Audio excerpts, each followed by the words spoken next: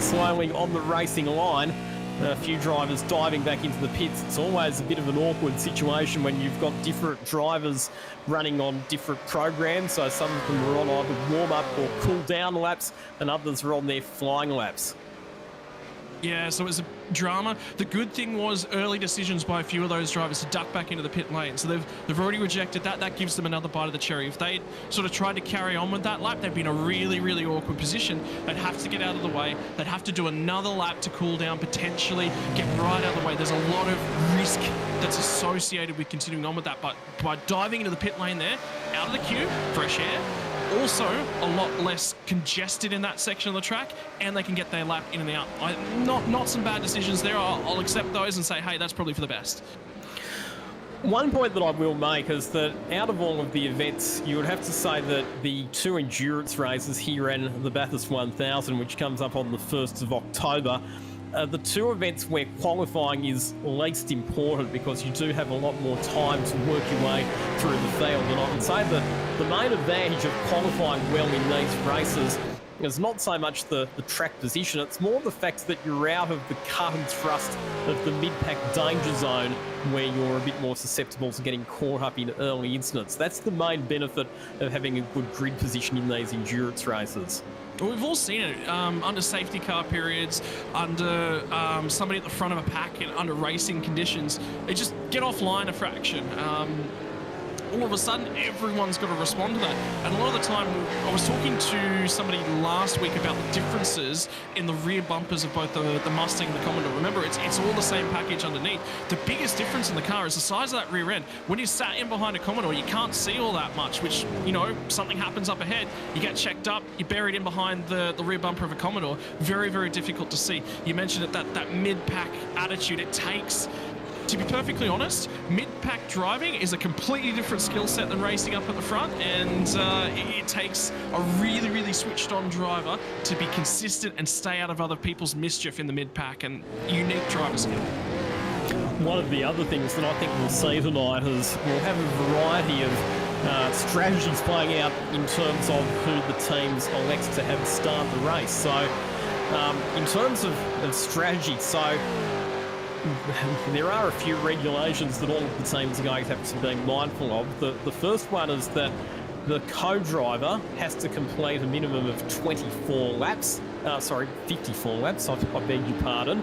But when you marry that up against the fuel range of these cars, which is about 44 laps, it doesn't really work out that neatly. So what we think is that the co-drivers are actually going to have to do quite a lot more than 54 laps to make sure that the teams can get through the race on 3 pit stops, which is our expectation tonight.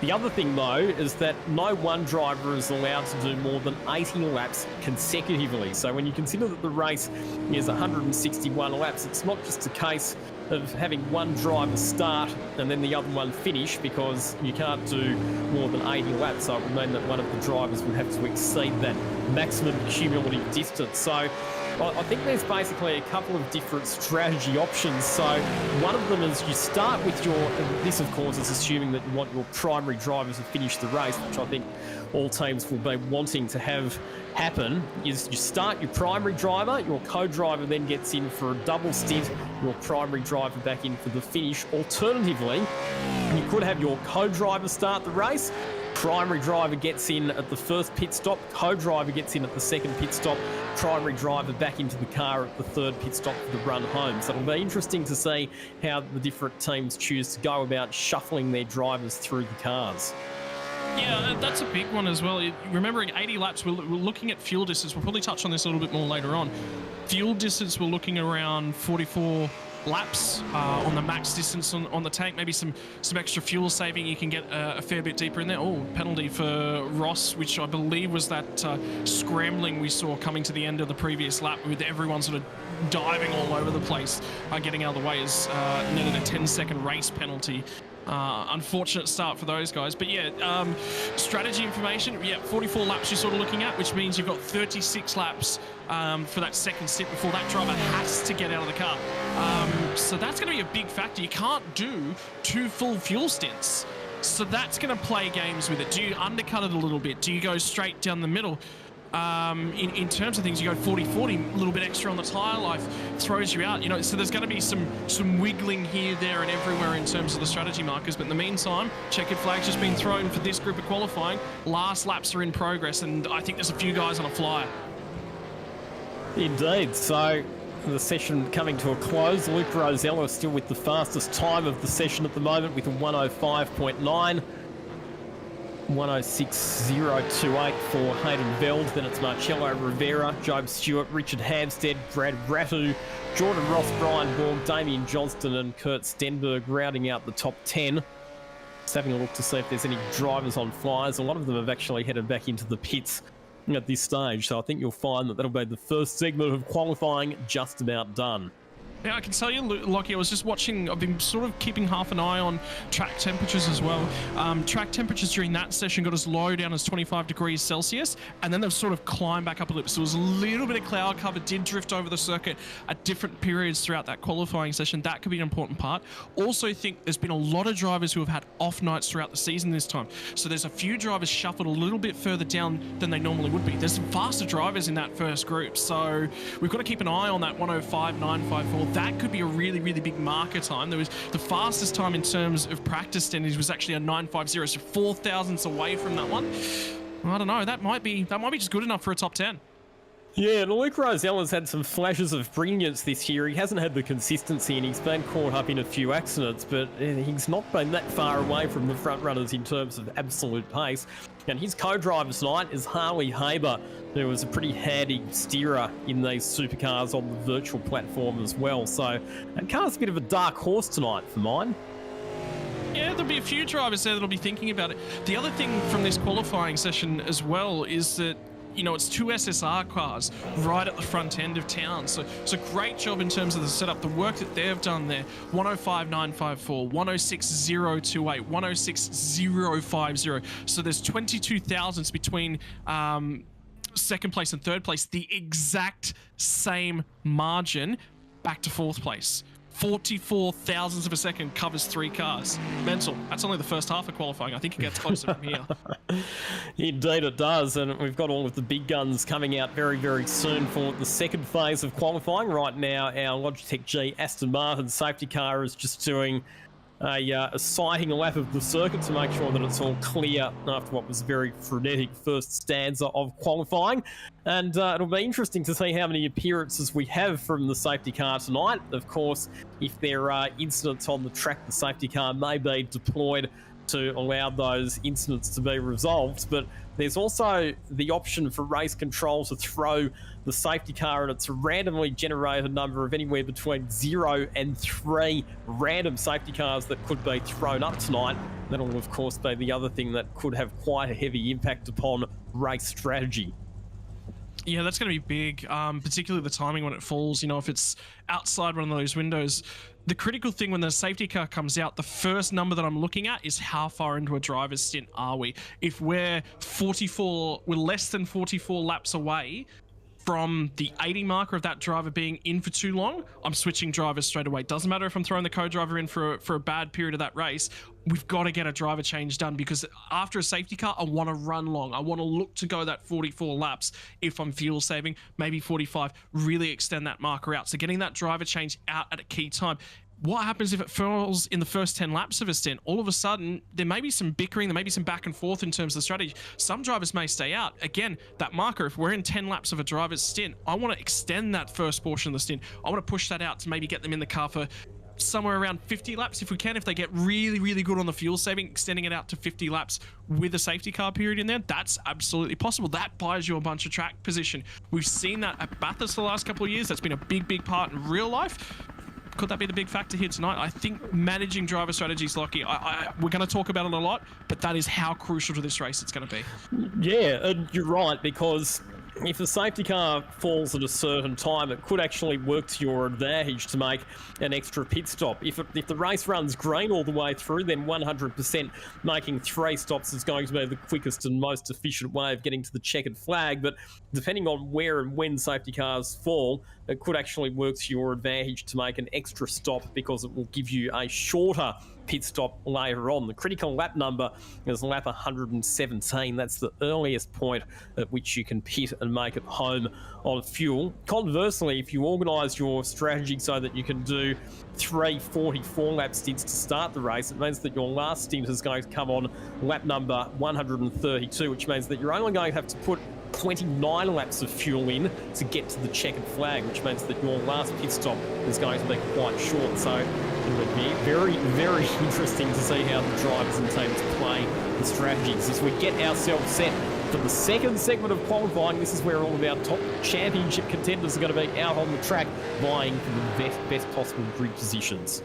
Yeah, so Lockie, fuel burn tonight about 2.6 to 2.7 litres per lap. So if you can sort of extend those margins, you know, there's an extra lap worth of fuel if you're burning 2.6 rather than 2.7. Some fun and games there. But now the fun and games out on track. We saw a little bit of track position racing going on immediately. Dylan O'Shea was very, very quick in terms of qualifying trim from the sessions that we saw from him in the practice session. Immediately drivers jockeying, shuffling around, all of the ERT cars looking to really line up and be a force to be reckoned with. 1, 2, 3, all in a row like that. Smart picking, guys. So, out of the cars that are on the track at the moment, interesting to see that it's not Jack Boyd in car number 58, it's actually Cooper Murray. So, by my reckoning, he is the only co-driver or non-full-time primary driver who has jumped in for a qualifying session. Cooper Murray, vastly talented in real-life motorsport, won his very first race in the Dunlop Super 2 Series on the streets of Newcastle earlier this year.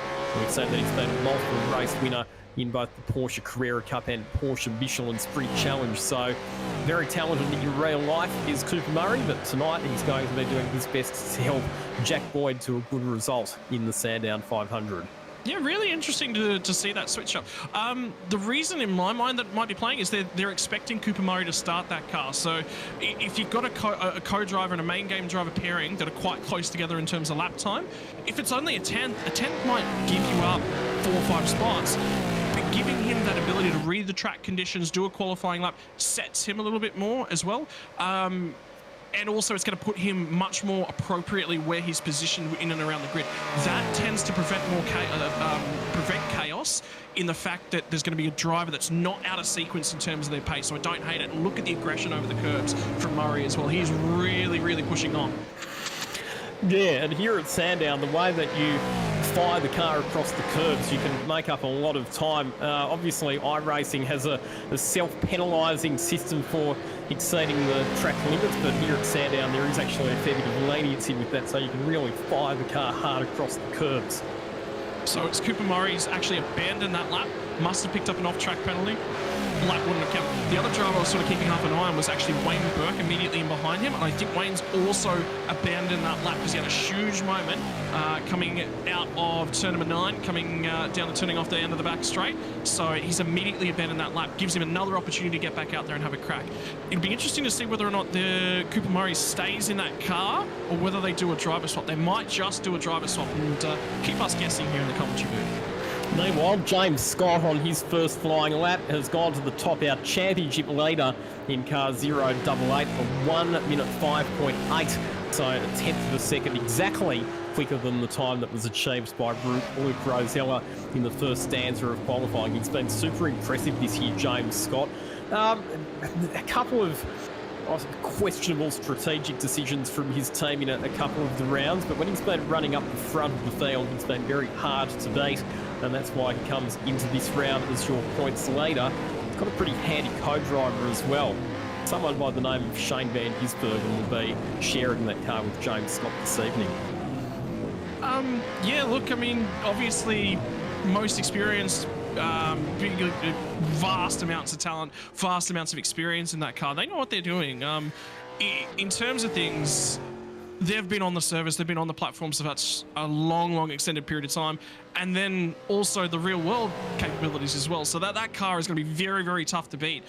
Hearing from Jack Boyd, reason he's not qualifying the car, KFC's arrived. So he's busy grabbing a snack, and actually driver fatigue, dinner management, and making sure that you've got the driver in the car and in their best optimum state. That's actually not a bad decision. If he's there and he's got dinner at the moment, he can sit back, chill out, watch, let Cooper do his thing, and then freshen himself up for his first stint in the car. That's a little bit of planning, a little bit of foresight, and that's what it takes to be successful in these longer races. I wish I'd had the foresight to grab some KFC before coming on air tonight. I'm going to be one pretty hungry boy by the time we get to the end of lap 161, that's for sure. But Tuve Murray is back out on the circuit, so he has stayed in the car, like you said, for this qualifying session, and he's going to have relatively clear track for his next flying lap as well. So hopefully for him and Jack Boyd, he can bash out a decent time in his second attempt here. Yeah, he's going to have Wayne Burke just ahead of him. So remember, both of these cars were the cars that made mistakes earlier. So, no time on the board yet for these guys. So all of a sudden, that pressure gauge just turns up a little bit. You've got one less chance to do it. Again, experience, talent, these guys have absolutely got it. Were they pushing a little bit too hard on that first lap? Sometimes, that you can question yourself. I don't think these guys are really going to do that. They've just got too much experience on their side. They'll be able to get back out here and nail it the second time. Burke was quite wide there at turns 6 and 7, up and over the hill and over the curbs as well. So he's missing things a little bit in terms of his hot lap at the moment from Wayne Burke. We'll see if he can tidy things up on this next attempt. Wow, look at how deep Murray was in at that second last corner, up and over the curbs, looking to carry peak speed. You're not going to lose it by the time you get to turn 1. That's the finish line there. Lap done. So you may as well carry some more deep speed deep into 11 and 12. Well, that's one of the things that makes this track quite tricky to set up for. So at the end of the back straight there, turn 6 and 7, it's very high speed downhill section where a lot of commitment is required, but the car setup required to have stability through that section of the track is not necessarily the same sort of setup that's going to give you good drive out of those slow corners like I talked about before. So you almost have to be prepared to sacrifice a bit of high-speed stability through that section of the track to make sure that you've got a car that's going to give you good performance coming out of those slow corners to ensure that you've got a good terminal speed down the long straights that we do have here at Sandown. As Dylan O'Shea goes fastest to 105.8 for O'Shea, displaces James Scott at the top of the timesheets, and Madison Down moves up as well. We knew that he was going to be in the mix somewhere. He's moved up into third position ahead of his Trans-Tasman Racing teammate Jake Burton, who slots into position 4. Yeah, so pushing on, really looking for that lap time. Have a look at the chain of cars that these guys are in, though. Good thing that downforce isn't a major factor, and you do definitely want that straight line speed.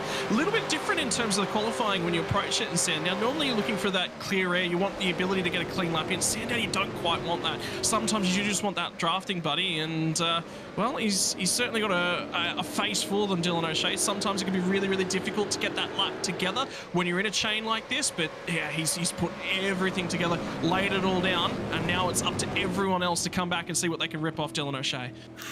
And Dylan O'Shea's never had a pole position before in the Supercars E-Series, so on target potentially for his personal best qualifying performance. He'll be sharing that car tonight with Corey McFarlane. In terms of things, the last time I actually saw Dylan O'Shea at Sandown was the Speed Cafe E-Series, and he did get qualified on pole there in GT3 category. So I've got a feeling this is just perfect conditions for Dylan O'Shea. I think he's really, really comfortable here. He's had a quietly impressive season, Dylan O'Shea, one of the members of the 9.5 SimSport team, which has been one of the most improved teams, if I could put it that way, that we've seen so far this season. Currently sits in 9th position in the points standings heading into this weekend. Yeah, I mean, he goes about his business, doesn't he? In terms of things, as a driver and the way that you look at him, Dylan O'Shea takes quite a lot of risks. He puts the car right out there and on the limits. He's one of the guys that you're going to be seeing really jostling and jockeying for position. He's not afraid to get the elbows out. it's sort of a changed attitude of car racing drivers in this day and age, where that's sort of deemed to be the norm. For me, Dylan O'Shea takes it a step farther than what the normal is. I think he's a little bit more on the more aggressive side. Sometimes it really, really works for him, and it's working for him this season here. Other times, I've seen it fail him. Yeah, okay. Look at this on the back straight. It is an absolute traffic jam. It never ceases to amaze me in these qualifying sessions. The drivers have got 3.1 kilometres of racetrack to play with, and yet somehow they all manage to end up tripping over one another in the same part of the racetrack. And yes, you might be able to get a bit of a benefit if you've got a slipstream from the car in front, but any slipstreaming advantage that you might gain is very quickly going to disappear if you get balked in the corners. So I've always said, Blake Delaney, his lap's going to be absolutely ruined here because he's going to come across that swarm of cars. I've always been of the view that you're actually better off having clear track for qualifying, because the gains that you might get from slipstreaming are going to be more than nullified by the time that you'll lose if you get caught in slower traffic. Yeah, yes and no. I mean, it depends. Sandown's one of the few that yes, you can get the advantage of it. You know, it's not as bad. You're not as punished. The thing that I was just sort of starting to have a look up and down our timing sheets is have a look at the times from that first session. They've actually held up really, really well. You said Rosella went a 10th, was beaten by a 10th, but now he's stuck there. He's sat in 5th spot, and there are some drivers out here that have really got to get a muscle on now and try and beat that time. Luke Rosella has thrown together a phenomenal lap out of that first stint, and that is really holding up under the scrutiny of, supposedly the fastest 22. Yeah, there's some big names that are still yet to punch out a representative time a bit further back in the pack as well. And I'm looking at Andrew Gilliam in particular, race winner last time out at Belle Isle, but currently sits down in position 21 on the timesheets. Tonight he'll be sharing that car with Anton De Pasquale from the Shell V-Power Racing team in the Real Life Supercars Championship. Yeah, what a drive that's going to be as well, He's heading into an interesting period of the series for good old Anton. I don't think he's relatively over the moon with how his real-world prospects are looking at the moment. Maybe that's just what he needs, a good showing in a sim series. That just really gets the confidence back together. They talk about narrow setup windows with the new Gen 3 of the cars as well. So older cars, different style of racing. Maybe it's just what he needs, different night out at the office and break the shackles, go for glory in this. What's he got to lose? As James Scott goes back to the top, so a 105.7 for Scott returns to position number 1 ahead of Dylan O'Shea. Tom Freer, a really good job from the driver of the number 707 Synergy Sim Racing Mustang to move up into position number 3. Yeah, phenomenal drive from Freer. I mean, again, not the best round that he necessarily would have had last time out at Detroit Belle Isle, but there wasn't a lot of cars that said they could have had a great Detroit Belle Isle. I mean, Andrew Gilliam, obviously, but still, even race 1, race 2, cars were quite shuffled up. So again, break the shackles, endurance driving. Who have you got your eye on thus far, Lockie? I really want to pick your head at who you think's overperforming thus far. Like I said, I think Luke Rosella's done a really good job. That time has really stood the test of this second phase of qualifying, and he's still inside the top 10 at the moment.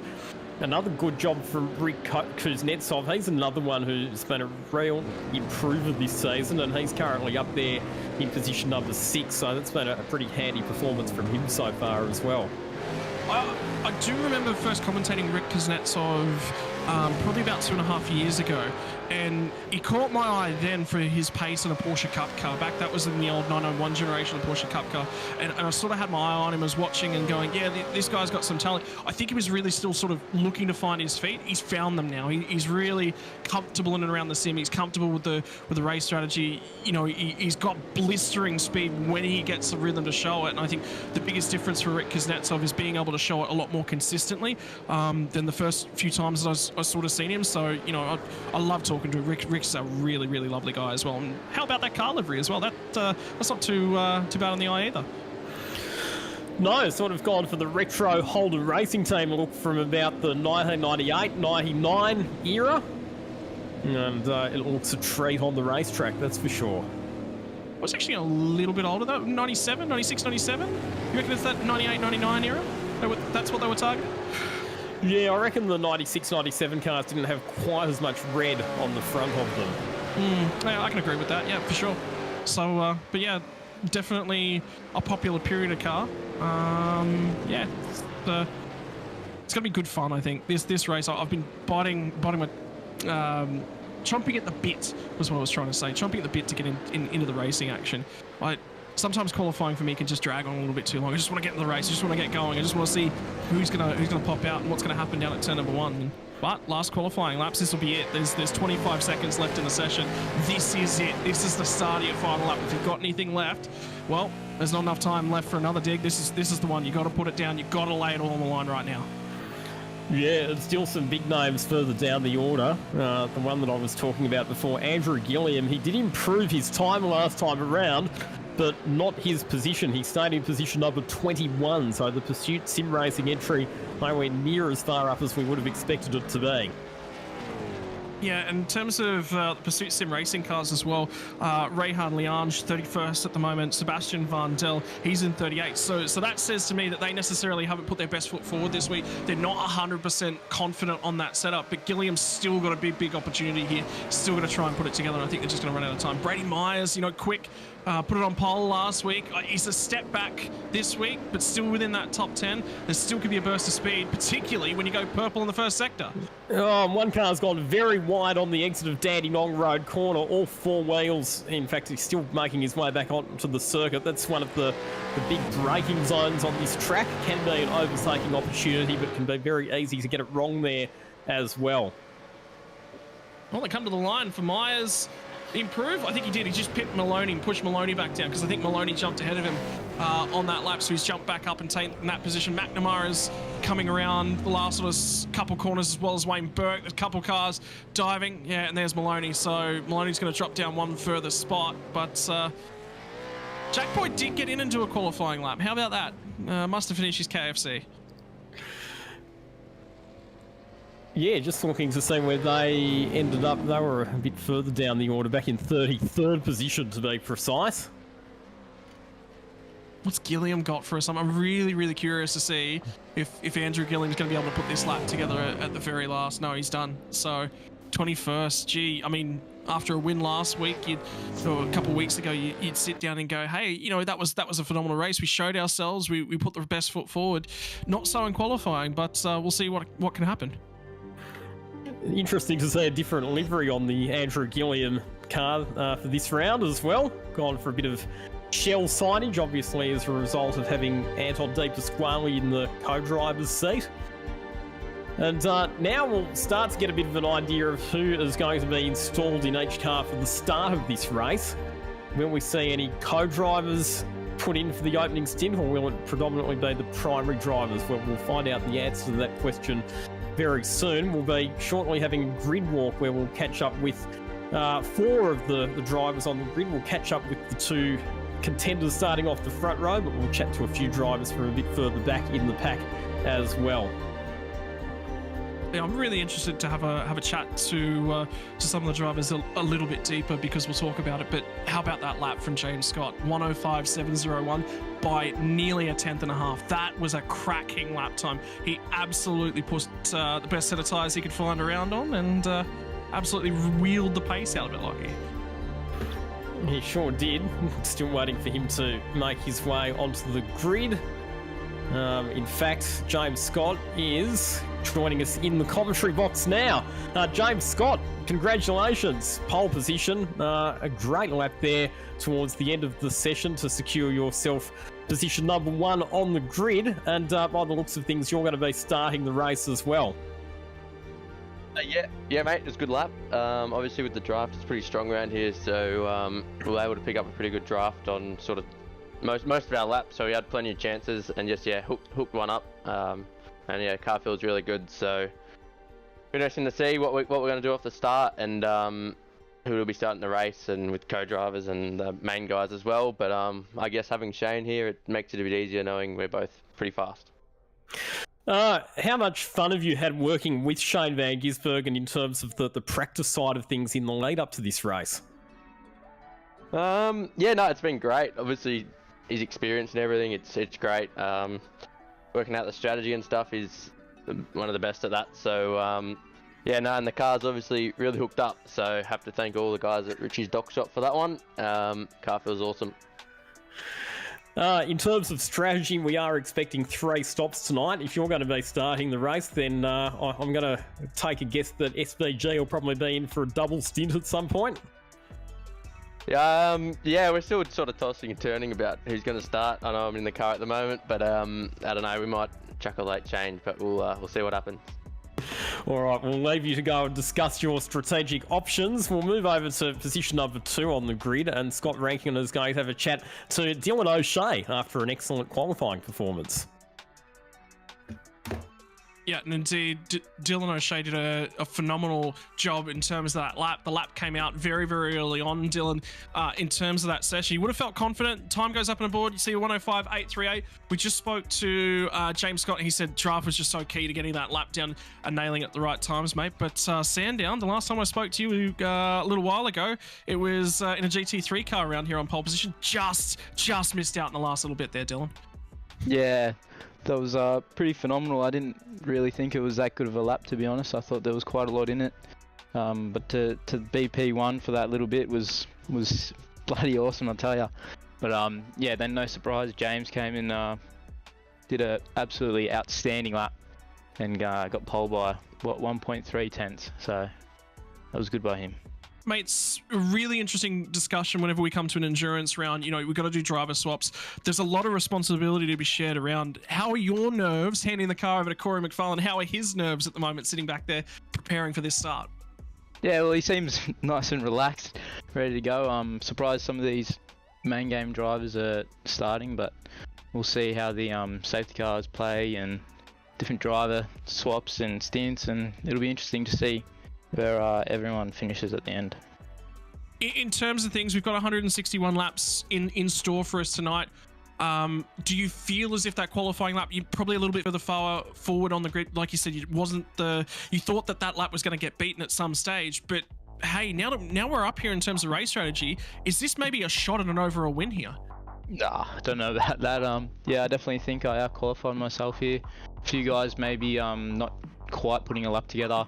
I know Rudd was a little bit quicker than me in the practice sessions that we've been doing, so he obviously wasn't able to convert in qualifying, but I mean, Sandown's so hard to pass, so qualifying P2 was very key on my end, and I guess we'll just see if we can hold on to position, and yeah. Mate, other than that, good luck, best of luck tonight, off of the front row, get that start nailed, and give Corey the good old high five and say go get him, champ. Cheers, mate. Thank you. Lockie, I think we're going to throw it back a little bit deeper in the pack now to the 36 car. It's going to be shared by Ross Rizzo, and that car, mate, in 12th position. They're in a good little spot for this opening stint here. Indeed they are. So Josh Anderson is the primary driver in that car, and Josh, just outside the top 10. How did qualifying go for you guys? Yeah, not great. Definitely for a bit slow, but that's all right. We'll press on. We'll do our best, and it's a long day, so I think we'll see where we end up after 500 Ks.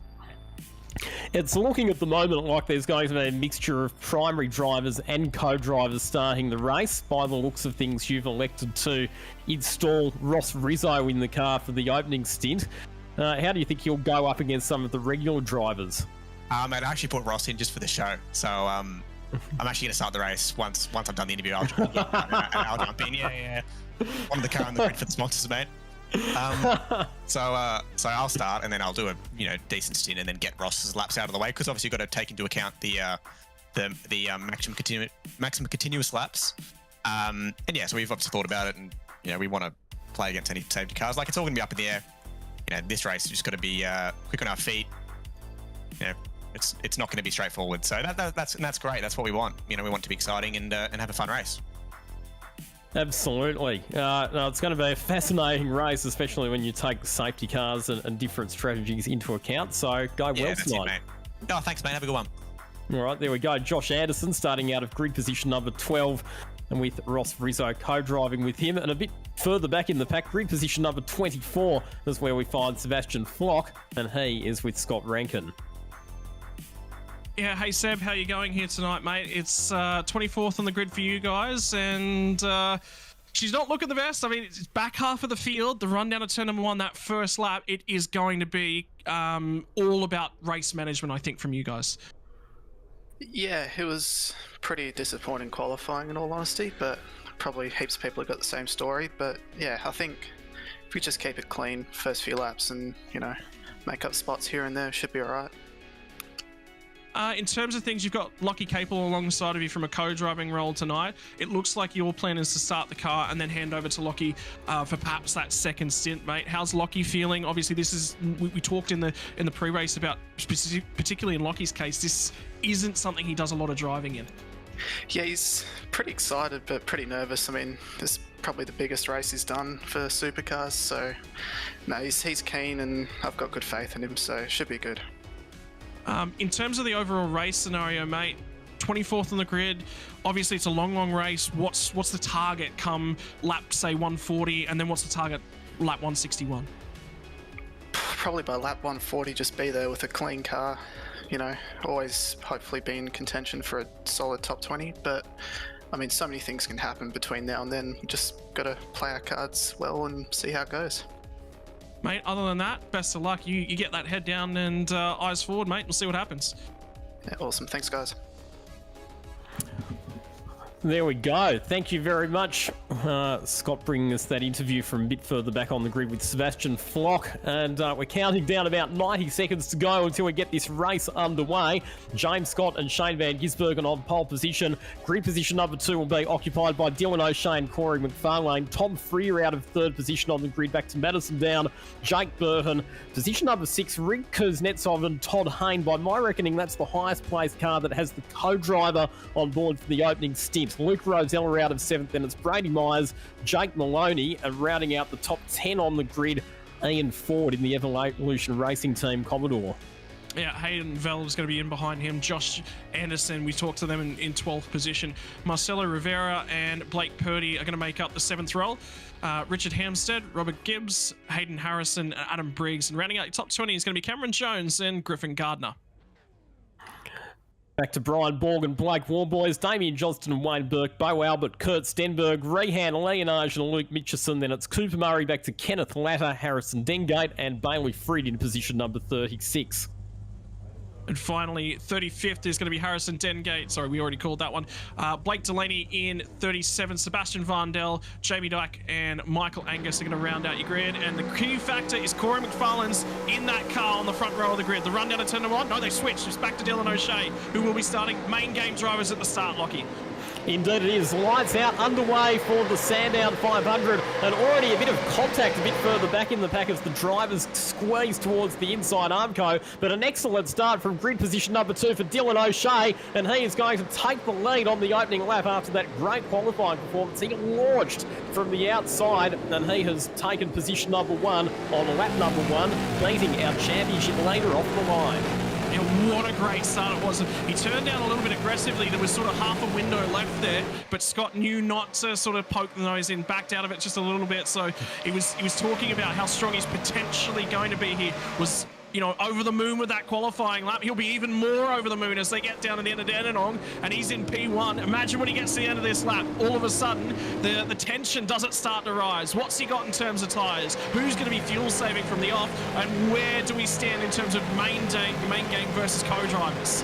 A bit of a mistake it was as well, heading down into Dandenong Road Corner, and we've got another car off the road and in the fence at Dandenong Road Corner, getting it all wrong. A couple of the Evolution Racing Team cars a bit further back as well, but Dylan O'Shea on cold tyres made a mistake at Dandenong Road, missed the apex and ran wide, and that has allowed James Scott to close right back in.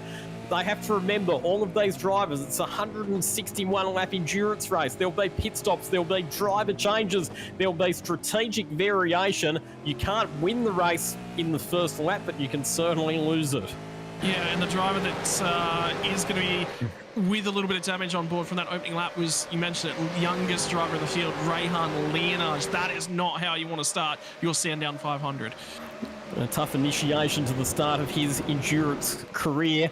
that is for sure. He's had some impressive performances at various stages this season, but not getting his Sandown 500 campaign off to the ideal start. In terms of the co-driver versus main driver situation, there's only one co-driver that I can see inside the top 10, and that is Todd Hayne in the 888 car that he is sharing with Rick Kuznetsov. All of the other cars in the top 10 have been started by main game drivers. Ian Ford started in the top 10 as well. He's co-driving with Ethan Grigott. He's lost 3 spots on the opening lap. He's drifted back to position 13. Yeah, and we talked about the pre-race as well. What's the risk level? What's the risk that you've qualified the car a long, long way up the grid? There's going to be really hot racy cars all around you, and sometimes about risk management. So he's now going to find a way to settle into that stint with guys trying to really get aggressive. They'll know he's not a main game driver. They'll be completely and utterly aware of that, and they'll be saying, hey, you know, we've got a race on here. We don't want to get held up, because this will be part of their race strategy as well. Put the co-driver in, hold up some of the pack, put the main game driver in, and drive right away from them. So he's got a really, really rough ride ahead of him in this opening couple laps. Yeah, indeed he does, and we saw that he got overtaken down the inside. This is Todd Hayne we're talking about by Luke Rosella at turn 1 on the previous lap. Here is Ian Ford, the other one of the co-drivers who has started the race, currently engaged in combat with his teammate in the form of Marcello Rivera at the Evolution Racing team. It'll be interesting to see what these guys do and how long they run. It'll be a lot of drivers at the back end. Never mind, this is the race on for the lead. Scott to the inside at the end of lap number 3, coming to lap number 4, and James Scott will reclaim that lead. And Dylan O'Shea didn't fight that one too stoutly, sort of let it happen. Yeah, you need to play it smart here. There's no point defending too aggressively this early in the race, and that was a nice, clean, textbook move down the inside by James Scott to get the 088 car back to the front of the field. Battles a bit further back in the pack. This is down in 31st position. Dyke and Delaney going at it, heading out of turn number 4 onto the back straight. And a penalty, Cooper Murray has a drive-through penalty for contact with multiple cars, we're hearing, at turn 1 on lap 1. So, 0D, Cooper Murray, one of the co-drivers who started the race. Here is a replay, and he was right down on the inside. He's been squeezed up on the curb, and my goodness gracious me, that's a multi-car concertina that's been triggered there. A bit unnecessary for that kind of manoeuvre so early in such a long race. Yeah, Ian Ford's actually just lost a ton more spots coming out of the last couple corners, and now it's actually Andrew Gilliam that's going to go to his inside and try and pick this one off. James Scott down at turn number 1, that opening pack. This is the battle between Gilliam and Ian Ford. Again, Ford not finding it too stoutly. So they're playing strategy. They're saying, hey, we're going to give up 10 spots here and be okay with that. We're going to gain them all back at some point deeper in the race. So really, really interesting. They've slid down now. They're in 19 spots, so they're already back a long, long way here, Lockie. Yeah, that's always the danger of having a co-driver starting up against the series regulars, is that you are going to have your ears boxed in the opening stint of the race. And it's going to be a lot of work that Ethan Grigott's going to have to do a bit later on to try and recover those lost spots and that track position. But of course, all you need is one safety car, and it could come right back to them, and it could look like a masterstroke. At the moment, though, they are battling out there. It'd be interesting to keep an eye on sort of this pack around here. This is, for me, this is where I'd be putting a co-driver in to start. You go, all right, we're already back in the weeds. We're already back in the middle of it. Let's be a little bit more patient with our strategy. Let's play to that strategy game. Let's try and buy some track position later on with a main game driver in. So there was a number of cars, particularly at the tail end of the field. You always expect, say, your last 5 to 10 cars, you would always lock those drivers in to throw a co-driver in. There'll be a few guys back there that'll be saying, hey, yep, we're actually going to throw a main game driver in. We're going to grab 5 or 10 spots in the opening 10 laps, and then we want to hang on to those. But, that's a huge moment for Hampstead. He ran wide and glanced the Armco there coming out of turn number 3, and that's going to cost him more momentum heading onto the back straight. You could see there as well that he just gave the steering wheel a bit of a wiggle. He wants to see if he's got any sort of steering or suspension damage to make sure that when he arrives at turn number 5 that he's got a car that he knows how it's going to behave. It looks okay at the moment, but yeah, wild moment there for Richard Hampstead at turn number 3. That shot didn't really show it, but I was wondering whether or not he was offline or did he just bounce off the curb incorrectly, and that's one of those great mysteries that'll go unsolved for another couple laps. In the meantime, I tell you what, this is frenetic in terms of the pace as well. Key factor, we had 0 random safety cars last year. Is it going to be 0 again? Is it going to be between 0 and 3? You know, where are we going to land on that? No, I get the feeling we'll probably at least have 1 at some point in time. Be interesting to go 2 Sandown 500s in a row, green from lights out the flag.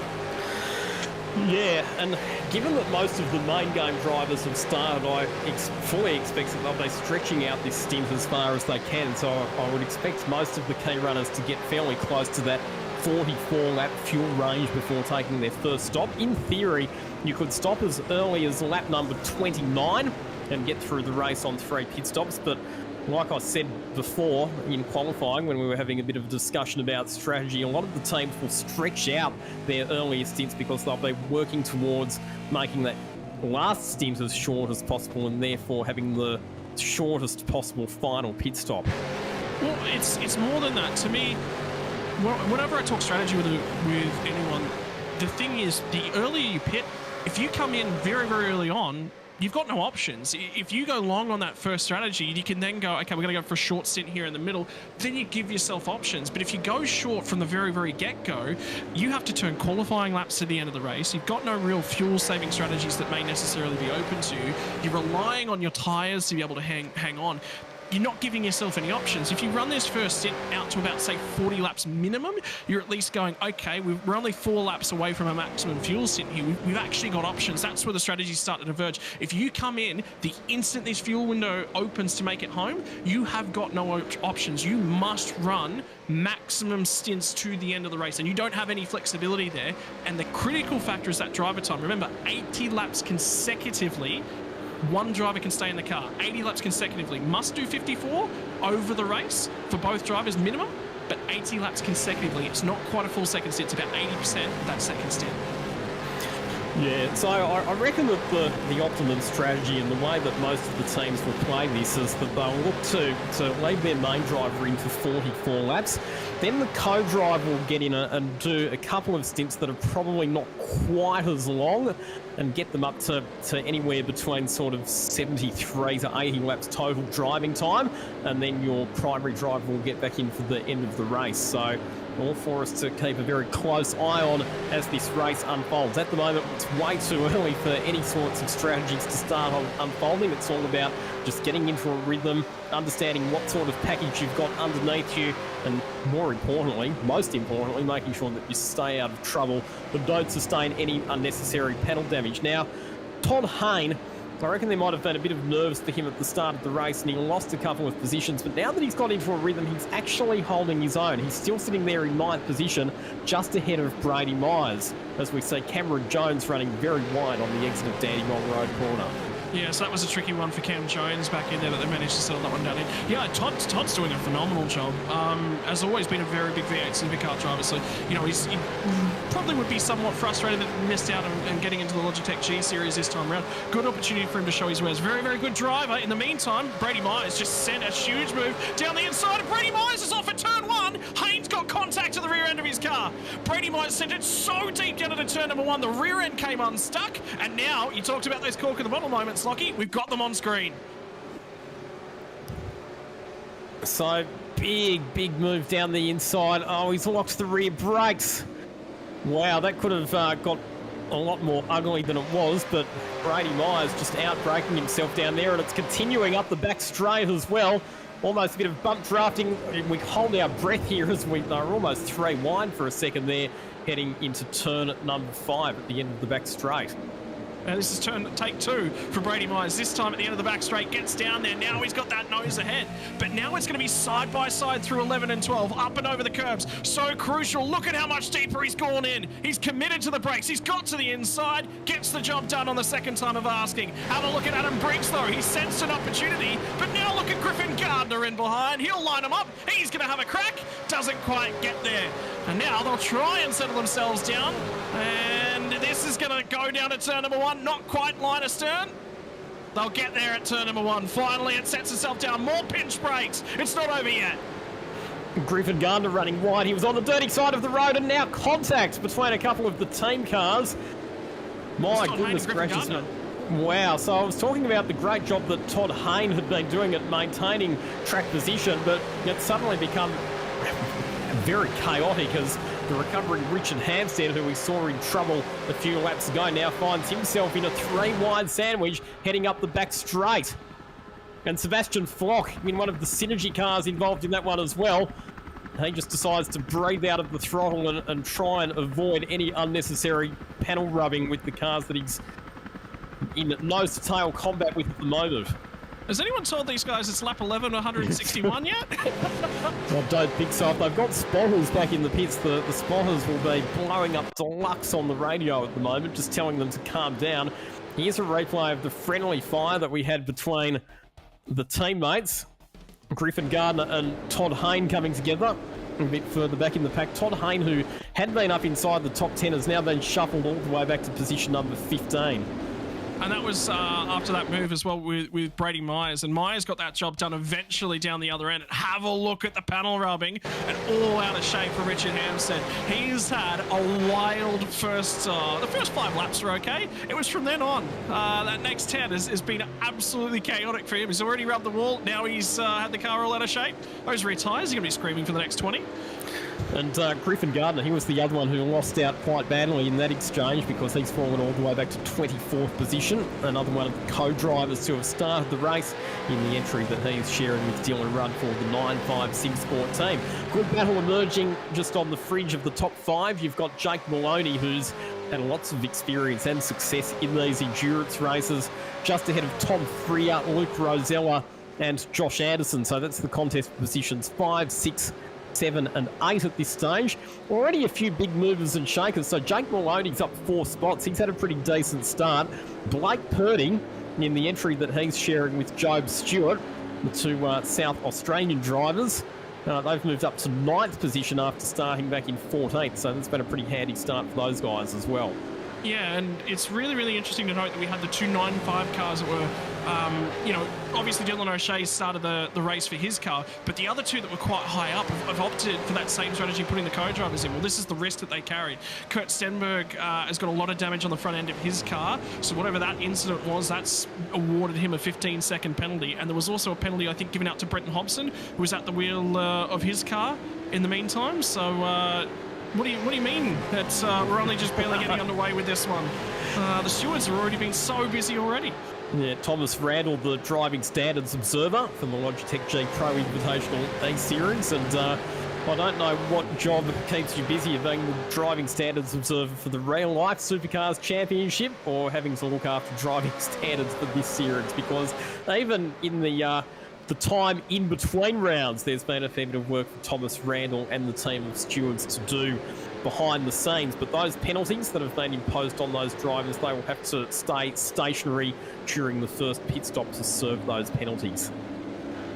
Yeah, so that's going to be quite a hefty whack at, it's not night over. It will be, around lap 44, so, a quarter of the way into the race here tonight. So there will be 3/4 of the race to try and erode that penalty back away and get back on the front foot. But when the field's this tight, that's the critical factor. Have a look at how James Scott's just skipped away clear at the front end of the field. Then you've got little battle packs starting to form. We're starting to see a few cork in the bottle drivers, and James Purdy's doing a great job from a co-driver role. I think he's the best of the co-drivers at the moment, but everyone else behind him would be saying, hang on, I think we can do better than that.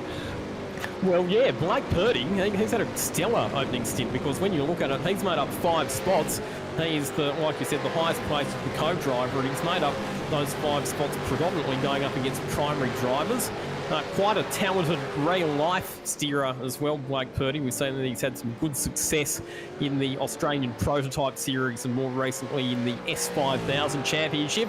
As we look at James Scott, who now leads this race by 2.5 seconds and just keeps extending the margin a little bit by a little bit over the cars behind. I know it's only early in this race, Scott, but already you'd have to say that car's looking to be a pretty tough proposition for the rest of the field to overhaul tonight. Yeah. I think it's going to come down a little bit to strategy. Madison Down's obviously there.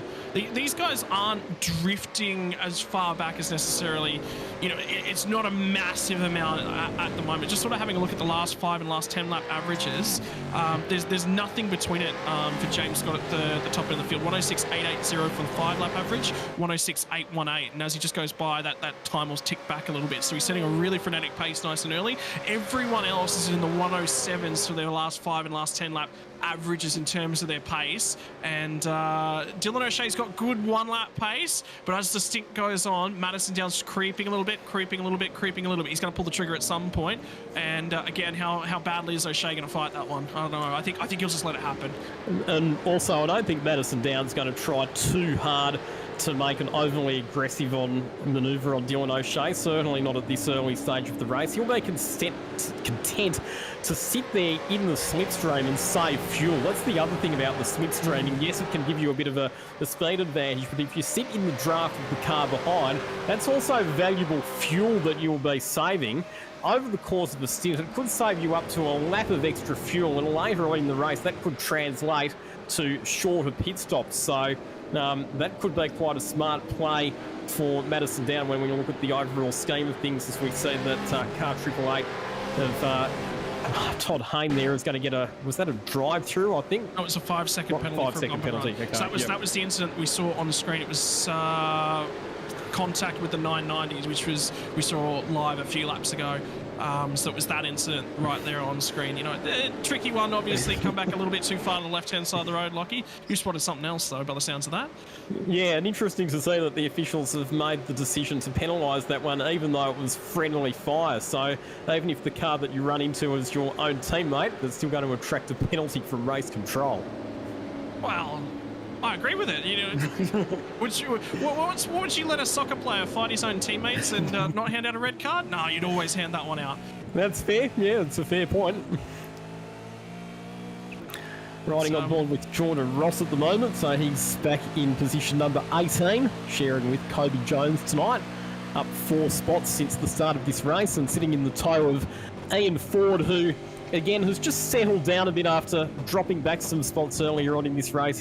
He's found a rhythm now, sitting in position number 17, as we've got somebody just up ahead. I think that might have been Todd Hayne, in fact, running very wide at Dandenong Road Corner and allowing Andrew Gilliam to slip up the inside. A poor qualifying performance earlier on for Andrew Gilliam, who was a race winner last time out at Belle Isle, but he's moved up 6 spots, so after that lowly qualifying position, gradually starting to make some progress through the field. Here's a look at the move that he made on Todd Hayne at Dandenong Road Corner. Nice textbook move up the inside. Hayne saw him coming, gave him room. Nicely done. Gilliam marches on another spot in the car, which, because of the fact that Anton De Pasquale's driving it, is running with some Shell V-Power signage tonight. Be interesting to see whether or not Gilliam's able to just push clear of these guys, whether or not that actually helps Todd Hayne, because he's definitely the cork in that bottle of effectively the third pack. From Dylan O'Shea back to P8 at the moment with Anderson behind the wheel. That's sort of our pack. There's a little bit wider the gap sort of in this margin. Then we've got 9th back to 14th, and that's going to be the 35 car with Purdy at the wheel. So co-driver again being a little bit of a cork in the bottle of this pack. This is going to run it all the way back to the Briggs car down in 14. And now you've got Gilliam in 15. Can he bridge the gap and sort of push onto the back end of this field? And you can already see that gap is opening up a little bit. Well, how long is Todd Hayne going to hang on to that one? How patient is Ian Ford going to be? Yeah, that'll be something to keep a very close eye on. Oh, it's actually Ford who makes a bit of a mistake, misses the apex at turn number 1, runs slightly wide of the ideal line, and falls back into the clutches of Jordan Ross, the next car behind. Incidentally, a couple of retirements that we've had already from this race after early damage. We saw Rehan Leonage off the road on lap number 1 at Dandenong Road Corner. Unfortunately, too much damage to that car, so the night is done for him and Dylan Pereira. That's a great shame for the youngest driver in the field. And also, Cooper Murray and Jack Boyd we saw getting tangled up in that contretemps at turn number 1. They are out of the race as well. So already 2 retirements in this evening's race. All of the other 38 cars still on the lead lap at this stage, and none of them have taken any pit stops yet. So does that make you have a little bit of a second thought about having KFC fit in on now, Lockie? Given that Jack Boyd KFC late in the race? Well, yeah. Sounds like maybe a bit of a bad omen, doesn't it? Oh, yeah, they always say sports people are very, very superstitious. I wonder whether or not KFC might be crossed off the list of Jack Boyd's pre-race meals going forwards. So on screen at the moment, Jake Maloney sitting still there in position number 5. Joe Mugford is going to be his co-driver in that number 29 car. This battle's been going on for a while. We haven't really seen a lot of positional swapping. These drivers have all been content just to run line astern for the time being. And there's nothing in these lap times up in front in the meantime. Like, I mean, you talk about it, obviously. This is the top end of town in terms of V8 supercar standards within Australia. Well, the lap times are really sort of starting to show it. O'Shea's found a second turn of speed, so maybe he was sitting on those tyres a little bit. Maybe there's been a bar adjustment there. Maybe there's been a brake bias adjustment. He's found something a little bit again. He was a couple tenths faster on that most recent lap. But at the moment, I mean, James Scott's just setting a blistering pace. Clean air will do that too. Maybe it's the tyres starting to work away a little bit from Madison Down. So there's some strong heads up here, and we mentioned it, experience in the endurance races plays such a big part. Whether or not Madison Down did, like you said, turn that fuel down, think about things a little bit. Now those front tyres, they start to go away from him a little bit. Adjust the bars, have a rethink about how you're driving this car. We're right on and about that halfway through the fuel window, so completely different attitude of the car now without that big load in the rear end. How much Shane Van Gisbergen be feeling at the moment back in the pits? He'll be rubbing his hands together, looking at the margin that James Scott is building over the rest of the field. When SVG jumps in the car, it'll be in a position that's quite familiar to him. Potentially, that'll be with quite a commanding margin over the rest of the field. Yeah, it gives him a lot of flexibility in how he wants to approach it as well, and how he'll drive the car. They can opt. They've got options now. They can run a little bit longer. They can do some fuel saving if they really want to stretch this margin out, or it's sort of, with the fuel saving strategy, you've either got to commit to it or you've got to commit to going fast. There is no in between. As soon as you hedge your bets, you go backwards because you're not turning the lap times that you need, and you're not going to get the mileage that you need. So within that car, they've now got options. If they want to think about fuel saving, I really think that they won't do that. I think they'll just push on. They'll go, let's set a big margin for ourselves. Let's give ourselves some padding right now, and back into that race, that's where they'll start to tinker with that padding. Once you've got that time, that's when you start to think about what you're trying to do. The field's starting to stack up at the moment behind Blake Purdy, who sits in 9th position, so he's under some pressure at the moment from Hayden Veld, Marcello Rivera, Robert Gibbs, and the recovering Brady Myers, who we saw off the road at turn number 1 a bit earlier on in the race. Brady Myers, incidentally, will be handing the car over to one of Australia's top female sim racers, that is Emily Jones. And what a talent she is as well. She's really not fazed by this now. She just gets her head down and gets on and about her business. Doesn't think twice about it. She's comfortable in these sorts of surrounds, and it's a difficult field out there. And when you've got a driver of that caliber, that pedigree, and they're able to just get on with their business, such an important co-driver pairing that one with Emily Jones. Oh, here we go. Change of positions. I reckon Dylan O'Shea might have made a mistake here, because he looks like he's about to lose 2 positions, because Madison Down is through, and so too is Jake Burton. So Dylan O'Shea, he'd done a great job of holding on in 2nd position for a number of laps, but he has conceded 2 spots to the pair of Trans-Tasman racing cars. Let's have a look at the replay and see how it happened. So it says, he's turned in from too far out wide there on the approach to turn number 2. That's unsettled the rear of the car and cost him a heap of momentum through turns 3 and 4, and allowed the 2 TTR cars to round him up on the back straight. He's grabbed a gear at the same time. That's, right as he was on the grass, he's grabbed a gear and tried to turn in, all just out of sequence. And now he's got the tough job of trying to get himself resorted. Who was that car that was just rejoining in the background as well? That was somebody coming out of the pit lane.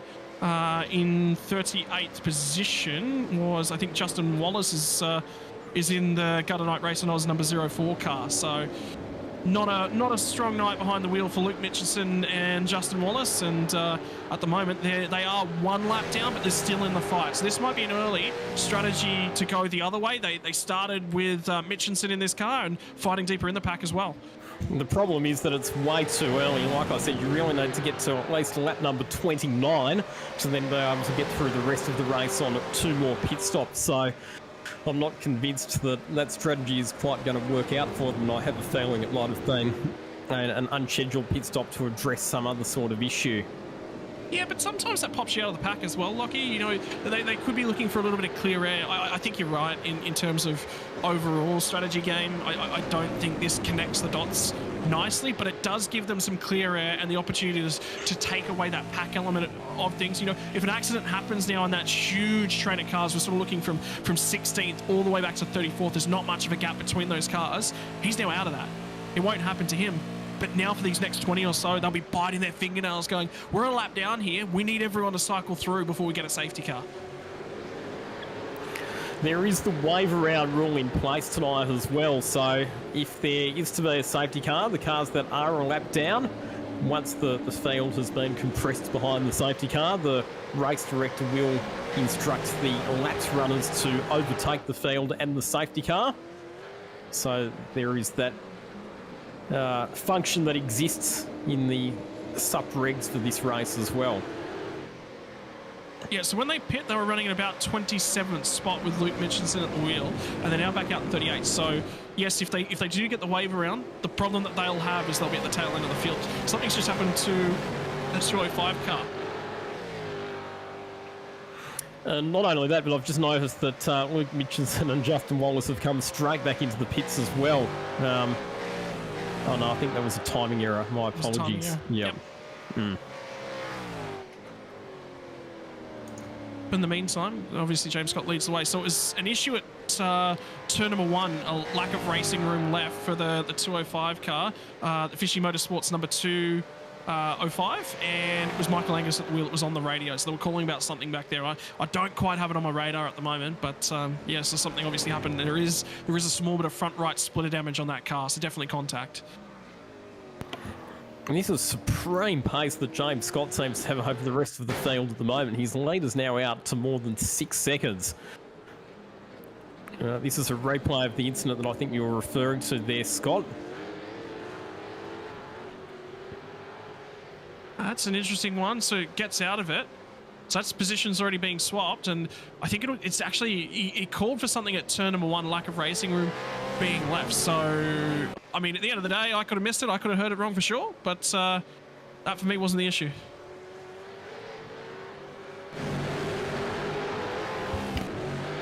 How's this pack though? These cars are just stuck together. There's nothing that any one of these can do. Purdy's finally lost a spot. He was 9th. He's now drifted back a couple of spots. So and here goes the move for Brady Myers.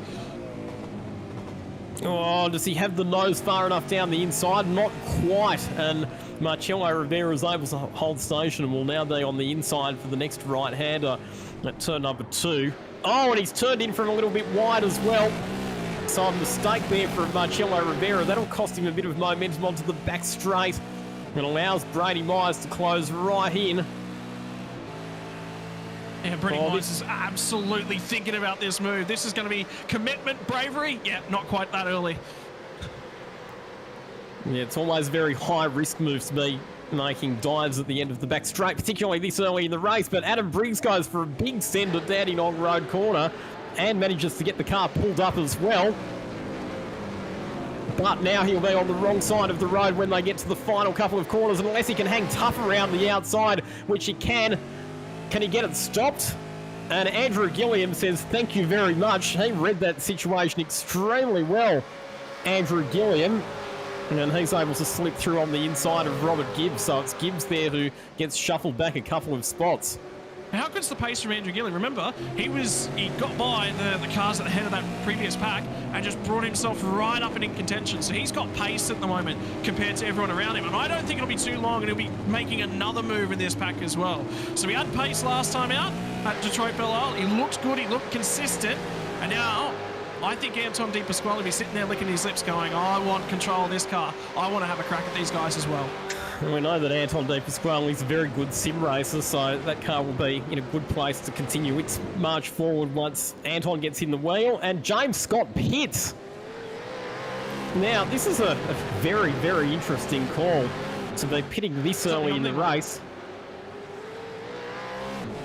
So And this is about those driver numbers that you were talking about, Lockie. That's right on the window. Remember, you said lap 29? Guess what lap we've just crossed over to? Well, they've completed lap 28, haven't they? So that's, in my opinion, that's actually one lap short. So that's a very interesting strategic manoeuvre. We've seen a few of them this year from the crew at Synergy Sim Racing. A few interesting strategy calls. Sometimes they've paid off, sometimes they haven't. So it'll be interesting to see tonight if that is a good move or if it turns out to be not so good later on. Shane Van Gisbergen now behind the wheel of car 088. We've got a massive shunt coming out of turn number 3, and Andrew Gilliam's been involved in that. Look at the damage to the back of his car. Yes, he actually spun this out of the pack ahead, and that's the rejoin that we just saw in the background on that one. But Gilliam was trying to get that move. Remember, we said had pace, was trying to press on with it. He's actually trying to get a move done, and this will tell the story because look at the car ahead of him, all out of shape. Gets down the inside at turn 2, bounces across the curb, gets another whack for his trouble. So, and then it's the rejoin after this that we caught at the back end of the shot.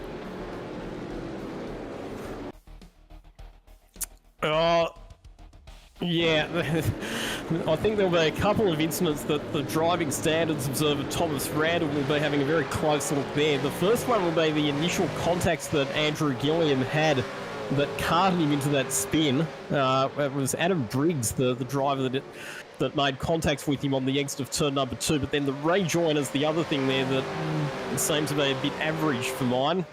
Andrew Gilliam flick spinning the car right in front of the oncoming traffic.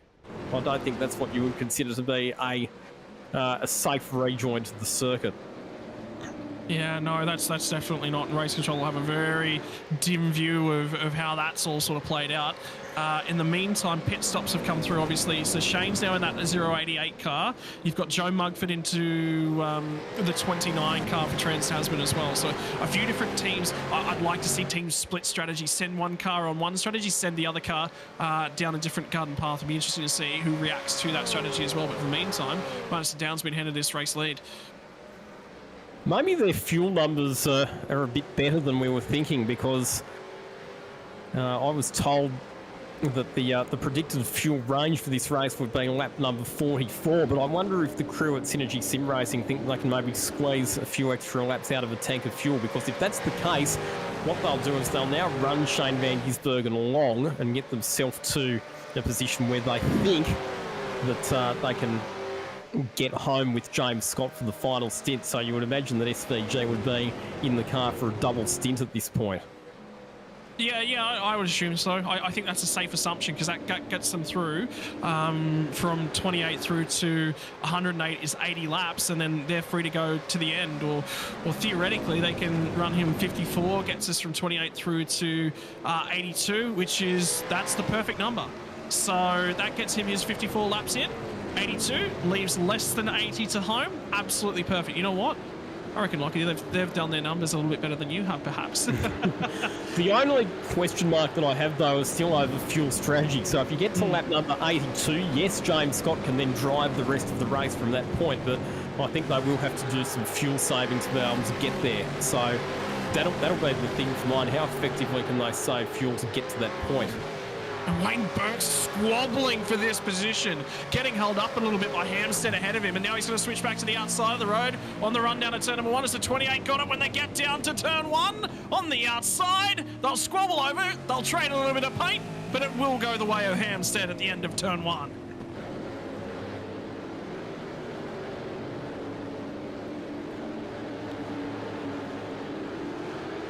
Well, I don't think it's an endurance race anymore. I think we've got a sprint race on their hands, the way they're driving. Should we just say it's a sprint race with strategy? Yeah, it does feel that way, doesn't it? A few other pit visitors. So the Dylan Rudd Griffin Gardner car came into the pits as well. Jake Maloney has handed the car over to Joe Mugford, as you suggested there. And at the moment, the highest placed car that has done a pit stop is car number 088 with Shane Van Gisbergen now at the wheel. And they're in position number 31. There's Joe Mugford a bit further back in 33rd position at the moment. So Madison Down, your race leader, by half a second over his teammate Jake Burhan. And those cars will be taken over by Corey Shepherd and Andre Heimgartner. Dylan O'Shea sitting in third position at the moment. It's been a very strong run for that car so far. Luke Rosella, Josh Anderson, Tom Freer, Hayden Veld, Blake Purdy, Marcello Rivera and Brady Myers rounding out the top 10. We saw that big incident earlier on for Andrew Gilliam. He's back in position number 17. So what had been a very strong drive up through the field to that point has all come unstuck as a result of that contact initially with Adam Briggs and then the collision after that on the exit of turn number 3. Yeah, it was very awkward, wasn't it? It wasn't as if, you know, there was a mistake, obviously, but either way, didn't position his car, I don't think, where he necessarily would have liked, and he's actually going to go for a move down the end of Dandenong Road at the moment and try and get one past Cameron Jones, and he will get that position away, and now we're 2 by 2 out of the end of Dandenong Road, down into 11 and 12. Will they sort it out? Hobson to the inside of Flock gets that spot as well, so a lot of swapping for positions now, and Ross Rizzo's come into the pit lane. He will take over that car. So there's more pit stops and another car in the background feeds off. It's time to play strategy chicken. Who pits early? Who pits late? We'll let you see who wants to run it long. Yeah, I think for some of the drivers and teams a bit further back in the pack, they might go for that earlier pit strategy, but if you're out in front of the field with clear track, I still reckon that you want to run this as long as you can because you'll give yourself the opportunity to make shorter pit stops early, unless you're James Scott and Shane Van Gisbergen, who pitted at pretty much what we think was the earliest possible opportunity. Now, I'm interested to look at the lap times of the 201 car of Andrew Gilliam and Anton De Pasquale because there's a fair bit of damage to the rear of that car. I want to see how much that damage is affecting its performance. It doesn't actually seem to be too bad at the moment, given that he's been fairly comfortably able to clear the cars that he was racing against. Yep, so he's put that one on Cam Jones. I think he was getting... He already overtook his way out of this battle pack, so he knew that he had the pace, and yeah, you're right, doesn't seem to be too upset by it. I think we're going to get a note about that penalty coming. In the meantime, Jones is a little bit out of control, and this will allow Hobson a moment of reprieve, and maybe Sebastian Flock will be looking to grab this one down when they get to turn number 1, but Gilliam got himself a stop-go penalty for that unsafe rejoin. A stop-go penalty. So that's really going to punish him, and I think he's in the pit lane actually to serve that one straight away. So lap times, yeah, it's time to talk about lap times. Van Gisbergen last time by 106.984. The critical factor is the cars ahead of him. What are they doing? There was a couple cars in around there that were doing 108, so he's going to catch traffic quite quickly. He's in a hole at the moment in traffic, but if he gets held up in any way stretch of the imagination, that's where that strategy will come undone a little bit, but they had a small window to play with. However, what he does now have is fresher tyres. Shane Van Gisbergen. So at the moment, his lap times are quicker than all of the runners in the lead pack.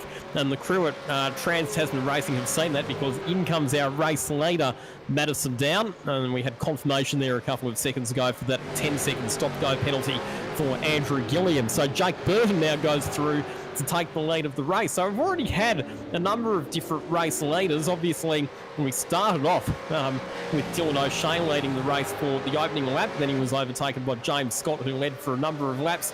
Madison Down, who spent time in the lead, and now it's Jake Burton, who runs at the front of the field in car number 8, ahead of Dylan O'Shea. And Luke Rosella, who has managed to tack himself onto the back of this lead pack. This has been a quietly impressive drive so far from Luke Rosella. Yeah, I'm thoroughly enjoying this, and the qualifying time really showed that. And now he's tacked onto the back end of these guys. And remember that O'Shea's worn through a little bit more of those tyres with the moment that he had. In the meantime, you know, this is going to be an awesome battle to just sort of keep half an eye on.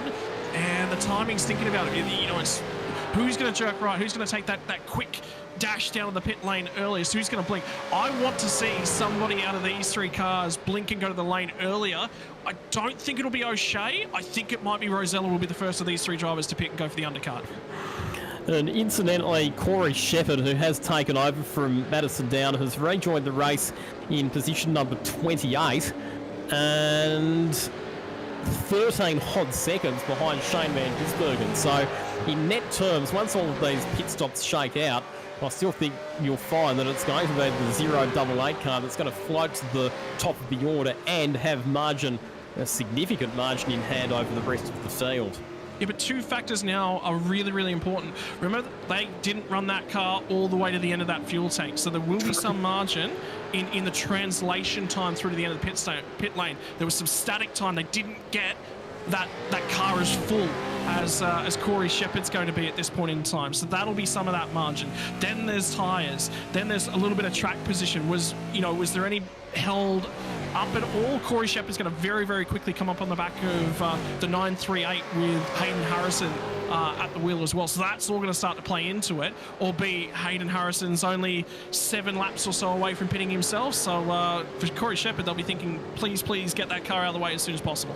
Well, the other way of looking at things is that, yes, because the Scott Van Gisbergen car stopped earlier, they didn't have to be stationary for as long to return the car to full. So because of that, they are going to have to stop a bit longer, a bit later on in the race to ensure that they take on enough fuel to get home. So it will all balance out as the race progresses. Luke Rosella looking really racy at the moment, putting the pressure on the back of Dylan O'Shea as they head through the high-speed sequence of corners at the end of the back straight, and then hard under brakes into Dandenong Road corner, up over the curb, running out over the exit ripple strip on the outside of the circuit as well.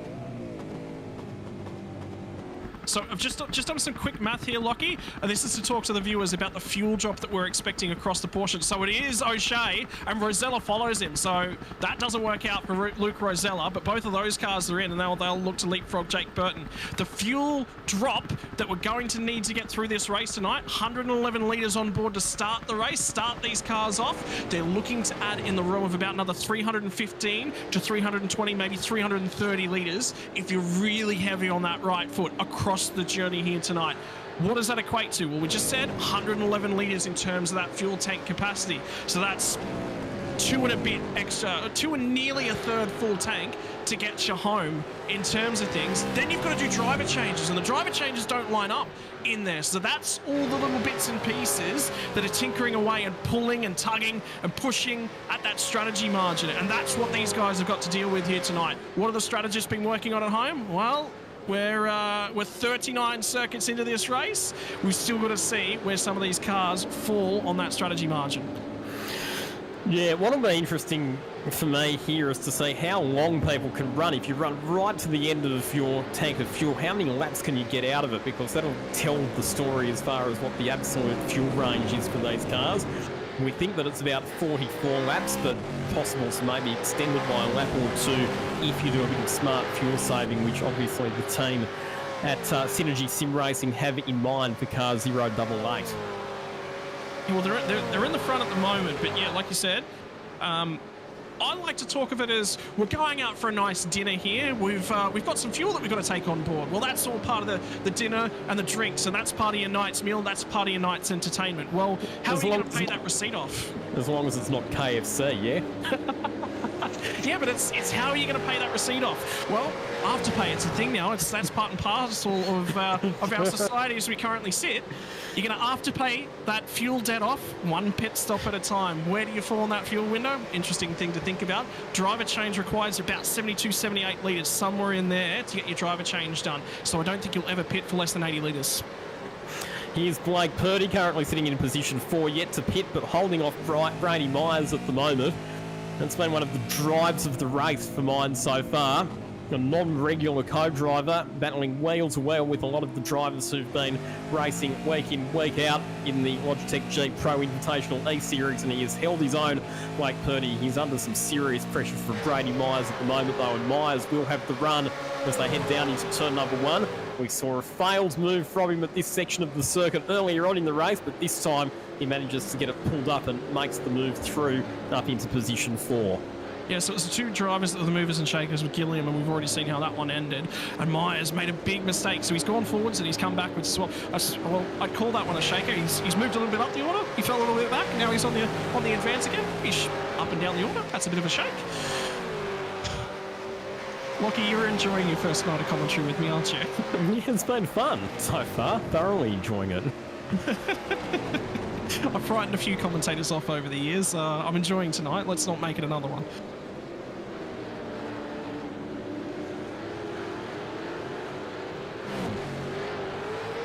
I think we're both sort of sitting back a little bit starstruck at the moment, just going, okay, well, this guy's doing this guy's doing that. We're just waiting for the end of this first fuel window to see where it all finishes up. Blake Delaney started this car for himself and Thomas Freeman in the number 6. It's going okay. but they're not on corrected fuel strategies. But how about this battle pack? They're all squabbling nice and tightly across the circuit there, Lockie. So one of the ones that I will be watching in this next stint will be the number 7 car of Ethan Grigol, because we saw that Ian Ford had to go up against a bunch of co-drivers during his stint, but now they get to have the benefit of having their primary driver up against a whole bunch of co-drivers. So watch for Ethan Grigol to be on a bit of a charge during this stint, I reckon. Yes, there'll be another car to watch, and it was Todd Hayne actually just peeled off and just went to pit lane, so they'll swap that car out as well. So there'll be another driver throwing their main game driver in. I'd be really, really interested. I do like watching Rick Kuznetsov drive, so that'll be another driver to keep our eye on. And the 990 machine, that was the other one with their non-primary driver in, and they have already completed their first stop as well. So Dylan Rudd is behind that wheel and starting to gain a few spots, and in fact he's actually still ahead of Andrew Gilliam and Brad Ryan as well. So here's a move down the inside. So Job Stewart's just got into this car, relieving Blake Purdy behind the wheel. And this is for position between Job Stewart and Ethan Grigol. So Job Stewart and Ethan Grigol, the two highest placed primary drivers in the field once the first round of pit stops shakes out. This will be an enthralling battle, I'm sure, because, you know, we've seen Ethan Grigol over a number of years be really, really successful, and then Job Stewart's got that real life experience. He's such a talented driver in the real world. And then check this battle out as well. The last of the drivers yet to pit. There's contact as drifts back to the right hand side in the 97 machine for Dengate, and now he's under assault. That'll be Van Gisbergen down the inside, and he will snap that position up. It's not often that he's driven past number 97 on the racetrack, but chalk that one up. Nicely played there. I didn't even think about that till you mentioned it. But yes, Shane Van Gisbergen overtaking car number 97 to move up a position, and SVG now finding himself in a position where he's starting to battle against cars that have not yet done their pit stops. So this will be the stage where he just needs to be a bit patient and understand the differing strategies. As we said, that Jake Burton has pitted from the race lead to hand over to Andre Heimgartner. That will leave Tom Freer as the leader of the race. We're getting very, very close now to that lap number 44 that we thought would be about the fuel range of these cars. So we're starting to see a flurry of pit stops.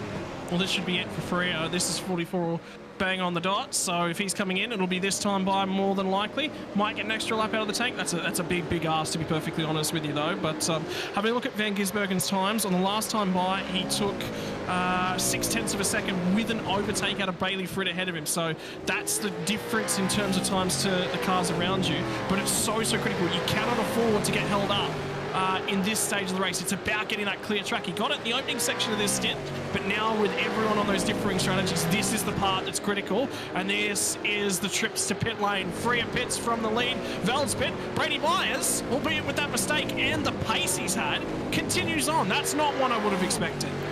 No, and this is very, very good fuel economy that they're getting out of that number 22 car. So, yes, it might have been an incident a bit earlier in the race, and yeah, they might not have quite had the pace, but clearly Brady Myers has been doing some serious fuel saving, and he is extending a long stint out of that car, as is Wayne Burke, who is going to be handing that car over to Forzen El Nabi. Great to see Forzen El Nabi back in the sim racing scene. He was a front runner a couple of years ago, especially during the COVID period, where we saw that he actually competed in the official Supercars E-Series. He's had a bit of time away from it. Great to see him back tonight. He's another guy that's really easy to talk to as well, Forzen El Nabi. So a lot of confidence, a lot of self-confidence, just knows what he's capable of. And he'll talk to you at the end of the race. Oh, man, that was fun. Really enjoyed myself out there tonight. Left it all on the track. That's what we're really about out here tonight.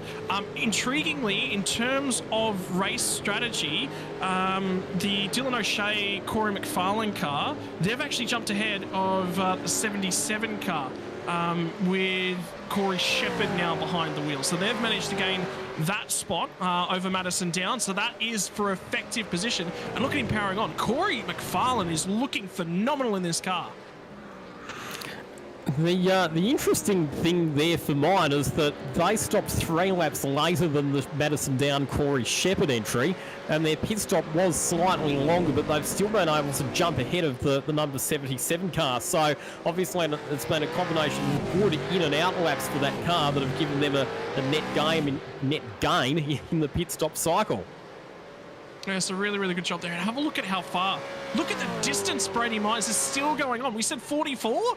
Well, he's just started lap number 46. So he's gone 2 laps longer to get to this margin. 111 litres divided by 46 laps. He's burning 2.4 litres a lap. So he's saving about a glass of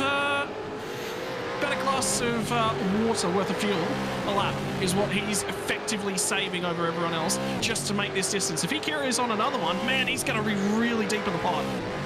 And Job Stewart, it had been a good stint for his co-driver Blake Purdy, but Job Stewart's got a 5-second penalty for driving infringement, as we say that if you thought Brady Myers had a good stint at 46 lap, Wayne Burke has gone even further. He's going another lap. He's going to get a whopping 47 laps out of the fuel tank in car number 89. So the 44-lap fuel range that I got given by Brenton O'Brien from the Evolution Racing team before this race, that actually seems like a pretty conservative sort of number in terms of the predicted fuel range, and it seems like the teams are able to stretch stints a fair bit further than that if they drive economically. We'll see. I got the same numbers from Matt Bowler in that other ERT car. So obviously we were working from the same numbers, just acquired from perhaps different sources, but yeah, that's what they were targeting. They said 2.6 to 2.7 litres a lap. For Burke to go this long is 2.36 litres a lap. Now, in terms of how much fuel he's saved compared to 44 laps worth of running, and that's as far as he can possibly take that tank. So stick that number in the back end of your mind. 47 laps is the ultimate. Now, the benefit there was that, standing start, yes, you burn a little bit more sitting on the grid once that car fires up, and a little bit more on the run down to turn number 1, but generally you're in a big pack in that opening stint. We won't see those numbers in this second stint. This will be a lot shorter fuel mileage. What that means as well, though, is that the critical lap number moves back or forward a bit, doesn't it? I thought that it was going to be about 117, the earliest lap that you could stop and make it home on fuel. It's now probably more like 114 that you could potentially hit and take on enough fuel to get home. And what it also means is that stopping on lap number 28, based on our revised numbers for Van Gisbergen and James Scott, they should still be able to make the race quite comfortably on 3 pit stops, having taken that early stop. Yeah, it's just about hitting those required driving numbers. Now, the critical thing for them now is I think they're on a 40-40 sort of strategy to the end of the race from here. So they'll be looking to run, they'll be targeting lap 82, so from 28 to 82, what are we looking at? 54 laps there. So maybe for Van Gisbergen, it's actually going to be 27-27, which means they'll have a lot of short pit stops in the first half of this race. That's probably the fastest way to get to those numbers, to hand it back over to James Scott. And then James Scott will be doing 2 40-lap stints. For me, there's no reason. If they're in control of the race, they'll probably run it out to 44. I think Van Gisbergen in their stint will probably look to run to about 32, 33, and then come down for the tyres, because you definitely want to split it up. The tyre wears definitely favours that, but again, we're talking about opening your strategy options up. If they come in at lap 27, again, they've got no real options. If a safety car falls at lap 30 on that stint, they're effectively in a really, really bad position. Yeah, that's the danger, isn't it? A safety car falling at the wrong time, because they just a bit less flexibility compared to some of the other teams that ran a bit longer in that first stint. Yeah, so for the drivers that ran really long there, Brady Myers, Wayne Burke, that's what those guys were thinking, was we need to open things up a little bit, and one of the ways that you can open things up is running a little bit long. If they'd have gotten a safety car on lap 46, oh man, they would have been all over it. Yeah, it would have been the perfect time for them. No safety cars just yet, as we look at the battle between Job Stewart and Ethan Grigot. And Dylan Rudd in 9th position. He's the other one. So I was talking about the highest placed of the primary drivers in the field. So Dylan Rudd's kind of slipped under our radar a bit there. So Griffin Gardner started the race in car 990. Dylan Rudd has now taken over that car, one of the 9.5 SimSport entries, and runs in position 9. and he's the highest placed of the primary drivers in the field at the moment. Yeah, 30 seconds back off the race lead though, so it's stretched a fair way. And have a look at the drivers that are sort of ahead of him. So there's not really any slouches from that stretch of the imagination. He has got 4 seconds over Greek Gold, which is the next one. And Kuznetsov is a long way back in that pack, 42 seconds off the race lead. And in terms of lap times, if we have a look at Shane van Gisbergen's most recent lap, he did a 107.1. He's actually right up and in behind some lap traffic at the moment, so he will be getting held up as he tries to pick his way through the traffic. That'll be quite critical as well. In terms of lap times, SVG 107.1, so he's doing good times as we would expect. But Dylan Rudd also doing 7.1s, and Emily Jones, the other one who's got pretty decent pace out there at the moment as well. So Ethan Grigault has got ahead of Job Stewart. So that's the other manoeuvre that's happened there. And there is Emily Jones, who's now lining up for a shot at the back of Job Stewart as well. So this is the contest positions 10, 11 and 12. Yeah, so this is the cars as well. These guys will probably swap their co-driver back in for this very, very next stint. I think it'll only be a single for those co-drivers. It'll be targeting lap 82. Make sure that you can get your 80 run down to home. So that 82, that's the critical lap number for those of you watching along at home that the main drivers can get back in. And I have a feeling that lap number 82, we're going to see a full pit lane. I get the feeling most of these drivers will stay in. There might be a couple that are down deep in the field that are looking for some way to get themselves a lot further forward again and may play that strategy game. When you're deep in the field and you haven't got options, that's where you play tricks and you do things. When you're out the front, you don't take risks. There's no reason to take risks, but the guys are a lot further back. Should we see a safety car, somebody will stay out. There will be no way that every car will absolutely pit. Somebody will stay out and try something different. Yeah, but when you keep in mind that 54 lap minimum, so Shane van Gisbergen, 28 plus 54, we've already established it gets you to lap number 82. So James Scott can get back into that car on lap 82 and drive it home from there. But if you look at some of the other contenders, so for example, Dylan O'Shea and Corey McFarlane, they didn't stop it till lap number 38, which means that O'Shea can't get back into that car until lap number 92 in order to fulfill Corey McFarlane's requirement of minimum laps. And for Madison Down and Corey Shepherd, it's a similar story. They can't put Madison Down back in that car until lap number 89. So the benefit of the early stop for Scott and Van Gisbergen is that they can put Scott back in the car earlier compared to their rivals. Yeah, but let's now take a look at the opposite foot of that as well, because you make a really, really good point about why would they pit Van Gisbergen. It's absolutely, they were starting to come up on some lap traffic, would have been the next 5 laps. Throw Van Gisbergen in and get them out of traffic, so that was actually a heads-up play on that side of things, and then obviously a strategy game. But on the other side of the foot, let's have a look and a talk about Dylan Rudd, Ethan Grigault, Job Stewart. Those 3 guys have just gotten into those cars. Lap 30 for Dylan Rudd was when he got into that car, he exited pit lane. So they've got 29 laps on board for their co-driver. They've still got another 25 to fill. They're actually in an okay spot because 25 is a reasonable distance in terms of that stint. They'll be targeting lap 82, so from 30, get to lap 70. They might cut this stint in half as well. They might go about that 25, 27 and try and get their co-driver back in. Then let's talk about Ethan Grigault. Ran through to lap 36 before he jumped into that car. So 35 laps. They've got 20 laps to get out of their co-driver. Effectively, not quite, but I don't think you'll run anything less than 20 laps. I think that'll probably be about your mark. And then Job Stewart, they ran at 42. So they've got 41 of their 54 laps out of the way for their co-driver. The problem for that car, they're going to find 13 laps somewhere.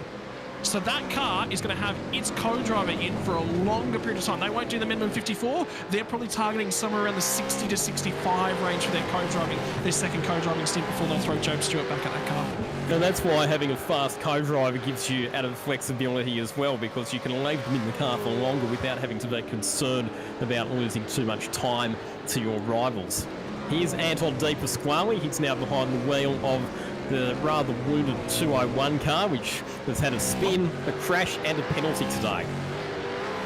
Well, we've just heard it, the first of our safety cars from the night. This is a random safety car. On lap number 54 of this motor race, it all gets thrown cat amongst the pigeons. Well, how many laps did you need your co-driver to do? You needed them to do 54. It's fallen on 54. Van Gisbergen, these guys are in a little bit of a hole now because they've gone, they're right on their pit window to get Van Gisbergen in. It's going to be a lengthy stop though, so this margin will get eaten up. It's fallen at a pretty awkward time, this pit stop, because it's based on 47 lap stints. For mine, it's still too early to be able to get to the end of the race. Yep. On 2 more stops, but yeah, you have to come in and fill up with fuel, otherwise you're going to be disadvantaged compared to everybody else later on. So SVG in now for what will be a fuel stop. They should still, they'll still be able to take on enough fuel to get them to where they need to get to in terms of that lap 82 number that I'm talking about. Yeah, so for them, this is actually perfectly within their window. So for them, remember we said, we think Shane will probably run 27.27 to get them to their 54 marker for Shane. This is right on that window. We're right around, so 26 or so laps for that car. It's a couple laps earlier than they maybe would have liked, but that's perfectly in their window. They're perfectly happy. So what this has effectively done is it's turned it into a 4-stop race, because you'll still need 2 more stops to get home from this point. So something I'd be doing right now, Lockie, is if I'm one of these lead drivers that's in the car, say Job Stewart, Ethan Griegold, and the other one's just gone off the top of my head at the moment. But if I was one of those drivers, I'd be shoving the co-driver straight back into the car right now. And the reason for that, this is a perfect opportunity. They've done their first stint. They've got laps out of the way so that they're not going to hit their 80 maximum. Perfect opportunity, throw them back in the car, get their job done and out of the way. So it does mean that we'll end up with a more homogenous field at the back end with a lot more main game drivers in all at the same time. But this is a really, really good opportunity for these guys to show their wares in terms of their awareness of the race strategy.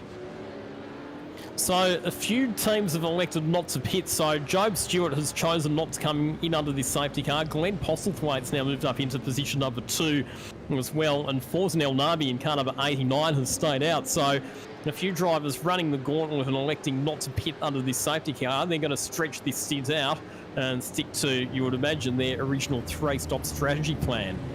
Yeah, but what did I say about 10 minutes ago or so? I said if a safety car fell in this next section of the race, they'd probably leave their driver in.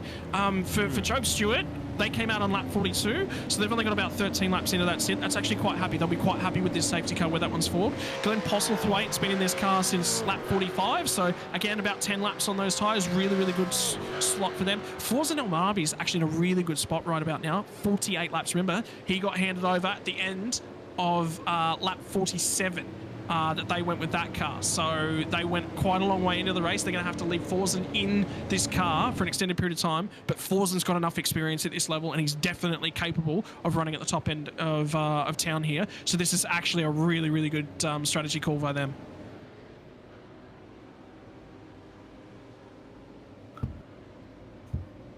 So what we think at this point is that everybody's still going to need to make 2 more pit stops to get to the end of the race. However, the 2 pit stops for the cars in positions 1, 2 and 3 will be a bit longer than the cars behind because they haven't taken the opportunity to come in and top up with fuel under this safety car. So in terms of the overall strategic picture of the race, the 088 car, you would have to say, is still in the box seat at this stage.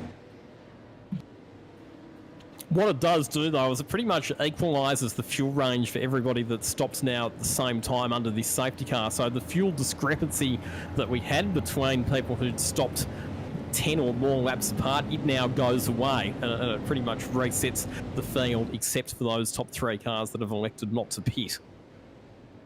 Yeah, so this is an interesting one. Because Kuznetsov's in a really unique position because he's deep in the pack here. So he's got a responsibility to get the job on here and certainly press themselves a lot further forward. Job Stewart, this I really like for their strategy positioning for the night. Remember I said they've only got to find 12 or so laps? Well, let's say if we go green from here, 80 laps, that gets us through to, let's say from there is 112 is maximum driving time for Job Stewart.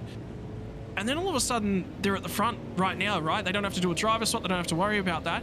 They get their co-driver back in for about 20 laps, and then they can push on. Look, it's 8 laps to the end in terms of where their fuel's positioned. They've just got to get their co-driver laps out of the way. So it's going to be about 12 to 20 laps to get that car to the pit stop window it wants for home.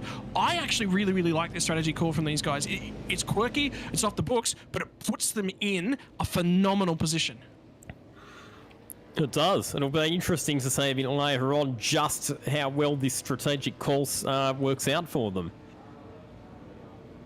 consider the advantage from where they were sitting at the moment, Lockie. Like, for them to come down pit lane with 10 laps in, they go backwards again. Yeah, they come a few spots because they didn't have as much fuel to dump back on board, but they were leaving Job Stewart in the car anyway. Now they've grabbed themselves a little bit of clear track. They're not back in the junk. For them, getting this clear air for this car, huge, big thumbs up. I'm curious about Glenn Postlethwaite. For me, he's the big question mark out of this group about who might go backwards. I expect Forsen to get past him pretty quickly. I'm curious about how that battle between Forsen El Nabi and Shane Van Gisbergen is going to go. I reckon those two are probably the pick of the co-drivers. We're seeing a few other teams coming in for extra pit stops as well. So the Anton De Pasquale, Andrew Gilliam cars come in for another stop. The other thing that happens as well, and we saw it there with the 444 car of Rob Carmichael and the number 53 entry of Bailey Fried and Brad Vaughan, is the waiver round is now in place as well. So those drivers that were a lap down got waved ahead of the safety car, and they'll get to get a lap back. So that'll leave, I think, 36 cars still on the lead lap at this stage. Yeah, so what I would normally do is the safety car's pulling away at this point in time. So everyone's they heard that, they jumped straight out of the pit lane. Normally, if I'm at the back end of the train, there's two strategies to go. If I haven't got track position, I create myself a strategy position. I get that little bit extra fuel. If I'm the last two cars in the chain, come back down for an extra splash of fuel. If I'm at the front end of town, I'm looking to maintain track position. I don't need to buy any of that in terms of strategy. That's what Job Stewart's done. You buy that with... Was it just my imagination, or did the safety car almost go off the road and Dandenong Road then? He's testing the curbs down there, just making sure that it's safe for everyone to go across, because there'll be a few cars on that curb next time by. Fair enough. Safety. All right, back into it. So restarting the race, we will have completed 57 laps this time around. So 104 laps still remaining in the 2023 edition of the Sandown 500. And it's going to be Job Stewart who will have control of the field as we get this race back underway.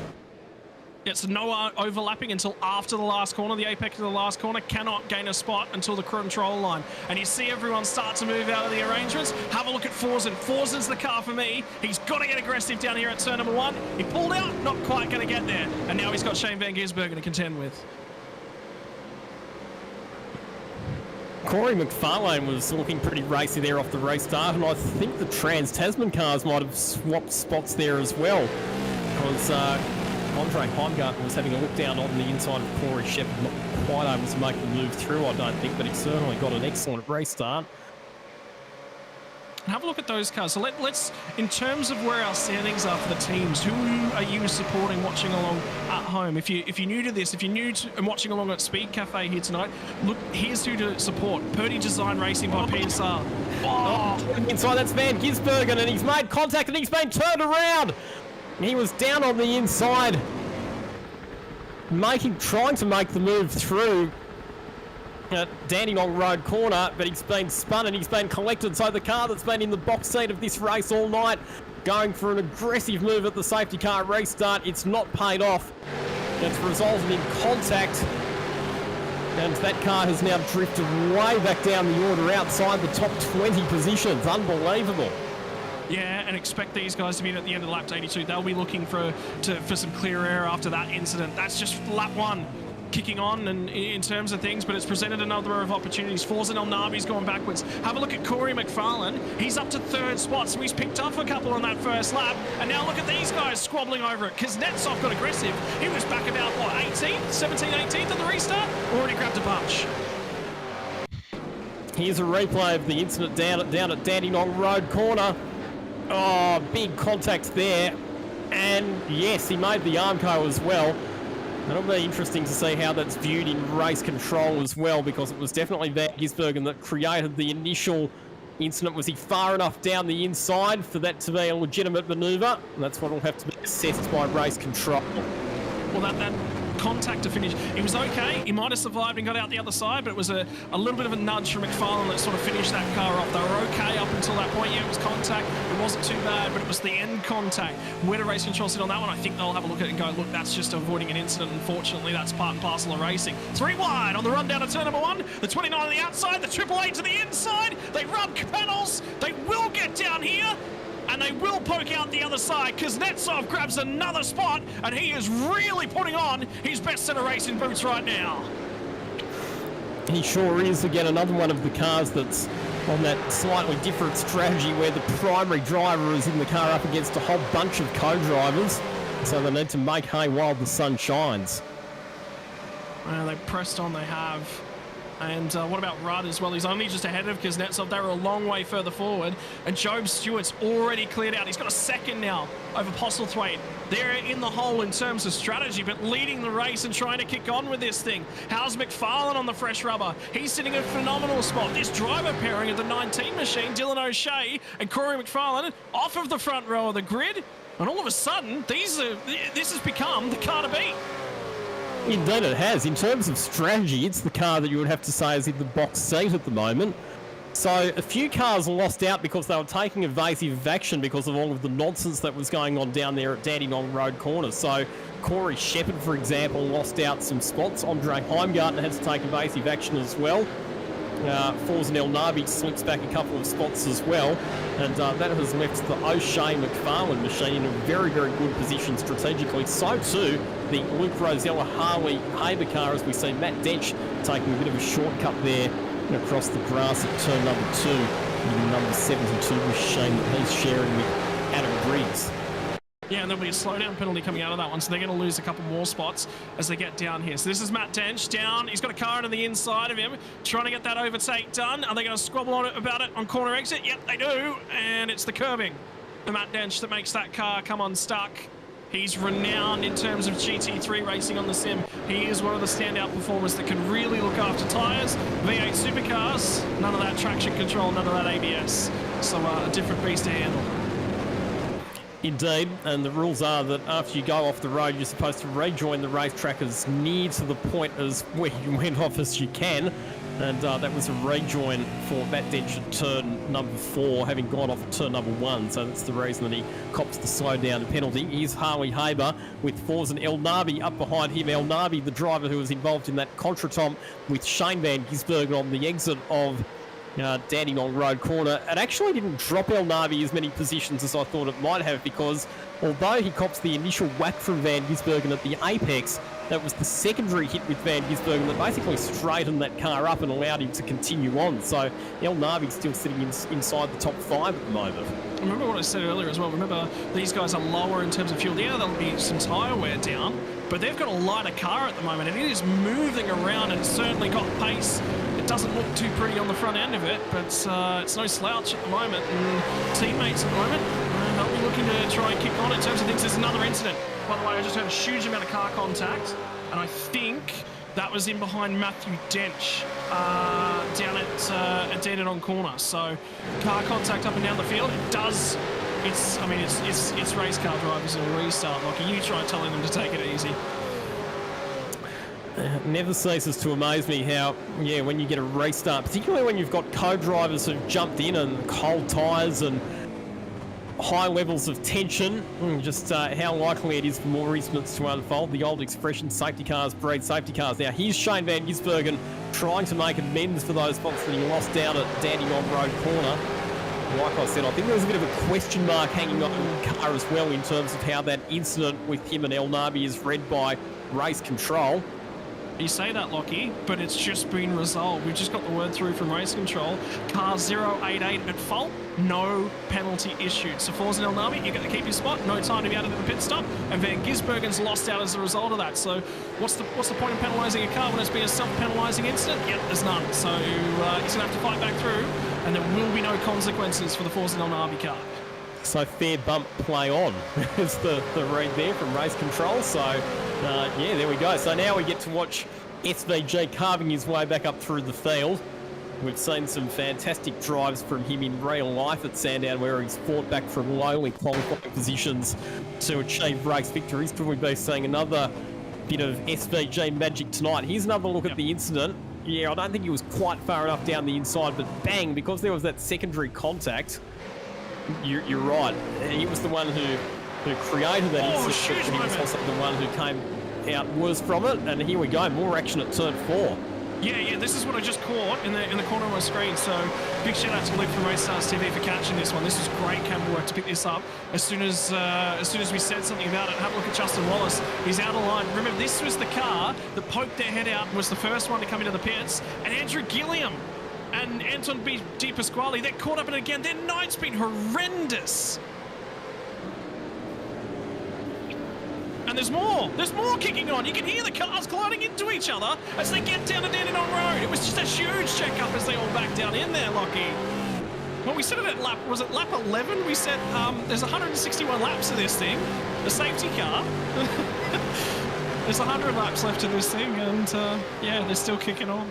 And hard to believe, isn't it, that we're not even halfway into this race yet. There's just been so much action for us to keep up with. So Job Stewart will race the leader by 2.8 seconds over Corey McFarlane, who's relieved Glenn Postlethwaite of position 2. He's doing a superb job, Corey McFarlane, in that car. Postlethwaite back to 3rd position. Then El Nabi in 4th position. Harley Haber in position number 5. So finally swap those 2 cars.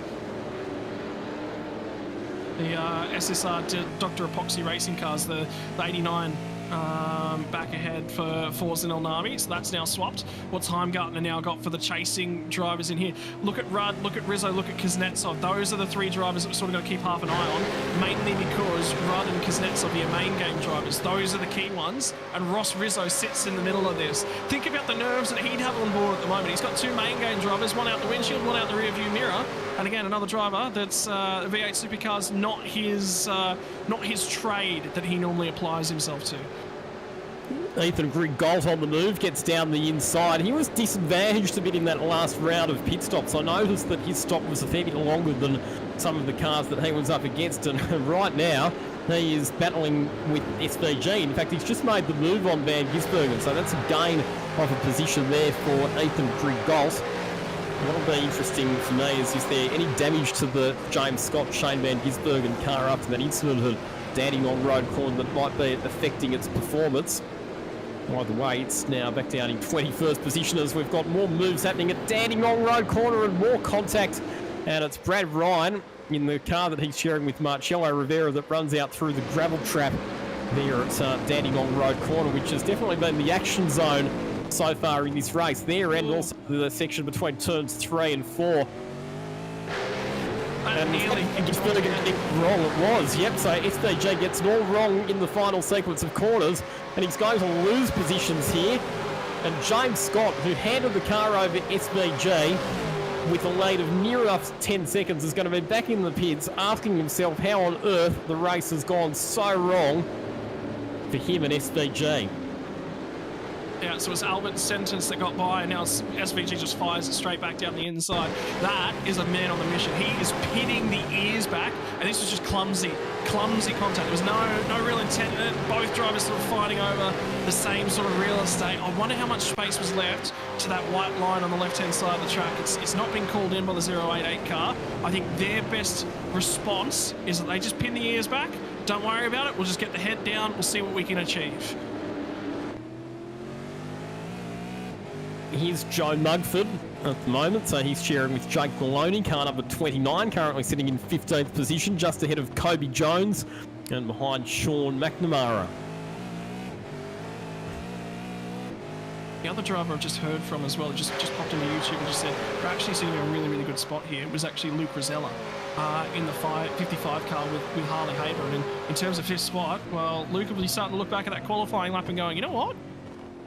That was a phenomenal qualifying lap, and look what it's done to their race. It's put them in a phenomenal spot.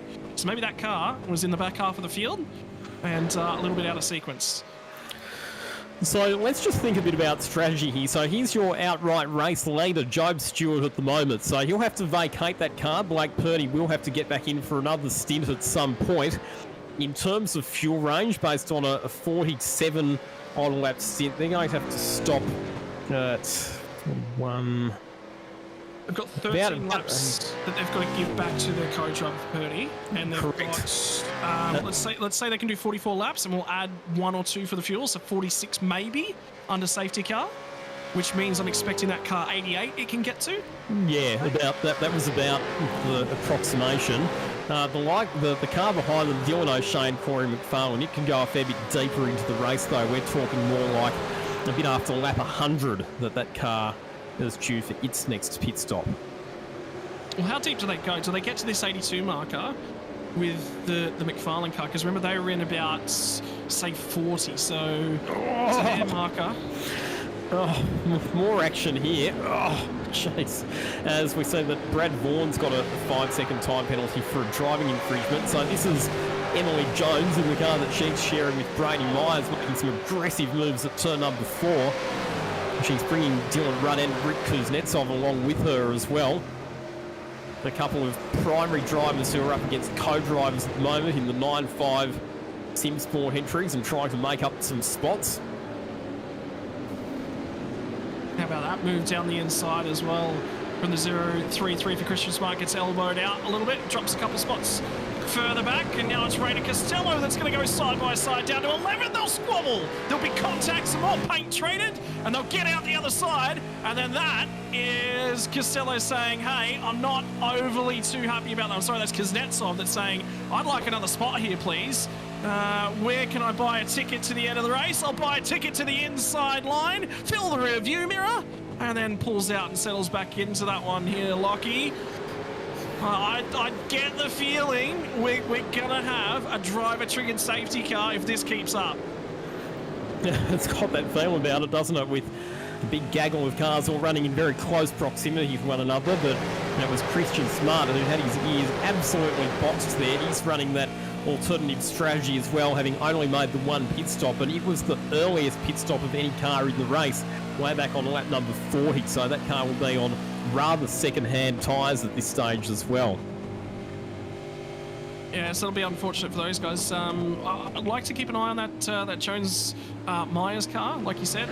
I think when they brought up the strategy guide for the end of the race today, I think underlined, circled, and a few exclamation marks at the end of it, aggression overtakes. I think that was in their race strategy. Riding on board with Shane Van Gisbergen, he's up behind Bo Albert at the moment, who is one very, very handy commentator. We've seen that he's done some very good work behind the microphone in years gone by, but on driving duty this weekend, sharing with Matt Bowler in one of the Evolution Racing Team entries. Yeah, he does talk quite well, very well spoken, and handling things for Matthew Bowler as well. And I talked to Matt. I said I got my fuel numbers from him. I actually just sort of asked him a little bit about the race. I thought, we're here, we're definitely asking about it. They were targeting the top 20 for qualifying. They said their confidence in quali wasn't 100%. Bowler always says he's actually really nervous at qualifying. Qualifying does not make him feel comfortable in the car. Prefers racing. Most guys were, in terms of strategy, which is exactly what we've already seen, most guys are already going to try and get their co-drivers out of the way as soon as possible, checking those crucial numbers.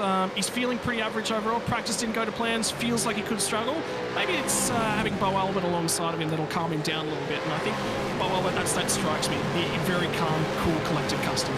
Yeah, he'll be a good calming influence. Like I said, Bo Albert's very well spoken. I've had the pleasure of commentating a number of sim racing events with him over the years.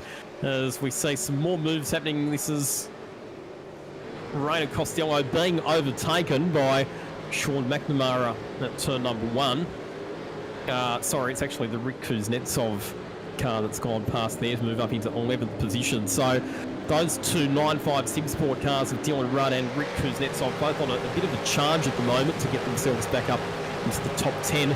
The other one who's making his way up through the field is Ethan Grigalt. He was down in 20th a few laps ago, but he's worked his way up into 15th position. So it's been pretty good progress from Grigalt, despite that suboptimal strategy earlier on, or suboptimal pit stop earlier on. Well, remember how we were talking about random safety car periods? We've got another one. Yeah, you bet. Let Postlethwaite will jump straight in. And Joe Stewart, by the way, Joe Stewart was right on the pit lane entry. He sort of had to make a very quick call. He's continued on, and he's pushing hard on this next lap as well. This is critical. The look at the action that's going to come down in pit lane. It's actually probably not a bad idea that a few of these guys that are in the midfield actually push on a little bit further. We haven't hit those numbers. About the only car that's relatively close to clearing their co-driver numbers is that Van Gisbergen car. Everyone else has got a lot further to go. This is a good opportunity. They'll grab, surely they don't grab tyres at this point in time. They need to buy some track position back, and then they can pit in about 10 laps time, get Van Gisbergen out of that car, put fresh rubber on that car, and go as hard as they possibly can. Do they go for a driver swap here? They might, you know, they might. To get back some track position, it could be an option for them. And then, yeah, the problem is that SVG will then have to get back into the car. So no, they've left SVG in the car. They want to try and get some track position back later by taking the opportunity to top this car up with fuel. And all of our leaders are coming in as well. Now, once again, this safety car has come at a very awkward time in terms of the overall strategic picture of the race. What are we? We've completed lap number 73. We're at the tail end of 73, and Job Stewart has just gotten out of that car as well. So they're going to look to clear their co-driver number of laps right now. There'll be a number of cars up and down the field. That will be their target with this one. So the goal of this pit stop right now, and Blake Purdy's going to rejoin, currently trundling down the pit lane. He's in about 10th, might be 9th when he rolls out. No, it will be 10th when he comes out the other side of the pit lane. That's so crucial to keep an eye on. Somebody else just went rolling by. It was Scott Gamble, actually, but he's off the lead lap. There'll be a number of cars that are now off the lead lap. There'll be some drivers coming down and going, hey, we've got a window here. Let's get some damage repaired. But that pit lane exit right now is chaos. So this has really mixed up the strategy like you would not believe. So there's several drivers who have elected not to pit. So it's now the Trans-Tasman cars that run in positions 1, 2 and 3, with Andre Heimgartner leading ahead of Corey Shepherd and Ross Rizzo. So they've not elected to pit under this safety car. And they, by my reckoning, are still going to have to do a couple more pit stops to get home. All of the people who have come in under this safety car based on fuel range should now be able to make it to the end of the race on one more stop. So one critical thing is I've just had a look at the Purdy Stewart car. They did 41 laps under their first stint. They come back into the pits at the end of lap 73, and they put Purdy back in that car from lap 74. For me, at the end of lap 87, they can pit, they can throw Job Stewart back in that car, they're good to go. There'll be a number of drivers right now that are right on the cusp of that window. They'll be looking to the 54 markers. Remember, we had a lot of pit stops around that 40 margin. Now for me, co-drivers, they're into about lap 90, 94, in that margin. That's what we're sort of keeping half an eye out for. But the car that's cleared the most of their co-drivers hours right now is the 088, and the other one is that the 35 car, which has got Purdy back at the wheel. That's a phenomenal window for them, and that was why Job Stewart stayed out last time by. There you go. So that car now becomes a contender as well. This has got all of the makings, though, of a classic endurance race, hasn't it? Where we get this real mixture of strategies playing out, and it doesn't really resolve itself until we get to the last round of pit stops as to exactly who's going to end up in what position. I'm interested that the Trans-Tasman cars have elected not to come in, because unless we get another safety car a bit later on, they're probably going to have to make an extra pit stop under green flag conditions that their rivals may not have to, and that could be a disadvantage for them. So the reason these guys are doing what they're doing for the Trans-Tasman, they've actually got a really good, they've got a strategy pinned down and underlined right now. They feel that when we came to the pit lane, lap 54 was when the previous safety car was called, so it was about lap 55. It was just, remember how I said it was about 20 laps worth of fuel to get a co-driver in and out of that car and do a driver swap? We weren't quite at that range. What that means is with the pit stops, they would have been sat static, not putting tyres on the car, not doing anything, but bolting and belting in a driver. That's it. So the reason they didn't come to pit lane was because they go, okay, we're going to have to pay off some of this fuel debt. Let's leave our guys in this car. And Andre Heimgartner, I think they were in about lap 40 or so. So he's got to get through to about lap 94 or so. So that'll be their target. And they can go to that lap since that pit stop on lap 55. Yeah, okay. And on fuel range, they should be okay to make it through to about lap 100 or just shy of it, 98 to 100. Of course, under the safety car, you do save a bit of fuel as well, so that's the other thing that increases your fuel range. What a fascinating race this has turned into.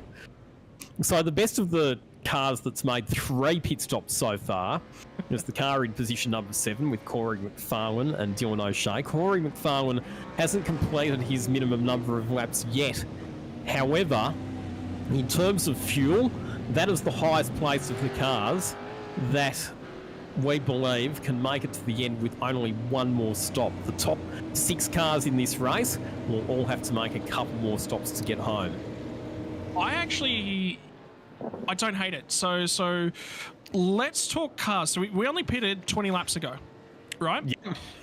At that point in time, most of the field had about 20 laps on their co-drivers at that specific number in point in time.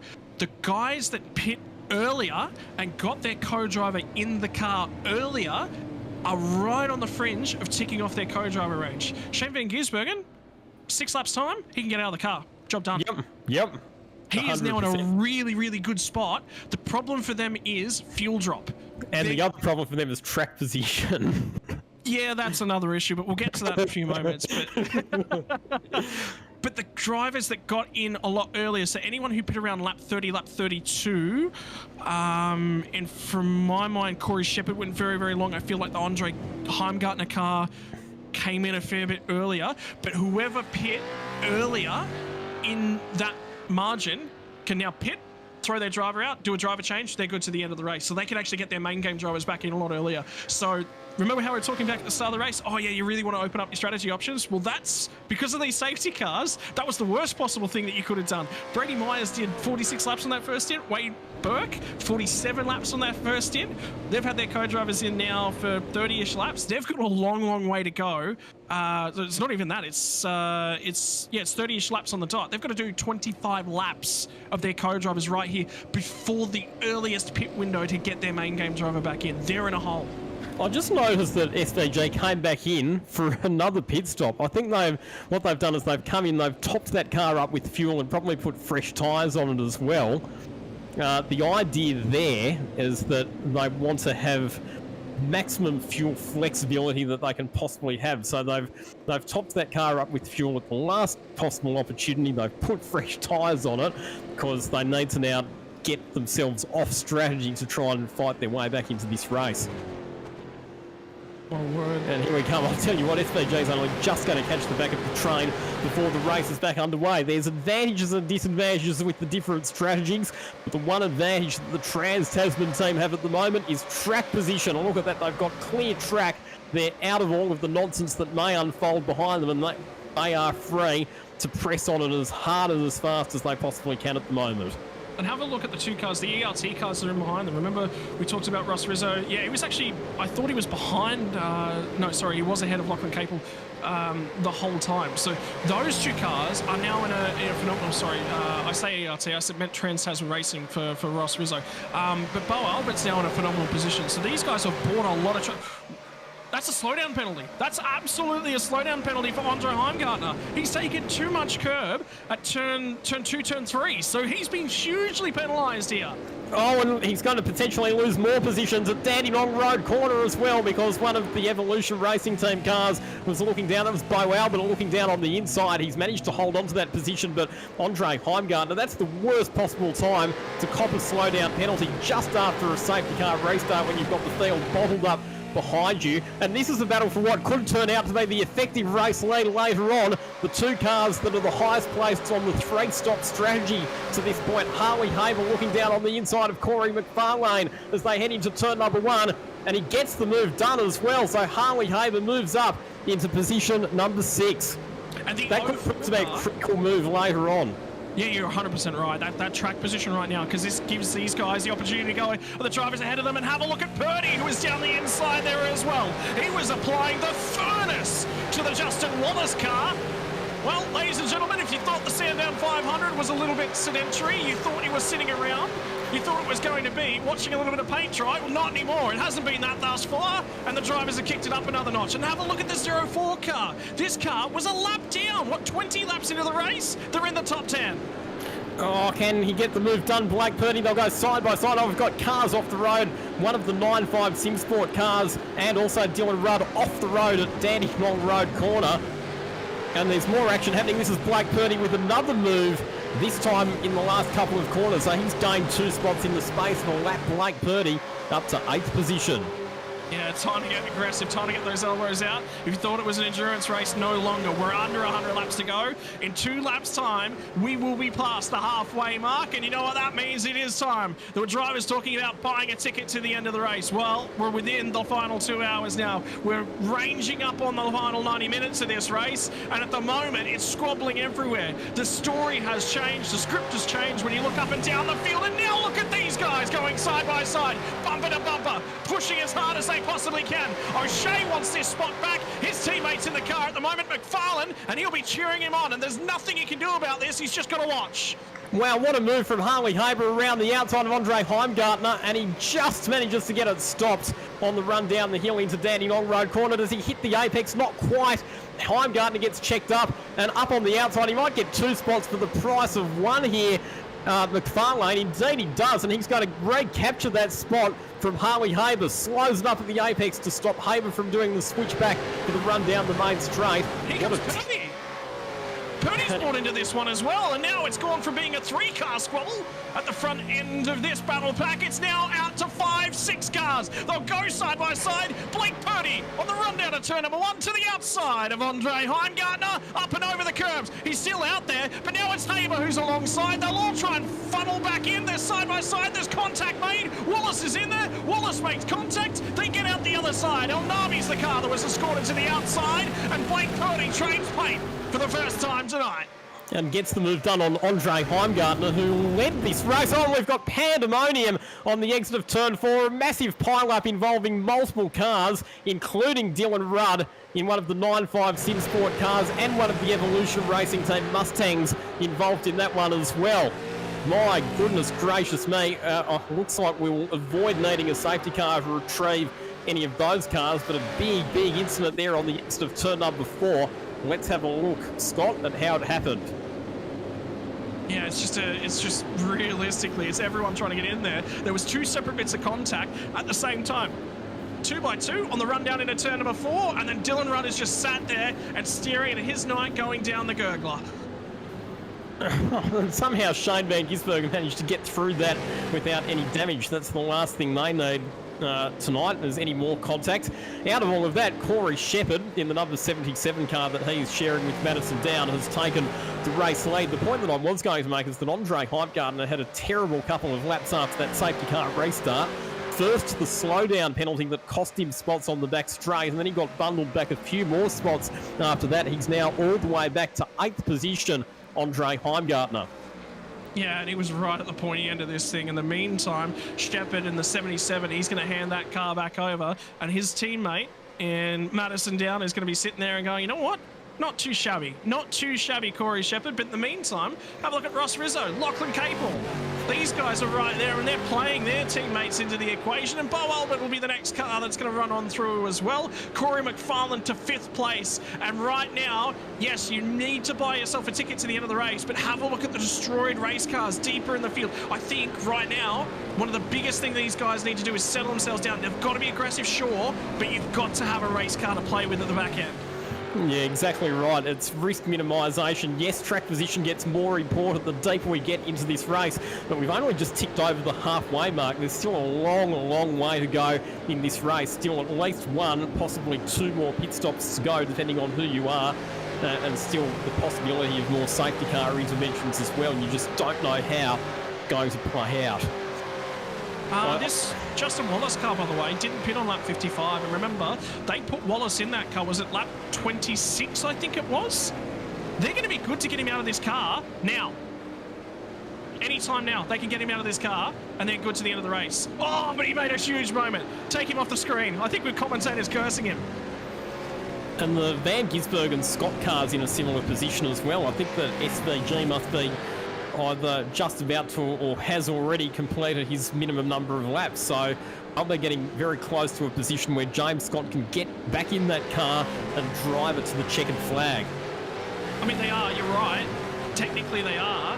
But remember, you've got to do about 20 laps worth of fuel, and they've got a fuel car worth of fuel. They will be sat static for an awful long period of time if they do that. They were on the best strategy in terms of a green flag end-to-end race, but when you throw safety cars at it, maybe there were some numbers that needed to be crunched. But equally, because they kept topping that car up with fuel, the safety car, they've now got the best fuel range of anyone. Their last pit stop was on lap number 75, so they've got 3 more, at least 2, and in some cases 3 more laps of fuel more than their nearest rivals. So, yeah, they can go deeper into the race and they can have a nice short pit stop for James Scott for him to get back into the car. Now, SVG got into that car on end of lap 28, so that means you'll have to get out of it no later than lap 108. So we've still got leeway. Yeah. That'll be 33 laps in the tank, so that's sort of a reasonable margin. I think they'll target lap 100, and I reckon most of these guys are going to be targeting about lap 90 to lap 100 is when we'll see all the main game drivers back in. And I think by that margin, no matter what strategy you're on in terms of main game versus co-driver, you're going to be close to handing it back over. Yeah, so there'll be an interesting one here. What a drive this has been from Corey McFarlane and Harley Haber. I reckon in terms of strategy, those 2 cars and also the Job Stewart Blake Purdy entry are shaping up as the ones who are potentially going to be fighting it out for victory at the business end of this motor race, given the various pit stop phases that we're on. Remember, they can go 19 laps further before they have to do what will be their final pit stop compared to the cars ahead of them on the racetrack, which will have to make 2 more pit stops. So, just looking into things, something happened under that safety car period, actually, for the Andre Heimgartner car. They passed 888 under the safety car. So there's something that's going on there as a part of the safety car process. They've got a drive-through penalty. This is going to ruin their race. Oh, wow, how things can change. Oh, unbelievable that they passed the 888 car under safety car. So they must have not even been on the same lap at that stage. Justin Wallace is out of that car. They're pitting and throwing Luke Mitchinson back in. So they've completed their minimum co-driver laps. So job's done for those guys. They've done, in the realm of, I think it's 68 laps for their co-driver. So they'll have one of the shorter co-driver stints here tonight, and their job's done. That's over to Luke Mitchinson. But are they going to stay on the lead lap? And how good's this battle back up at the front? I'll tell you what, it's been a race where you really need to have your brain in gear as far as strategy is concerned, but at the same time there's also been just some fair dink of hard motor racing out there on the track, as we see that it is that drive-through penalty for Heimgartner now confirmed for passing under safety car conditions, and I'm amazed that a driver with Andre Heimgartner's real life experience would make a mistake like that. And they will be kicking themselves for that error. But that's been the story of the night, though, isn't it? About people making errors and having to fight their way back. Now, here's a replay of when we think the infringement took place. So this will be on the pit lane release. Okay, this makes sense, because I was saying, where's the pit lane release? The blue cone's down here at the end. The 888 is ahead at this point in time. So the 8's gone by, but the safety car's already been called. Okay. Wow. He's trying to redress right there. He realises what he's done. Wow, that's an easy mistake to make. I can understand now why that mistake was made, but at the same time, it's the safety car is there for safety, and that's why the penalty is harsh for that sort of infringement. So they'll take a tour of pit lane, unfortunately, and that's going to take that car right out of front-running proceedings. That'll be frustrating as well, because, I mean, if the car had peeled out of pit lane and it was a blending violation, that I could understand. But that one's a tricky moment in terms of the way that we handle safety cars in the sim. I was actually having this conversation with a few different people. I love having this conversation. Sim versus real life. It's one of those tricky conversations of how real do you want it to get. We obviously want to mimic real life racing as close as we possibly can. That's why it's called a sim, a racing simulation.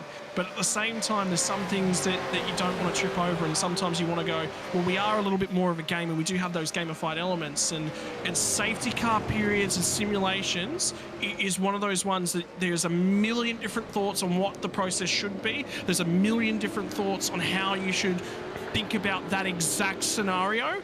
And I think there's about a bunch of drivers right now, particularly that number 8 car, that think they've fallen on the wrong side of the equation. Never any shortage of controversy in the Logitech G Pro Invitational Series, and like you said, there'll be plenty of discussion points later on tonight. Here's a good battle. So we've got Shane Van Gisbergen making a move on Anton De Pasquale. A couple of real-life rivals battling for position. A lot further back in the pack than they would have been hoping for, though. That was the move, 24th position being made there by Van Gisbergen. Yeah, nice little move, and that's obviously attempting to rescue their night. But how good is the recovery, at least, from this 201 car? Remember, they were missing the rear end of their car. It was looking quite destroyed. They've at least managed to use these safety cars to get into the lane, do some damage repairs, and get that car back together. After all the damage, it wasn't struggling too bad. There was definitely not at the pointy end in terms of its pace, but they've at least attempted to resurrect Unite. And look, in an endurance race, there's a lot of opportunities for that. I think the big shout-out is going to be put to this team and said, hey, when the chips were down early, when they got involved in early chaos, yeah, look, they could have given up very, very quickly and easy. They didn't do that. They rescued their race, and for Andrew Gilliam, it's quite key. Remember, he's 5th in the championship. Indeed, and James Scott is the championship leader, so it's important for them to salvage as many points as they can out of tonight for James Scott's title campaign as well. Now, the interesting thing with the Van Gisbergen Scott car is that on fuel, they'd be able to make it home on one more stop, but on driver time, they're probably going to need 2. Remember, we said that Shane Van Gisbergen cannot go beyond lap 108, or he will exceed his maximum continuous driving time in the car. And even with the revised fuel numbers, lap 108 is still too early to pit and make it to the end of the race. So car 088 will require 2 more pit stops tonight. Yeah, which is going to be tricky for them, particularly with where they're sitting at the moment. So that's effectively done them in terms of the strategy. But that's the game that we play. That's safety cars, isn't it? Have a look at this as it closes up now at the front end of the pack. And Ross Rizzo is defending. These two are friends, actually. Ross Rizzo and Lachlan Capel. They're long-time friends, love driving with each other. Big fans of the GT3 cars, and do a lot of driving in those sorts of things. And Ross Rizzo, I think he's just hit his minimum driver laps, and that is him handing back over to Josh Anderson to the end of the race. Indeed, so there we go. Pit stop happening under green flag conditions and a driver change happening for that car. It's another car that will still need at least one more pit stop to get through to the end of the race. Emily Jones, she and Brady Myers have been in the cut and thrust of the action tonight, but they're actually on a pretty good strategy as well. They're another one of those 3 stopping cars that last stopped on lap number 72, so they're in contention for a top 5 or top 6 finish once all of these strategies play out. Critical lap number for that car, lap 100. They got out of the car, they did their driver stop. Remember, Myers ran really long, got to lap 46 on that car. That is what they've got to do, 54 laps. Lap 100 I've got for them will be their critical lap number. Yep, but it turns out, or it might turn out, that it's better for them to go a bit deeper into the race than that to get to the end on only one more stop. So, yes, there are some teams that are very close to completing their minimum number of laps for the co-driver, but in the interests of getting to the checkered flag with only one more pit stop, you might actually be better off running your co-driver a bit longer, particularly if they're capable of doing good lap times, which Emily Jones's pace has been pretty good tonight. This is actually a curious one. Now we start to think. So 74 plus 88 will get you home. That gets you to 162. So, but the problem is, I think for these co-drive, no, they should be. A lot of them should be fine to hit there. Because it'll be 80 laps, so, and that would have kicked off for a lot of them about that lap 40 marker, so they can go through to about lap 120, the maximum range. So for one stop, it will be yes, one stop to home for the bulk of this field, but it'll be right on the edge of that strategy margin. So everyone that did pit under that last safety car, they will need 2 stops, 100% for sure. Everyone that did pit under that last safety car, they have to run 2 tanks completely dry. Correct. Yes. Yep. So now, critical lap number becomes 74 plus 44. We're looking about, what, what's that, 118? 118 is your critical lap number. Yeah, about that. Yep, and that's, like I said before, that's about 117, 118. That's probably about the earliest you can stop. Maybe a bit earlier, 114, 115 on fuel range, about the earliest that you can stop and make it home. So, yeah, the final pit stops for everyone will probably end up taking place around that point, you would imagine. Interesting to have a look through the field at the moment. So, obviously, cars that are best parked in terms of their race strategy because they've got a fast co-driver and they're in on that fuel strategy. We've already talked the 19, the 55, but the 35 car is all of a sudden they've played themselves right back into the equation in terms of their strategy. I think they'll run Blake Birdie as long as they possibly can here, and it'll be the goal will be to get him to that marker. Here come the pit stops, by the way. Bo Albert's just pit, so he's done. He's going to hand over that car to his teammate. Yeah, so some of those cars that had last stopped on lap number 54 are going to be getting close to the end of their fuel range as well, because they've now been out there for 38 laps. So they've probably only got at most 8 or 9 laps, maybe a couple more if they save fuel under that safety car. So we are getting into that phase of the race where we will start to see a flurry of pit stops. This is everyone that has to do 2 stops, by the way, as they'll dip out of this one.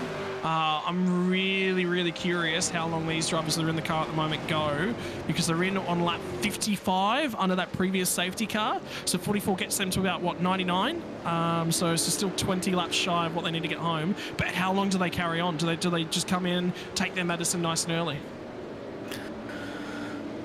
Yeah, it's an interesting one. I've always been of the theory that you actually, if you can, you stay out a bit longer, because it opens up your flexibility and it means that you're not exposed later on if there's a safety car. But at the same time, if you've got a co-driver that's substantially slower than your primary driver, you want to get the primary driver back into the car at the earliest opportunity as well. So the answer to your question there, Scott, is that it will vary from team to team. It will. There'll be a massive amount between team to team as well. I think the guys that are up at the front, the co-drivers are actually doing quite a reasonable job. So, you know, at the end of the day, are they doing gangbusters style co-driver of the year? No, they're absolutely not. But at the same time, there's a few co-drivers out there that are taking a lot of risk and putting it all on the line. Obviously, Van Gisbergen has to, doesn't have a choice. But there's a lot more co-drivers that have gotten in and just been very stock standard, haven't done anything flashy, haven't set the world alight, haven't gone for fastest laps because they know that's not their role. And for Lockie Capel, who's 17, by the way, that's a phenomenal drive from a raw youngster who only picked up a sim in the middle of COVID. So, you know, from a guy who was learning his craft a couple of years ago and wasn't necessarily at the top of his game, he's only risen through the sim rankings in, say, the last 18 months or so.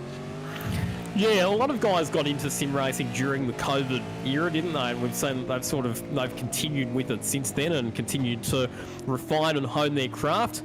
Shane Van Gisbergen's just got his head down at the moment. He needs to try and dig them out of the hole that they found themselves in earlier on as a result of that incident at Dandenong Road Corner.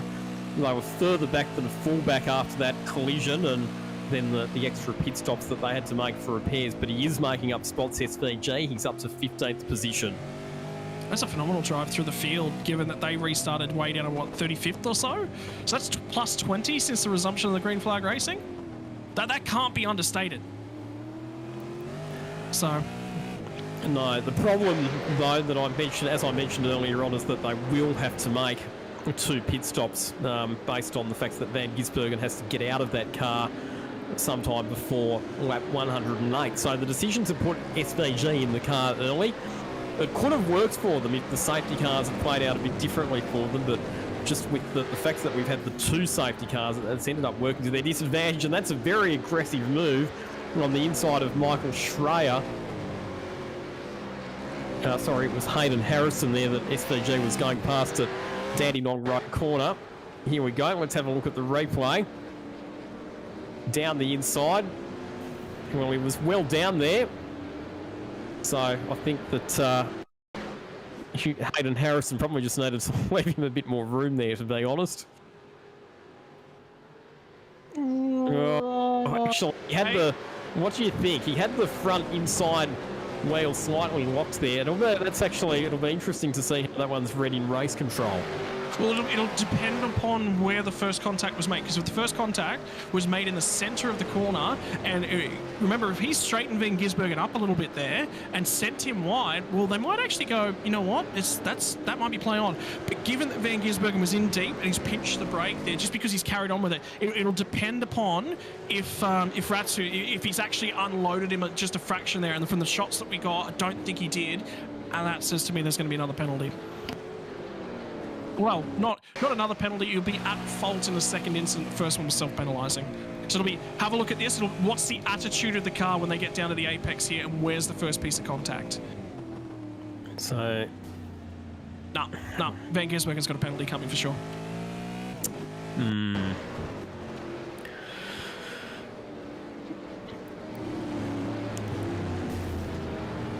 Yeah, it was the fact that he came in so hot that he wasn't able to leave Hayden Harrison any room on the exit. That's what the officials in race control will not like about that one.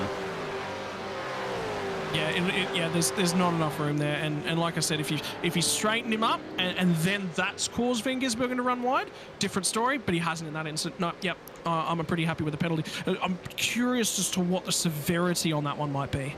Now, this is the battle for the lead, because Corey McFarlane, in fact, our leader's in. I was just about to say Corey McFarlane has driven right up to the back of Corey Shepherd, but Shepherd is out of fuel, so he's into the pits. And it's now Corey McFarlane who takes the lead of the race. How's Postlethwaite doing as well, by the way? This is a phenomenal drive from Glenn Postlethwaite. It's been really, really quiet. There's been nothing. Remember what I said about co-drivers just having an average night, a really quiet drive? Yeah, there's been some bumping, some grinding, but he's kept it on the black stuff, and he's positioned this car in a reasonable spot, so they've done quite well. Now, the other interesting thing that happened is that Harley Haber has come into the pits on lap number 93 and handed the car back over to Luke Rosella. Now, is that a drive time thing? Was Harley Haber getting close to his maximum number of laps? Because no. Well, for him to be close to his maximum number of laps, he would have been in the car on lap 18. Yeah, so that's, to be honest, that's earlier than I expected them to stop. I would have thought they would have stretched it and tried to get to the end on one more stop. But by pitting on lap number 93, they've now locked themselves into two more stops, a bit like everybody else. So that's a bizarre call for mine. You know how you said earlier on there was a car, and it was actually the 04 car. You said that they pitted very, very early on, and you think that might have been hardware. I just don't. From that car, I can't see anything but a failure causing that. Because they were in a great spot. They were in such a good position. So if that's the case, that's a great shame. So that's handed a big free kick and a big strategic advantage for mine to car number 19, Corey McFarlane and Dylan O'Shea. Yeah, so how long will these go? Andre Heimgardt on the way is in pit lane, so he's, I think, about to jump out of that car and hand that one back over. El Navi's in a great spot. So this is again, give yourself flexibility in terms of what your co-driver is capable of. If your co-driver is actually just cruising, he's quite fine. He's in a reasonable spot up front. Well, now you've got a big, big weight that you'll thrust upon his shoulders and say, you've got to carry this car. The numbers aren't good. You've just got to keep going. There's nothing you can possibly do. And from El Navi, from Jones, from Postlethwaite, they've all done phenomenal drives. How about this from Purdy as well? Purdy's having a phenomenal drive here. He's been one of the standout co-drivers tonight. There's no doubt about that. He's had to go wheel to wheel with some of the primary drivers on a couple of occasions, and on all of those occasions he has stood tall. There's no question about that. So that car's well in contention for a podium. Just having a look to see where Madison Down has rejoined the race after taking his pit stop. Back in position number 30 And he's now back behind the wheel of car number 77. They'll need one more pit stop to get to the finish of this race. We're about to complete lap number 100. Now here is the incident. So this is the incident for which Dylan Rudd was penalised. Contact at turn number 4. And he'll be given a drive-through penalty for that one. Yeah, that one took a fair bit of sorting out. They were looking at that for a fair while in terms of race control. When you've got that many cars, you do need to break it down. You've got to break it back to its simplest elements. Was overlap achieved? How much racing room was given? Do we think both cars turned in at the same time? Do we think the car on the bottom came on the inside lane? Sorry, talking oval terminology there for a moment. Do we think the car on the inside drifted wide? Do we think the car on the outside turned in?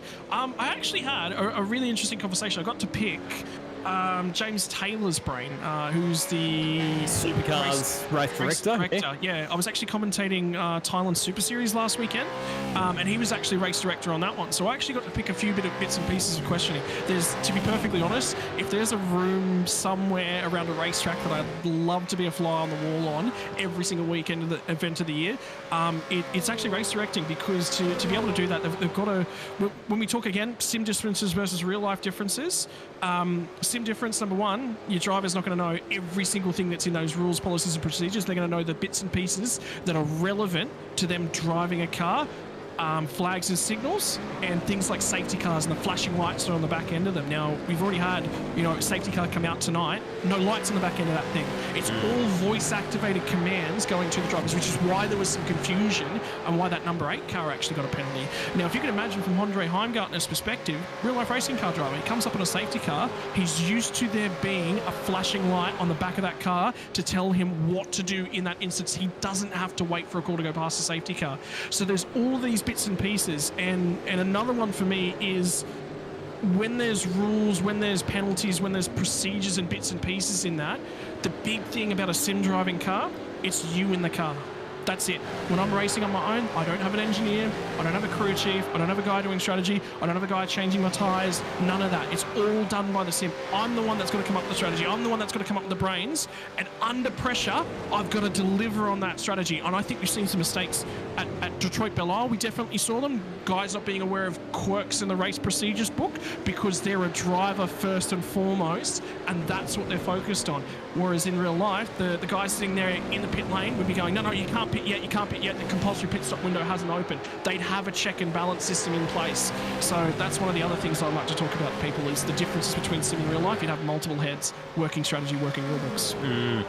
It's a good point. And the observation about the flashing lights on the safety car potentially catching out Andre Heimgartner is an absolutely valid one. Now, this is the battle for what could turn out to be an effective podium position in this race between Emily Jones and Forzen Elnabi. Elnabi sitting in position 3 at the moment. Emily Jones right behind him.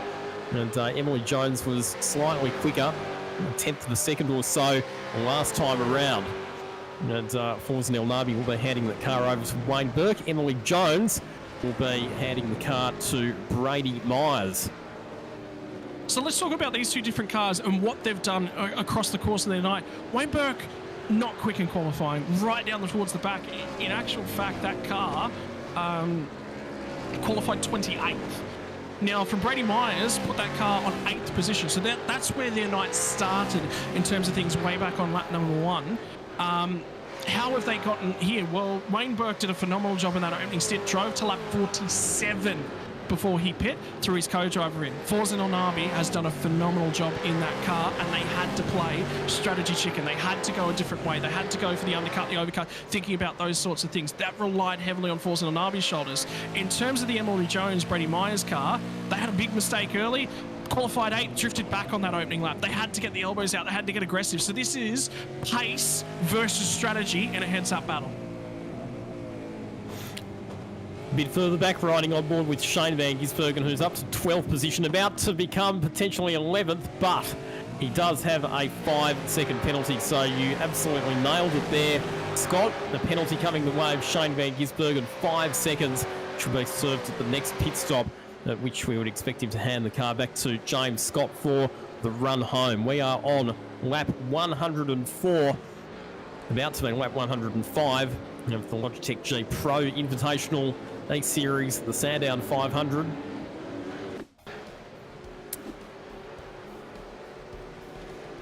Josh Anderson, yep. I was just about to say, was there an incident? No, just Josh Anderson out displaying his drifting skills at turn number 1. Somebody tell him he's got to use those rear tyres. How big a fan do you think race car drivers are with rear tyres? Or how big a fan do you think the rear tyres are with the race car driver? Particularly with these big things. I don't know. I know quite a few drivers who would be unpopular with their tyres, and I'll stick my hand up. I'm among those. Yes, I think so. Just thinking a bit about strategy. So Shane Van Gisbergen will have to get out of the car sometime in the next 3 laps. Because he's getting very close to that maximum continuous driving time. So pit stops soon to come for car 088.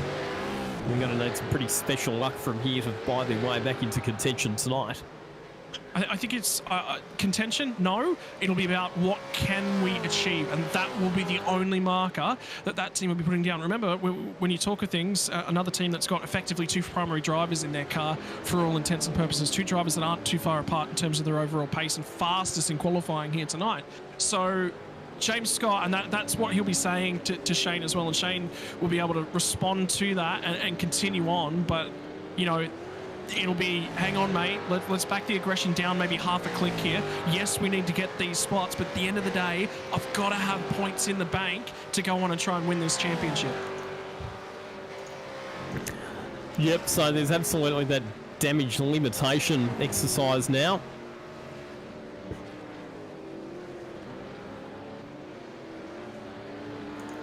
Let's talk championship implications out of this round. That's actually probably a really good opportunity to talk about it.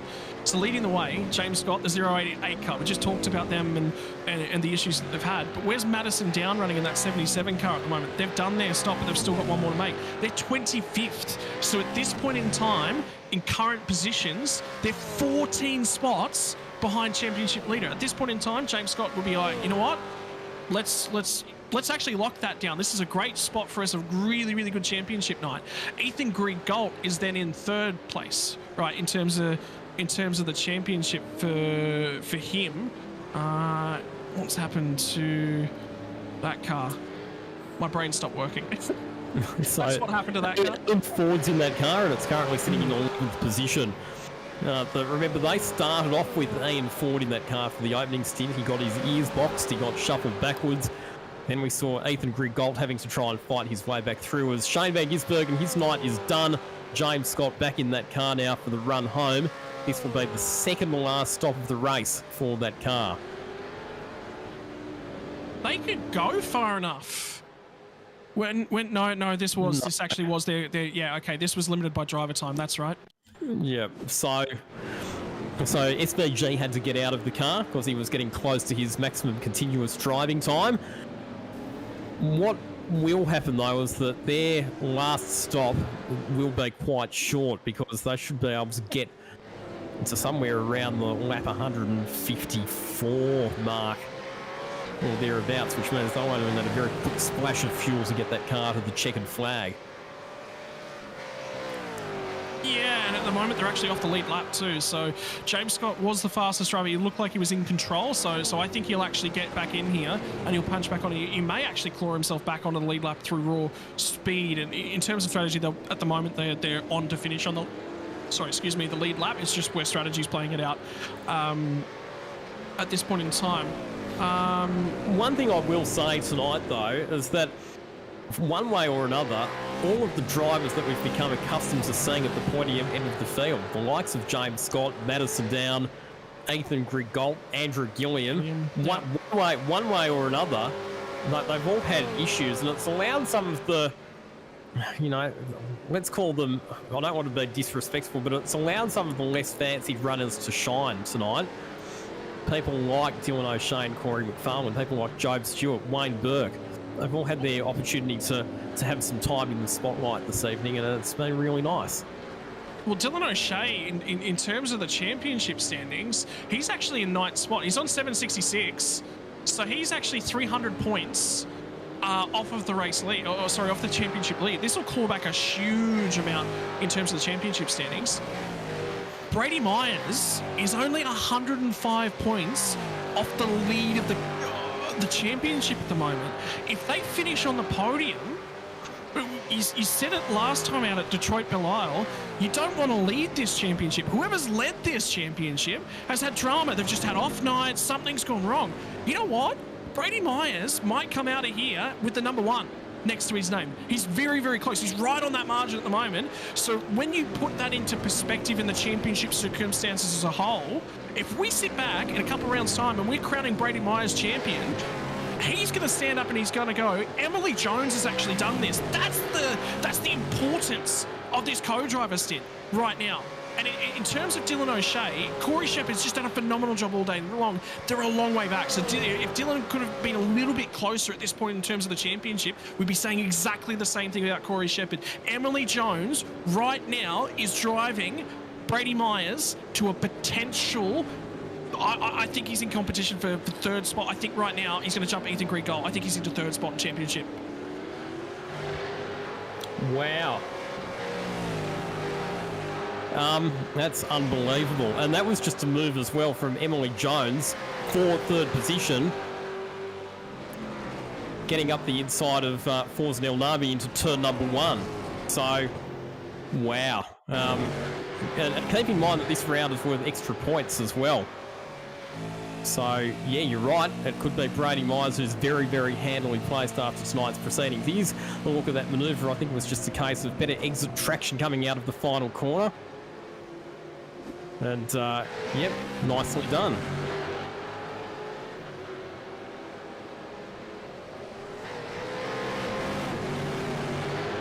I'm actually just I'm gonna try and get some points on board. I'm gonna walk away and I'm gonna see if I can do the maths on this and actually come back to you and say, let's say everyone finishes right where they are right now. There is some strategy to play itself out. We'll put that question mark over it. But if I can do some mathematics and come to you, I'm starting to think the more I put into this, I think this is championship defining for Brady Myers and Emily Jones. Wow, I'll let you do the number crunching on that while I focus on what's happening in the race. And at the moment, we're watching a car spinning at turn number 4. So that happened at the back of the shot there, and that's Richard Hampstead. Now, did he do that on his own, or was he assisted? He's parked in a very awkward position there at the apex of turn number 4. He'll have to wait for a gap in the traffic to reverse out. Here's a look at what happened. Now, he's done it on his own, so he's clipped the curb on the inside at turn number 3. That's unsettled the car. It's then launched him out to the outside curb on the approach to turn 4, which he's hit at the wrong angle, and then as he's tried to correct it, he's lost the back end of the car and rotated. Yeah, it's unfortunate. I mean, obviously they weren't having the best night of things. Yeah, this is something I should have done beforehand, so this is my bad. I actually should have... Normally I've got a spreadsheet ready to go with points and whatnot on it, and I can just plug away at numbers. I think my calculator's starting to have a meltdown. Lockie, so bear with me. I'll let you keep doing the number crunching. We're watching Blake Purdy at the moment. He is in second position. He is just over 3 seconds behind our race leader, Corey McFarlane. Now, we will be starting to get quite close to the last round of pit stops, so we reckon that these cars are probably going to go to about lap 116, lap 117, maybe stretch it as far as lap 118 or 119, depending on how much fuel they saved under that last safety car before they take what will be their final stop of the race. Corey McFarlane to hand the car back over to Dylan O'Shea for the run home. Blake Purdy will get out. He'll vacate that car in favour of Job Stewart.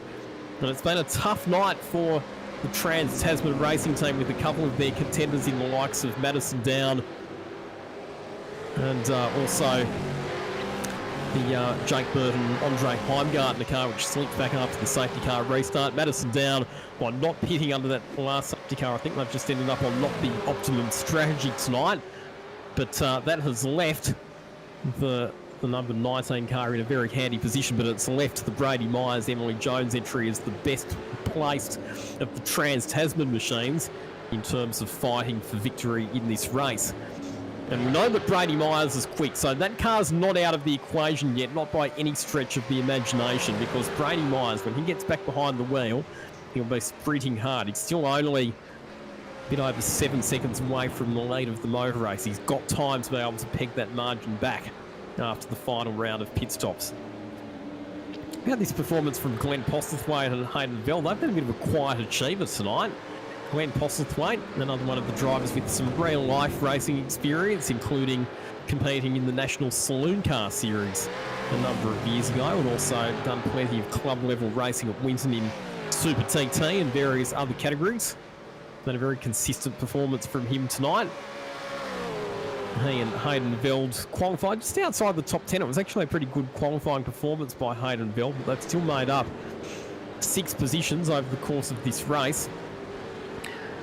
There's actually been some really big movers. In fact, 2 of the cars inside the top 10, the number 6 car of Thomas Freeman, it has moved forward 28 positions since the start of this race, qualified down in 37th position and is up running in 9th position.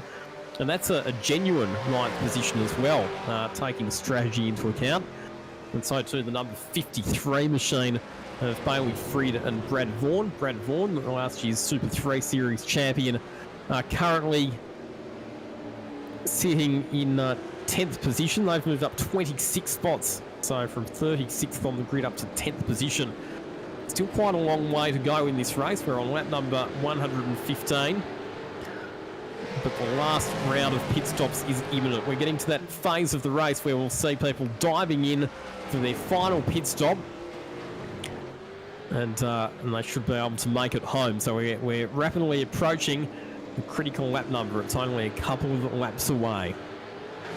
So I've got an update for you. If they finish as they are, Brady Myers will jump ahead of Ethan Greig-Galt in 3rd spot. Definitely will clear him by about 19 or so points. It was very, very tight there.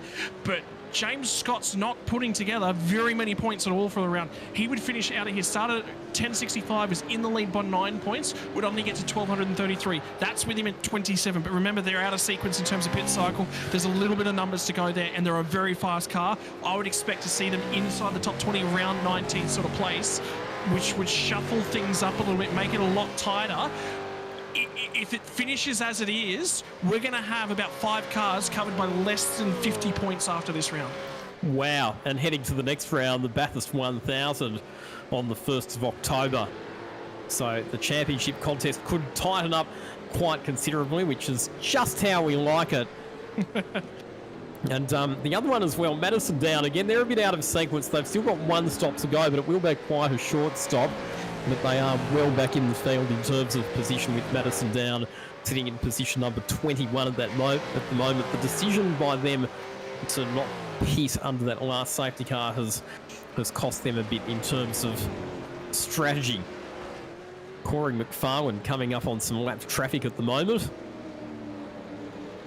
About to put a lap on the number 47 car. If you're a laps car, you do need to make sure that you don't unnecessarily impede the race leaders. That's where we can get a bit of aggro happening.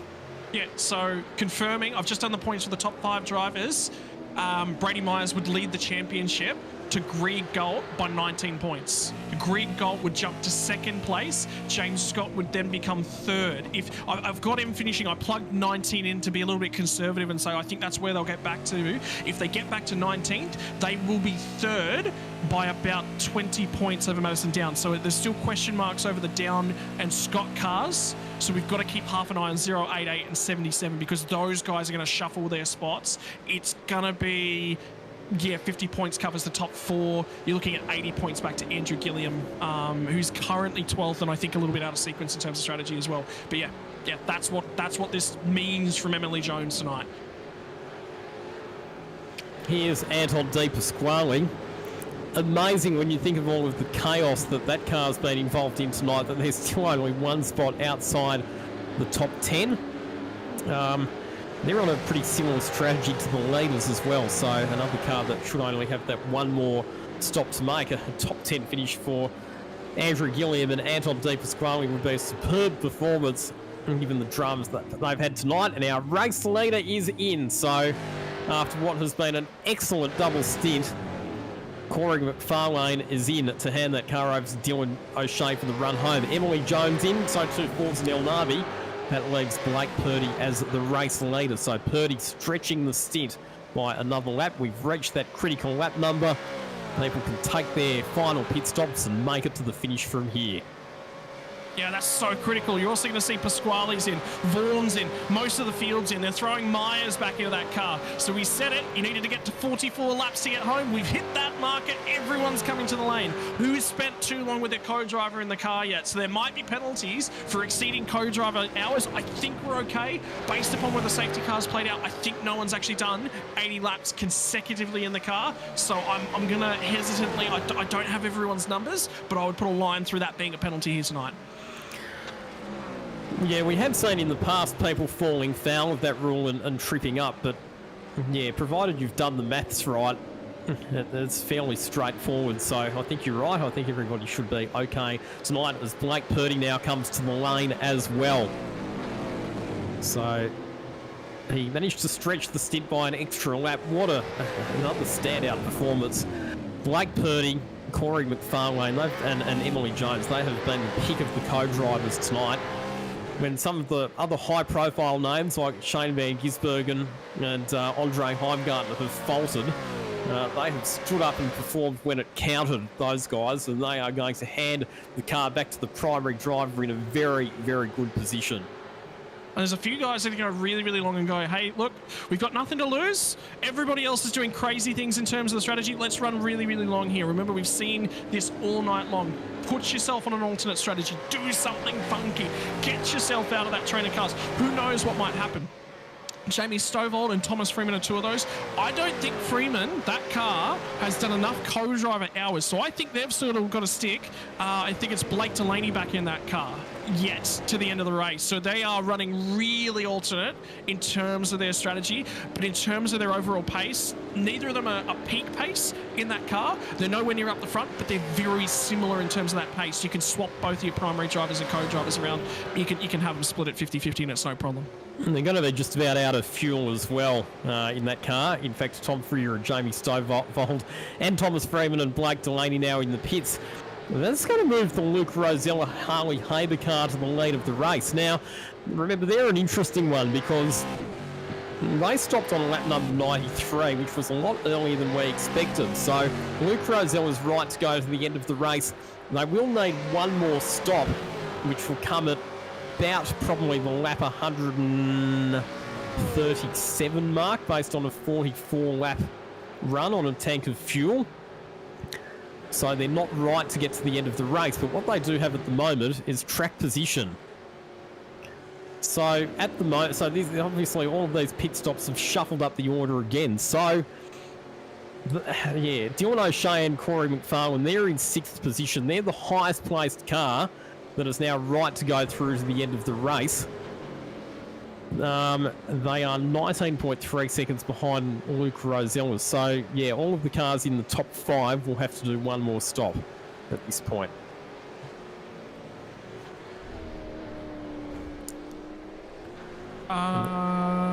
There's something just gone on with the 35 car.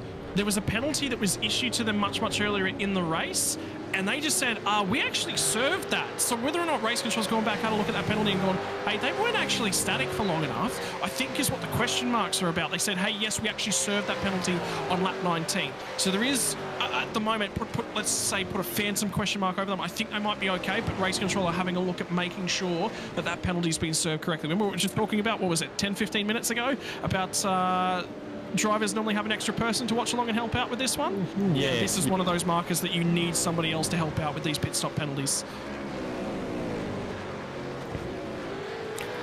So at the moment, James Stewart is in behind James Scott, but these cars are on different strategies because James Scott's still going to have one more stop to go. Last stopped on lap 106. They're going to get tantalisingly close to the end of the race on fuel, but they're going to fall just a whisker short. And this is where James Scott, we know that he's had pace in that car all night. He needs to press on now and make up as much time as he can on the track to compensate for that splash and dash that he's going to need to make. I'm interested, how deep do you go with this 088 car? If they can get a quick stop, remember they've still got a pit stop to make. Remember 19 seconds is what we're calling the pit lane delta. that would put them back about that 20th mark plus a splash for gas. So they're not going to potentially be in the top 19 at this stage. Still a few cars that are off cycle in those numbers, but I think the 088 car is worse in terms of strategy. And right now it's in James Scott's best interest to hold up this 35 car. I think he's faster, but yeah, we'll see. We'll see. Yeah, I mean, earlier in the night you would have said that James Scott would have had the faster car by far, but at the moment he's not really able to pull away from Job Stewart. And yeah, tyres will have something to do with it for sure. Here comes Job Stewart up the inside into turn number 1. Job done, and that's an important move for Job Stewart because he could not afford to get stuck behind that car. Now, the other interesting thing as well, so when Job Stewart came into the pits, he would have been effectively in second position behind the Dylan O'Shea Corey McFarlane car, but has actually lost out to the Brady Myers Emily Jones car. So Myers and Jones are now effectively second out of the cars that are right to get to the checkered flag without having to stop again. And remember that they had some of the best fuel economy all in that first stint. They went 46 laps whilst being aggressive. So this car is extremely trimmed out in terms of a straight line. It's, you know, maybe that's why we saw that incident with Brady down at turn number 1, was because he had no downforce on this car. Admittedly, he was in a lot of draft trains in that early stage of the race trying to get those moves done. So that definitely would have helped in that first stint. But they were one of the cars that we had for just pace without burning fuel. So if Brady Myers has pulled a master stroke, so it's Emily Jones that will have pulled the master stroke because she was in the car, she would have saved fuel and been quick at the same time. So again, you just start questioning Emily Jones and you're saying, hang on, maybe Brady Myers will have to go searching for a new co-driver next season because I get the feeling Emily Jones might get in on her own pace. Quite possibly. Yeah, she's been very, very fast tonight. Battles still happening right through the field as we see Brian Borg getting overtaken by Griffin Gardner a bit further back in the pack. Griffin Gardner sharing with Dylan Rudd tonight. Let's have a look at some of how some of our other fancy runners are going. So Ethan Grigault is back in car number 7. He's down in 16th position at the moment. In fact, he's just made the move through on Blake Delaney. Jake Burton, one of the other Trans-Tasman cars, currently sitting in position number 20. And he's battling it out at the moment with Andrew Gilliam, and in fact has just lost a spot to Gilliam as Marcello Rivera comes in for a pit stop. Just having a quick look, so I'm about to give you some numbers that I'll read off to you at the moment, but I'm looking at pit lane numbers. So the 55 come in for their previous stop to stick Rosella in that car. They came in on lap 94. They'll get to lap 138 if we're thinking going long on that fuel tank. They'll have They'll have 23 laps worth of fuel to add, so half a stint. So we're thinking maybe 30 seconds worth of fuel static for that car.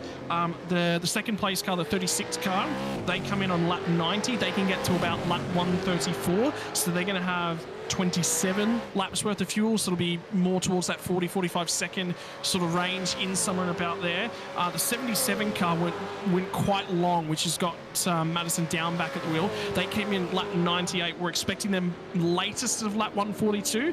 What I would recommend from everyone that I'm talking about in strategy at the moment, they will split the difference. They will try and get fresher tyres on these cars as soon as physically possible. They'll split this final stint in half. I'm not expecting one more safety car. If we get to lap 155, it was in the supplementary regulations, 155 to the end of the race, there will be no more random safety cars. We've had 2. The options now are either 2 or 3. So I would say we're probably going to have 2, and that'll probably be us. Yeah, but you just never know, do you? We'll wait and see. Another safety car would throw yet another spanner in the works of this race. The advantage that Madison Down has at this stage is the fact that his final pit stop's going to be a bit shorter than the other cars that are in that same group as him in terms of strategy. As we said that James Scott, he got overtaken by Job Stewart a couple of laps ago, but he's keeping the pressure on Stewart at the moment. Yeah, so remember this was tyres, absolutely tyres. The 088 machine last came to pit lane on lap 107. They come out of the pit lane. So they can carry on through to about lap 151. So their fuel's window, they've got 10 laps worth of fuel. That's how short on the strategy that they were. 10 laps worth of fuel, you're probably looking 10 to 15 seconds static time. At maximum, plus a 19-second transit time, so they take 30 seconds effectively out of them, and that's how far back up the road they'll finish. About 60 seconds back off the leader, that's going to put them around that 25-second mark, 25th place mark. But remembering there's a bunch of cars that do pit stops as well, so that's not guaranteed. Give me another 5 minutes and I'll have pit stop. I'll talk to you about all the cars and their strategies in the top 20. I'm looking everywhere, man. Like I said, calculator, it is melting from how quickly my fingers are tapping away.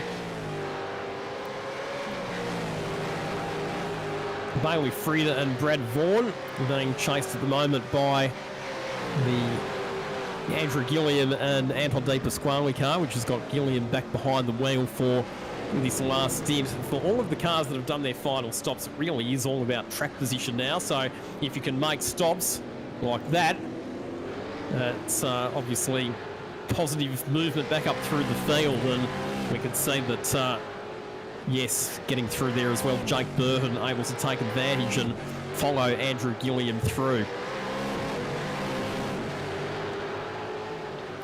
Griffin Gardner, he's one of the few co-drivers who's still in a car at the moment, sharing with Dylan Rudd tonight, and about to make a spot, in fact, getting down on the inside of Gibbs, heading towards turn number 1.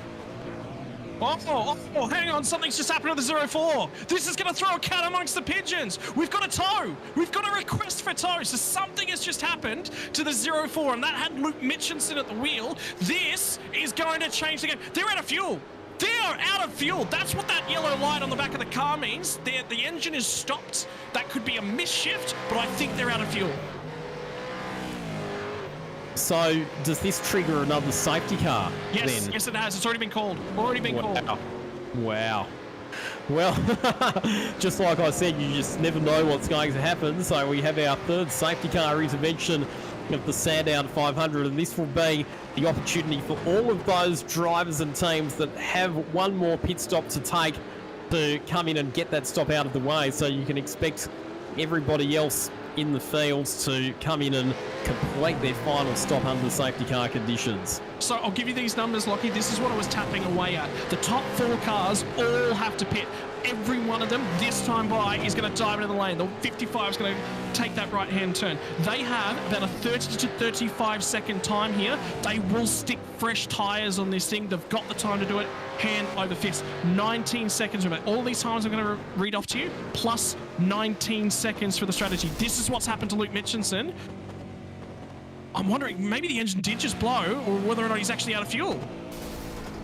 No, there it is. There it is. It's a misshift. It's a misshift, so they're not out of fuel. Because they were on 31 laps, actually. No, it was 41. It was 41 laps on that car.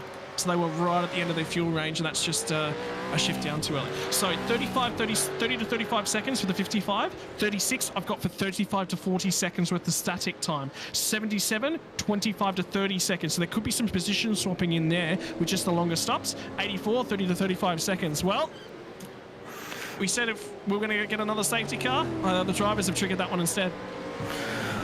Well, Dylan O'Shea, so in net terms, he had a lead of, would have been around 7 seconds over Brady Myers. That is all going to evaporate as a result of this safety car and field compression. So now it comes down to a pure 32 or 33 lap sprint race once we get going again, and I think it'll be 31 laps. And now all of the strategy's done. It's just a case of who's got the fastest car and who can get it to the checkered flag the quickest. And Griffin Gardner was on an outlap, and Dylan O'Shea's gone past them. They're stuck a lap down. They will get waved by this safety car, but their race has been ruined. They're going to be at the back end of the train. So as anyone who gets caught behind the leader, yeah, sure, they get their lap back, but they don't get a pit. They don't get any of these strategy benefits. You want to be on the lead lap as that safety car is caught, or ahead of who's going to be the effective leader. That has torn their night up as well. So the field is now cleansed in terms of strategy, so let's have a look at who is in what position. So Dylan O'Shea is your race leader ahead of Brady Myers. Once these lapped cars are waved by, it's going to bring Brady Myers right up to the rear bumper of Dylan O'Shea. Job Stewart sitting in position number 3. Wayne Burke in 4th. Then it's Cameron Jones in position number 5 at the moment. That's interesting. He's a co-driver, but he's on board car number 951. Tom Freer, Luke Rosella, Ethan Griggold, Blake Delaney and Madison Down rounding out the top 10. And then there's some fast cars a bit further back. Andrew Gilliam is 12th. James Scott has emerged in position number 20. And Jake Burton is 23rd. So this safety car, yes, James Scott's all the way down in 20th, but because the field's bunched up, he's got pace and he's going to have the opportunity to make up some places and salvage some championship points before we get to the end of this race. What a fascinating, it's been an epic and enthralling race from a strategic point of view. And now it's going to conclude with a flat-out sprint to the checkered flag. We are set for a grandstand finish for the Sandown 500 tonight. So, Dylan O'Shea, I'm just going to have a quick look at that car because I did hear a comment. 39 McFarlane got into that car and he got out. He got out 2 laps before his 80 laps. No, he was about 72 laps consecutive, so they're actually okay. I was a little bit worried about consecutive driving time, and they'll be fine to hand over. So Dylan O'Shea's in that one, so there's no worries over that car. Yeah, lapped cars are being released at the moment. Brady Myers will end up... he's going to end up... He's going to have the championship lead, but with Greg Galt now back inside the top 10, it's only 11 points between those 2 cars. James Scott's in 21st, so that's a really tight battle between himself and Madison Down. I've got to pick through. There's so much going on at this point in time, and the race isn't over yet. I can just about get you live points minus any... I think we'll be okay in terms of penalty points at the end of the race, but this is going to be on for young and old. Bathurst could decide this championship now, Lockie. It sure could. We've seen it so many times in real life, and we might be seeing it in the X Series as well. But you just get the feeling that with the field bunched up, and with the intensity and the ferocity of competition tonight, that further drama in this race is inevitable. There is absolutely no way that the positions that they're in at the moment are going to be the positions before we get to the end of this race. Dylan O'Shea and Corey McFarlane, they have done everything right tonight, and when, like I said, when some of the other leading contenders have found themselves in trouble, they have stayed clear of it, and they've bought themselves a ticket, as we like to say, to the last 30 laps of this race. But do they have the pace to hold out a hard-charging Trans-Tasman racing car with a fired-up Brady Myers behind the wheel? So I just did the numbers. 117. The end of 117 was when Dylan O'Shea got back into that car. So 118 minus 39, 79 laps for Corey McFarlane today. Bang on. He's got his numbers right. Yeah, absolutely spot on. So this should be the last lap under safety cars. It'll be 30 laps. 30 laps for the final stanza of this race. All of the pit stops out of the way. All of the strategies have resolved themselves. And now it's a pure contest of speed and racecraft and skill. Drivers that have done a very, very long period of time in this race, by the way. Let's clap our hands together for drivers who have done a phenomenal job.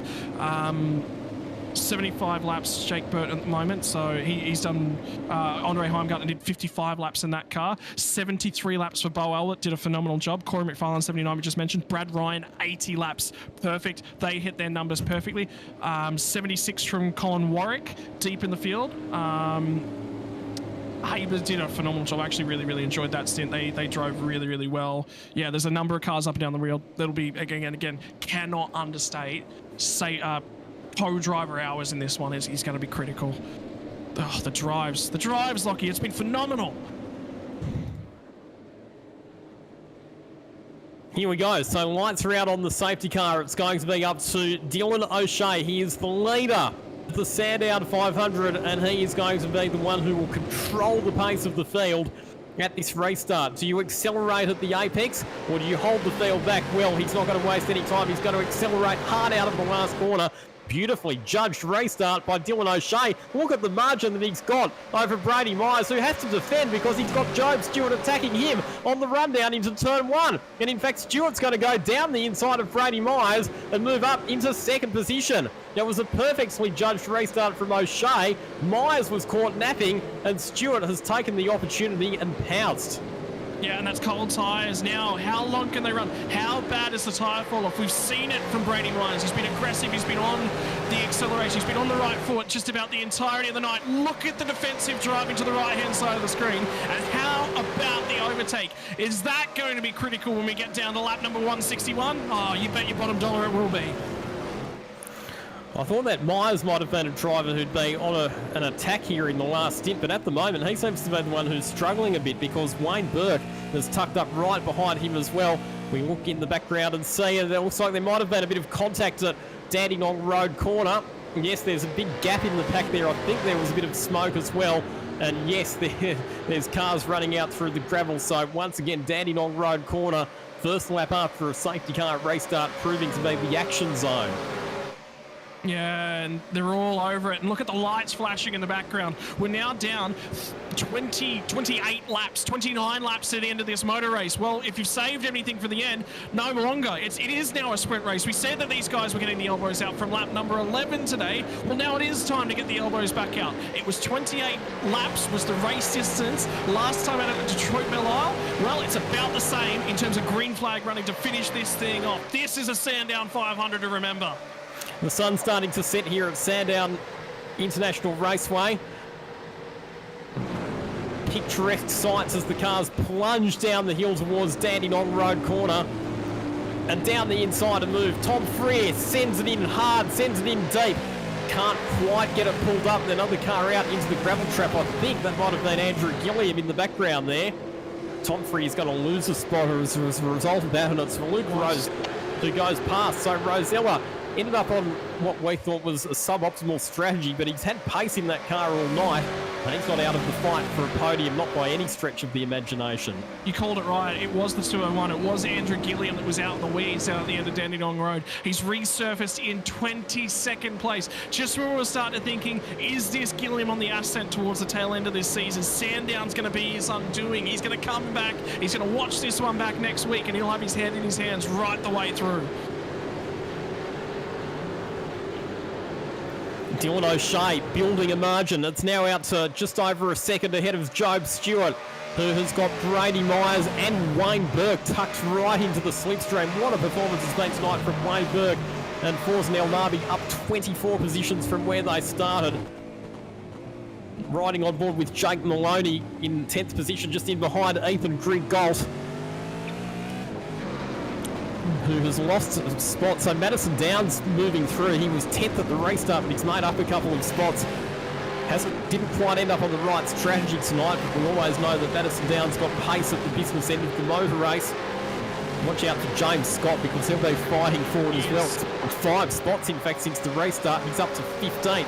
Was that 5 spots? I think it was 6. I think he restarted 21st. He's just gained 2. Get it, 2 at Dandenong Road. The 2 cars ahead of him fighting on the way down there. Sensed an opportunity, sniffed it, went and found that spot. 2 more spots. This is how you resurge on a night where the points were going against you. Lots of damage to James Scott's car. It's missing the rear wing, but doesn't seem to be compromising its pace. And here we go. Opportunistic. Sees the 2 cars ahead having their own little contretemps and says, thank you very much, I'll grab 2 for the price of 1.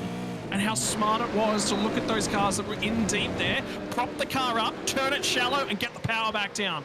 That is cutthroat driving when you need it the most. That is, if he wins this championship at the end of the season, yeah, sure, people will sit around and go, yeah, it's the nights where he was on song, that really set him up. No, to me, and I've always said this about championship racing, it is the days when you are down, when you're in the dirt, and particularly on a day today where he's had a lot of pace, you recover now.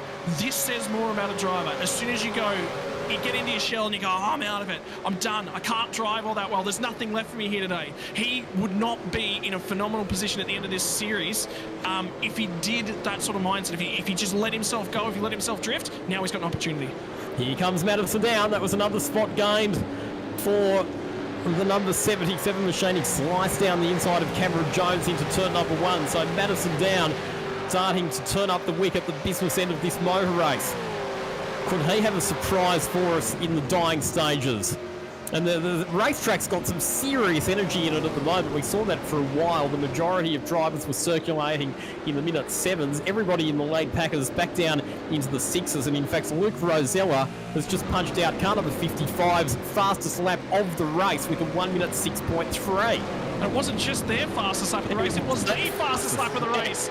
And now look at the 7 all under assault. Green Gold in the dying stages. He's under the pump now. Look at the 951. There was a bit of rubbing there. It's a sprint race. Forget this endurance stuff. That was so 20 minutes ago.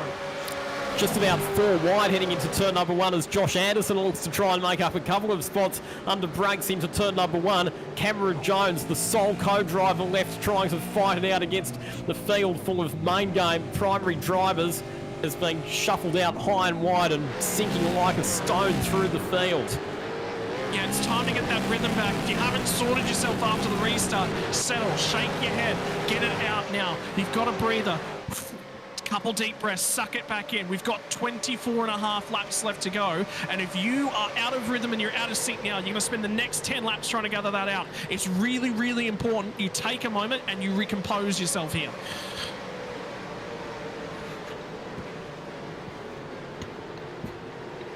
I didn't mean you, Lockie. I didn't mean you needed to recompose yourself. I just needed to take a breath. Yeah, so look at this. And look at Luke Rosella. Look at how close he is. He's closed again. So Myers is actually the car that's least moving forwards. He's had pace, and here comes Rosella. Rosella down to the inside. He's going to make contact. They're going to trip over each other. He's going to end up out the other side with the spot, and now looking for another spot. Burke gets through, and they've managed to nick a couple spots. No, Wayne Burke will have to settle. Luke Rosella's got serious pace at the moment. I thought that the car was out of contention after that, what we thought was an unscheduled pit stop on lap number 93, but through raw speed, they have fought their way back into a podium position. Luke Rosella and Harley Haber, the runner-up position, even the race win not out of the equation yet whatsoever for car number 55.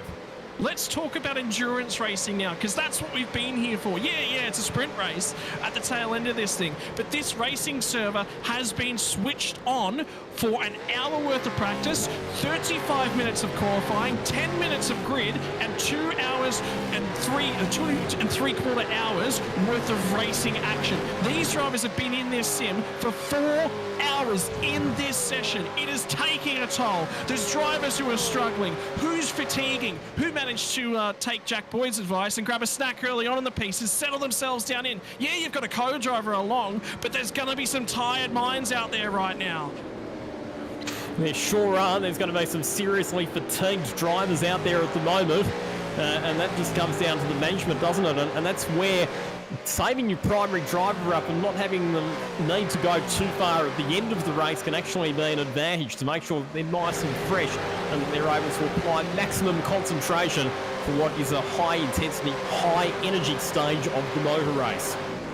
This is what they live for, isn't it? This is what race car drivers get up for in the morning. It's this sprint race attitude right at the tail end of it. Have I got the outright pace? Can I stick myself in the phenomenal position? And there's more contact, and it's James Scott, who doesn't need to make a mistake right now. James Scott doesn't need to make a mistake right now. There was contact there, and this car has been in the wars.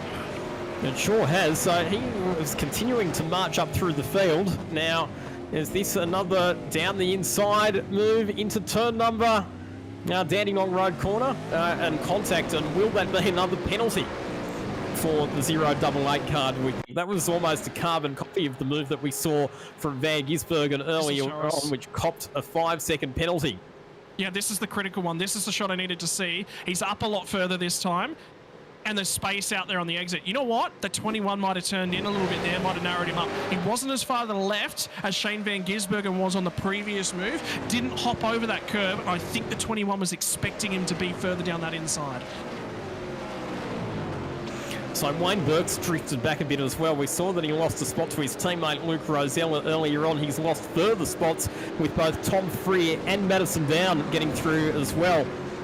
So He now finds himself back to position number 7 at Wayne Burke. Tom Freer, him and Jamie Stovall sitting in position number 5 at the moment. Yeah, this is a phenomenal drive from these guys. I mean, It's the challenge for second position. Luke Rosella continuing his charge forward and down the inside. He goes, makes the move through on Job Stewart, and the number 55 car now up to position 2, and with a sniff of the race lead and potentially victory with 20 laps to go. And we saw Luke actually over in the YouTube, and he was asking around. He was actually asking a few different drivers, "Hey guys, can I buy a ticket to the end of this race? We're not quite in it on strategy at the moment." Well, I think he punched that ticket. I think he paid a full price premium. He might have bought the overnight stay with all the extra bells and whistles attached to that one. But by word, when he got there, that ticket might be the one to be on.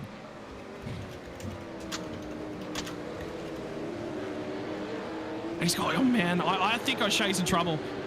And again, Brady Myers' pace he's been one of the few cars that's been able to make overtaking moves. And all of a sudden he's just gone missing in this last half an hour. Yeah, they haven't had the package for this last stint, have they? Luke Rosella, though, can he get up to the back of Dylan O'Shea, put some pressure on and challenge for the lead here with the pace that he's shown in that car? It's not out of the question, not by any stretch of the imagination. What we could be set up for here is an absolute blockbuster finish between two drivers who I think are both fighting for what would be their first race victory in the Logitech G Pro Invitational Series. Oh boy, if Dylan O'Shea can get this done, he's not had a great year. It's not been, the most concise. That's a huge incident. That is going to potentially cause issues. The 951, it's got punted again. There's more contact. This might not be over, Lockie. We might have, that car is a precarious spot. It's wounded. Well, the big question now is, can they get that car mobile, or is it stuck there in that position on the racetrack? Because if they can't move it, then you'd have to say it'll be a safety car for sure. It's rolling. It's rolling down the back straights. They have got it moving. No more safety car. It's at least out there. It's kicking on. And Cam Jones, I think you mentioned it was about 10 laps ago. This is the sole remote and co-driver out there. This is the risky run. So last time around, Luke Rosella was 0.3 of a second quicker than Dylan O'Shea as we have a look at the replay. So Cameron Jones and gets clipped again by another one of the oncoming vehicles there coming out of turn number 4. What a shame for Cameron Jones. Restarted inside the top 5 at the last safety car restart. But has been shuffled further and further backwards as a result of having to battle it out with all of the primary drivers.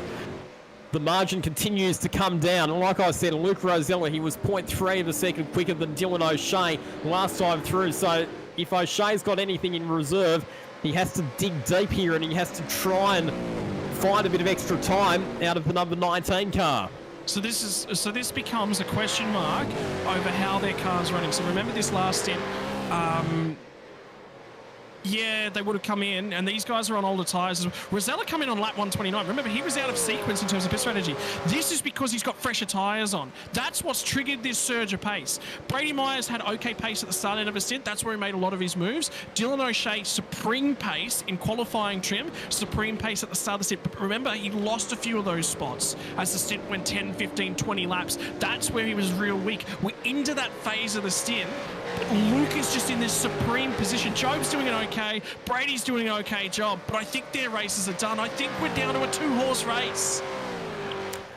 Yeah, and it's going to be a case of what wins out those 11-lap fresher tyres and pace to burn, or the luxury of having the track position that Dylan O'Shea has at the moment. Because even if Luke Rosella catches up to the back of Dylan O'Shea, you can be assured that Dylan O'Shea will drive a very, very wide Ford Mustang. He will not want to give up a win in the Sandown 500 easily. He will defend that position for all it's worth. Racing incident on lap 142 was deemed a racing incident. That was the 088, the 951 and the 053 car, and that was off of turn number 4. So there's no penalty for that one. I'm just having a quick look back. There we go. That wasn't the incident that we were talking about earlier on. I have to go digging through the briefing. So I'm not 100% sure. There was text further up, and it hasn't been reviewed. So I'm not 100% sure on that one. Maybe it didn't get called in. You know what? Maybe race control never even saw it. Maybe they've missed that one. And James Scott, incidentally, is back up to position 11. So, in what's been a rather torrid night, him and Shane Van Gisbergen, they have somewhat been able to limit the damage in terms of the championship situation. Mate, how's Luke Rosella feeling at this point in time? He's got them on the back foot. He's chasing. Well, here we go. Walking wounded. He's there now. He's right on the rear bumper of Dylan O'Shea. So this is it. The battle for the win in the Sandown 500 is going to come down to an absolute sprint race between these two drivers. And Rosella's right in the slipstream. He'll pull to the inside. He's not quite close enough on this occasion when they get down to the braking zone for turn number 1. It's what Neil Crompton would describe as a pressure motor race. It's going to be the last one who blinks. The first one who makes a mistake loses. So let's talk psychology. Let's think about it. Dylan will know the scenario. He'll be 100% aware of that scenario. He's got Corey McFarlane alongside of him, and Corey will be telling him what's going on. He'd say, yeah, mate, there's a tyre advantage here. There's nothing we can really do about this. You've just got to bang on and do what you can. Dylan's just barely inside the top 10 in terms of points. Luke Rosella's way outside the 20. Think about what this could do for his championship prospects. Think about what this could do for Luke Rosella's season. This could be the day he earns instant qualification back next season. Mindset-wise, well, from Dylan O'Shea, you're inside that top 10. Do you just want to, grab a top 10? Then again, it's Sandown victory moment. How much does the glory mean to the driver of the 19? He's young. He's got experience on board in terms of sim racing capacity. They've driven a phenomenal race. They think that they should be at the pointy end of this thing. They think that they should potentially win this thing, but strategy hasn't played to their favour. Does he get defensive? I think you got to. There's no point in going for the championship prospects from Dylan O'Shea's perspective. He's not going to win it, so you may as well win it Sandown to make up for it.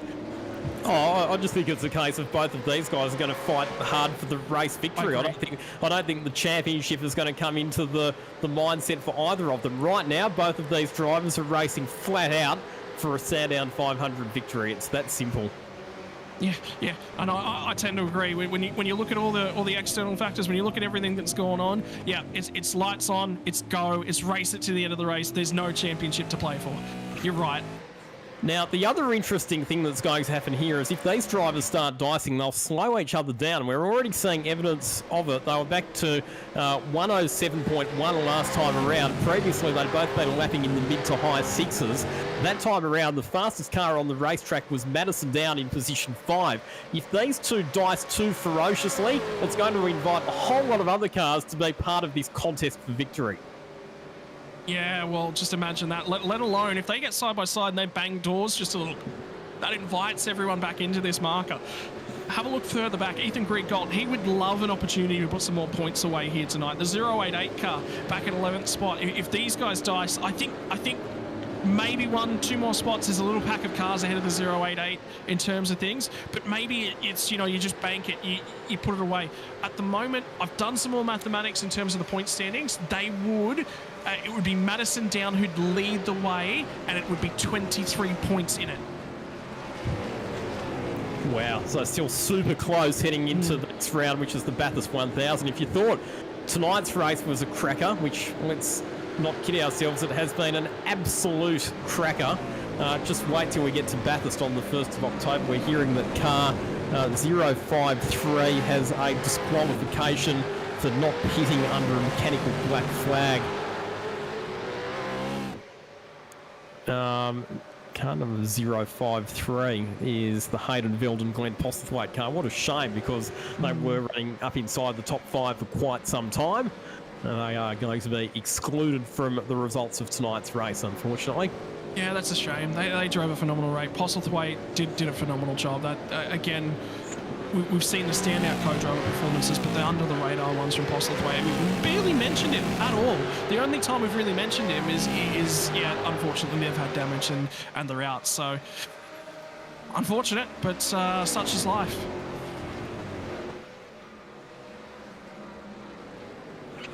Down into Dandenong Road corner, and Luke Rosella applying maximum pressure to the rear of Dylan O'Shea.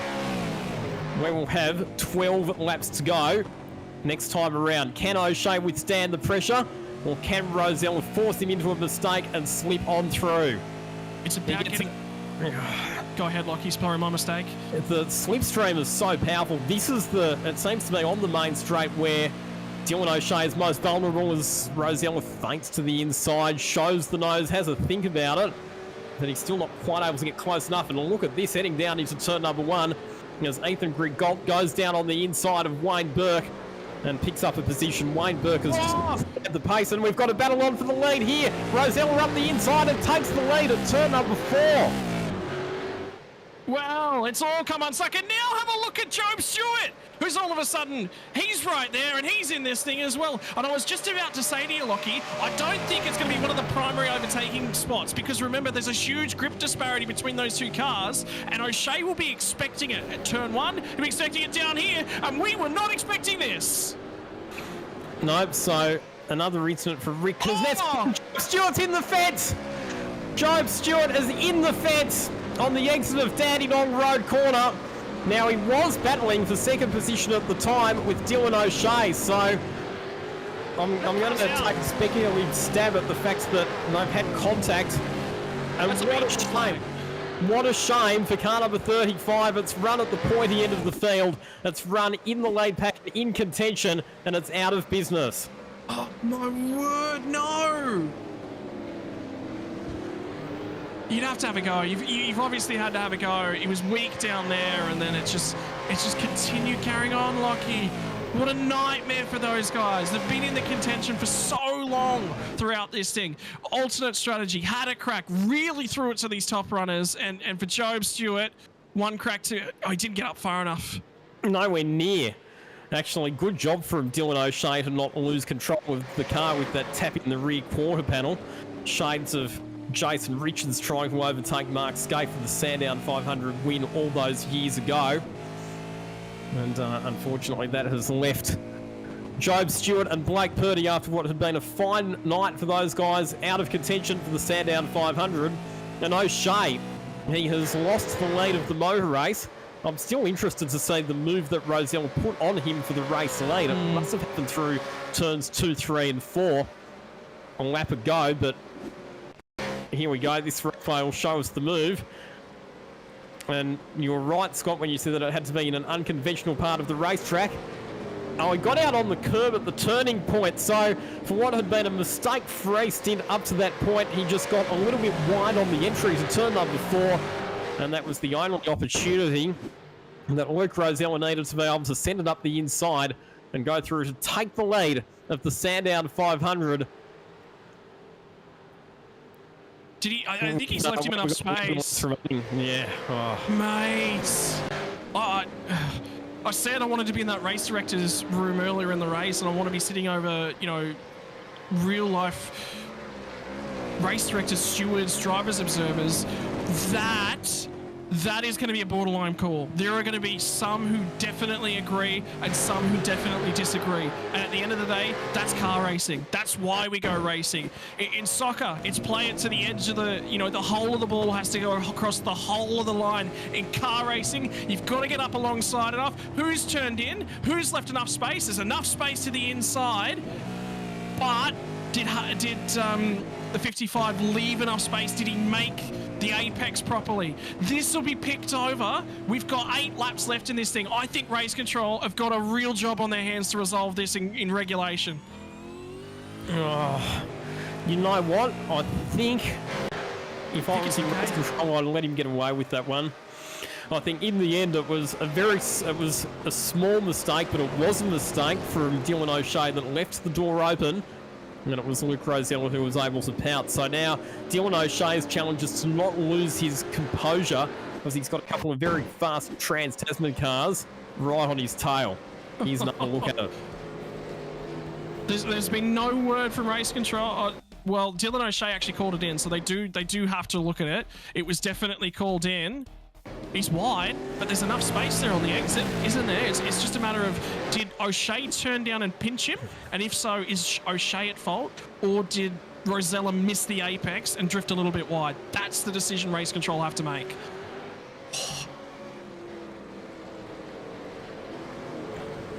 Lockie, you've worked in TV, but racing scripts, they write themselves. Yeah, I've said it before about races, and I think it definitely applies to this one. Whoever wrote the script for this needs a pay rise for a start, and also a good lie down, because you cannot script drama like this. And Madison Down, who would have thought, restarted in 10th position at the safety car restart, has worked his way up to 4th and is now sniffing at potentially a podium finish, applying the pressure to the sister Trans-Tasman Racing entry of Brady Myers. And it's tyres again. Tyres are the big factor here for Madison Down. Another one of the cars that pitted at the safety car. Another one of the cars that took tyres. He's got fresh rubber on board. Brady Myers has responded a little bit. He's starting to come back. So remember, I said they were a little bit weak early on. So the rear tyres now for O'Shea got to work over. He got a roughing up, so he's unsettled.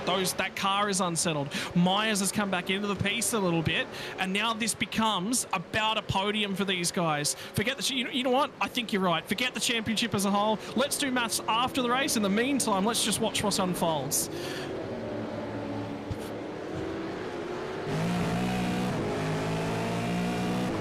So Madison Down, can he find a spot to get past his teammate Brady Myers? He'll be right in the slipstream down the back straight. I still reckon that Dandenong Road corner is the one where we've seen a lot of quite aggressive sends, but if you want to make a passing manoeuvre and make it cleanly, turn number 1 seems to be the best bet.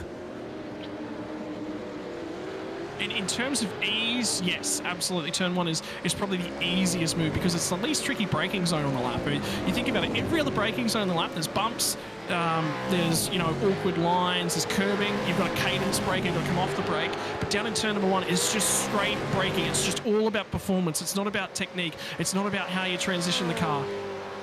How about the performance from James Scott? He has hauled the 088 car back up into 8th position. And in fact, last time around, he was the fastest driver on the racetrack, a minute 6.7. So very much a case of what might have been tonight for car number 088, had it not been for the incident for Van Gisbergen at Dandenong Road corner. Yeah, that's unfortunate. And, that's, again, at the other side of things, that's race car driving as well. You've got to be up there, you've got to be consistent. For Van Gisbergen, there was a couple incidents down at Dandenong corner, wasn't it, that he was deemed at fault for. So he doesn't like that corner on the sim.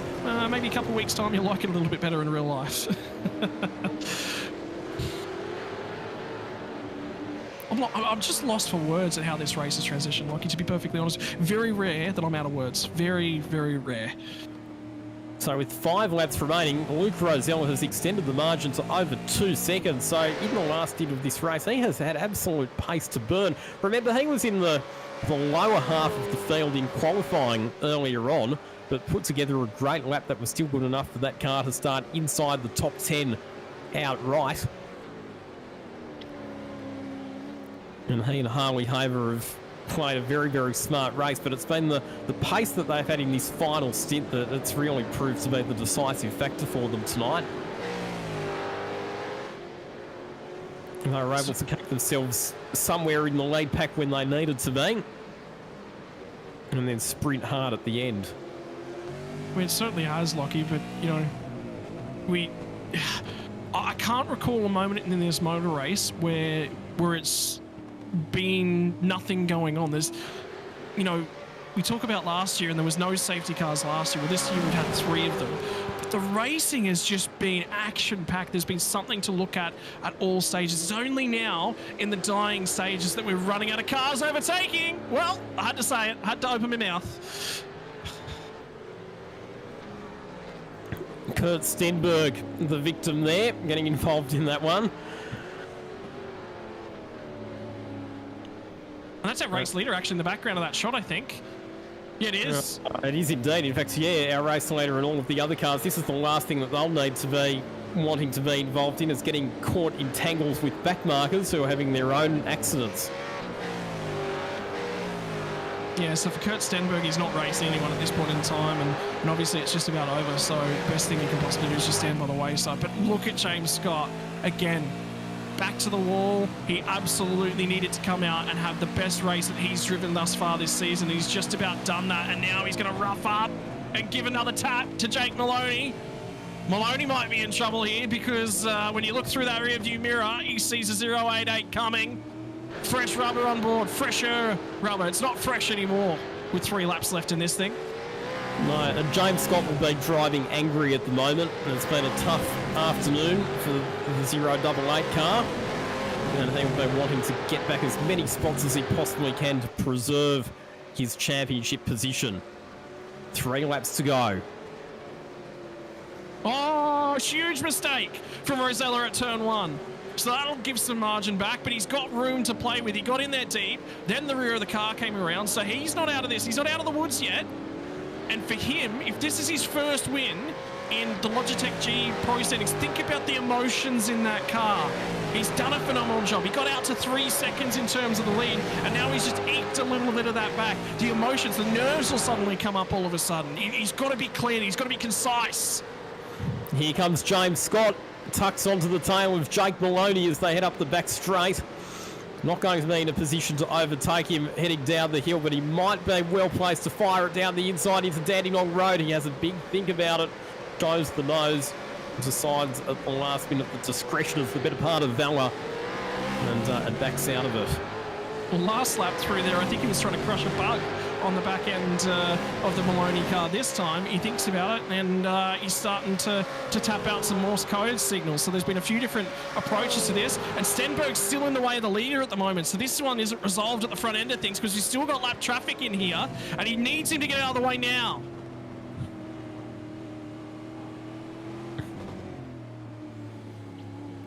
Yeah, this will be getting frustrating for Luke Rosella, getting caught up behind the back marker. It's thankfully for him, it hasn't actually cost him that much time to the cars that he's battling with, but he'll be wanting to make sure that Kurt Stenberg knows that he wants to get past. Kurt Stenberg needs to just get out of the way here, get off the racing line and allow Rosella safe passage through. Well, he just pinched a brake. He's going to run wide down there. That's the job done. So that solves that part of the equation. Now we'll look back at down. Have a look at those 3 cars in the back end of that shot.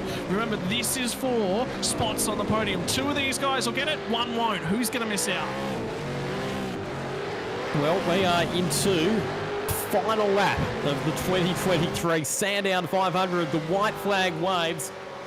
What an epic, enthralling endurance race it has had. It has had more ups and downs than the interest rates in Australia, and more unpredictability than the campaigns on the yes and no side of the equation for the voice referendum.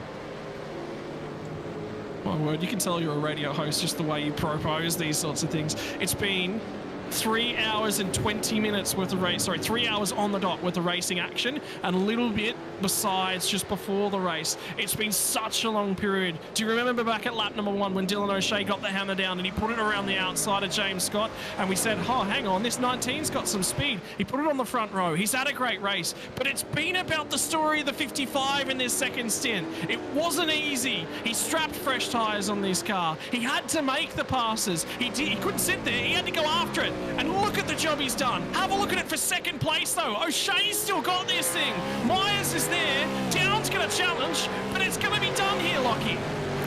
What a race on a night when all of the fancied contenders have had dramas one way or the other. It's a masterclass from Luke Rosella and Harley Haber that wins them the 2023 Sandown 500. Dylan O'Shea coming home a fine second place with Corey McFarlane. And Brady Myers and Emily Jones, they get on the podium, position number 3 for car number 22. And all around, that is a deserving podium, isn't it? All 3 of those driver and team combinations. They've stayed out of trouble today, but you would have to say that when it came to the final sprint to the finish, it was the number 55 car that had the pace to burn when they needed it most, and that's why they're going to be standing on the top step of the podium tonight.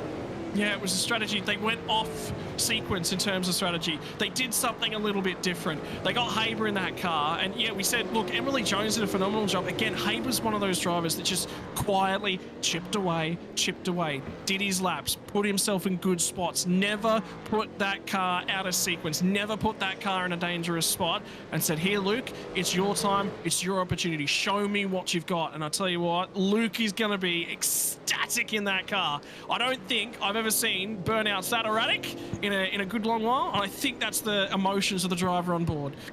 What a way to win your first Logitech G Pro A-Series race.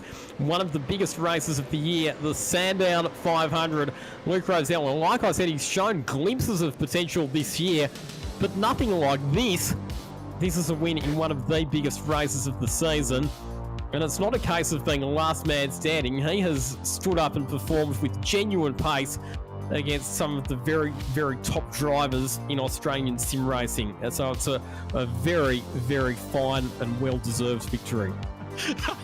Yeah, he's overdone the rear tyres. He's actually put the car in the fence as well because he was celebrating. And those celebrations will kick on for a very long time. How about Dylan O'Shea and Corey McFarlane? He said, I didn't think that was how good that lap in qualifying was. Well, how about those two stuck 161 of the best? If you want to talk who was the most consistent car today, who kept themselves out of trouble, and who did all the right things at all the right times, for me, I think that 19 car, that is one of those races that they will look back, they'll look over the strategy guide and we go, this is a race that we're going to try and make happen again and again and again, because that was perfection today. Didn't get the win, but I think best drive overall. It was just Rosella was in the right spot at the right time. Oh, there's no doubt that they fought valiantly in car number 19, and in the end it was only that very, very slight mistake for Dylan O'Shea at turn number 4, and we could have been talking about a different combination on the top step of the podium. Running through the rest of the results, Brady Myers and Emily Jones rounding out the podium. We've sung the praises of Emily Jones tonight, but Brady Myers was there when he needed to be as well. Madison Down and Corey Shepherd get back to 4th position after ending up on a suboptimal strategy. Tom Freer and Jamie Stovall, they've been quiet achievers tonight, and a top 5 finish is a well-deserved result for them. Ethan Grigolton, Ian Ford in position 6, Jake Maloney and Joe Mugford in 7th. There have been another quiet achiever tonight. James Scott and Shane Van Gisbergen fight their way back from adversity for 8th position, but it's a case of what might have been for the car that was in command of this race in the opening stint. Josh Anderson and Ross Rizzo in 9th position, with Wayne Burke and Forza El Nabi rounding out the top 10. Yeah, and then we'll flow it back to Sebastian Flock and Lachlan Capel. Went different way in strategy in the middle section.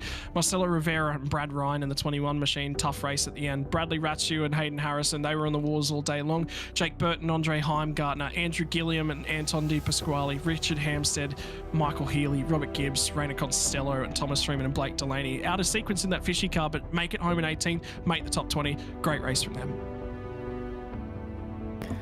Indeed, running through some of the results from outside the top 20, we had Dylan Rudd and Griffin Gardner back in 21st. Showed some glimpses of form early in the race, but then caught up in incidents which set them back. Rick Kuznetsov and Todd Hayne ditto for that car, and then Michael Angus and Michael Whiting, Jamie Dyke and David Kirby, Kurt Stenberg and Colin Warwick. We saw Kurt Stenberg involved in a late incident. Matthew Bowler and Bo Albert in 26th position. Then the last car on the lead lap, then it was Brian Borg and Brody Sentence in position 27. Sean McNamara back there in position number 28. Sharing that car with Cameron Jones, who we saw was the co-driver up against all the regulars in that last stint.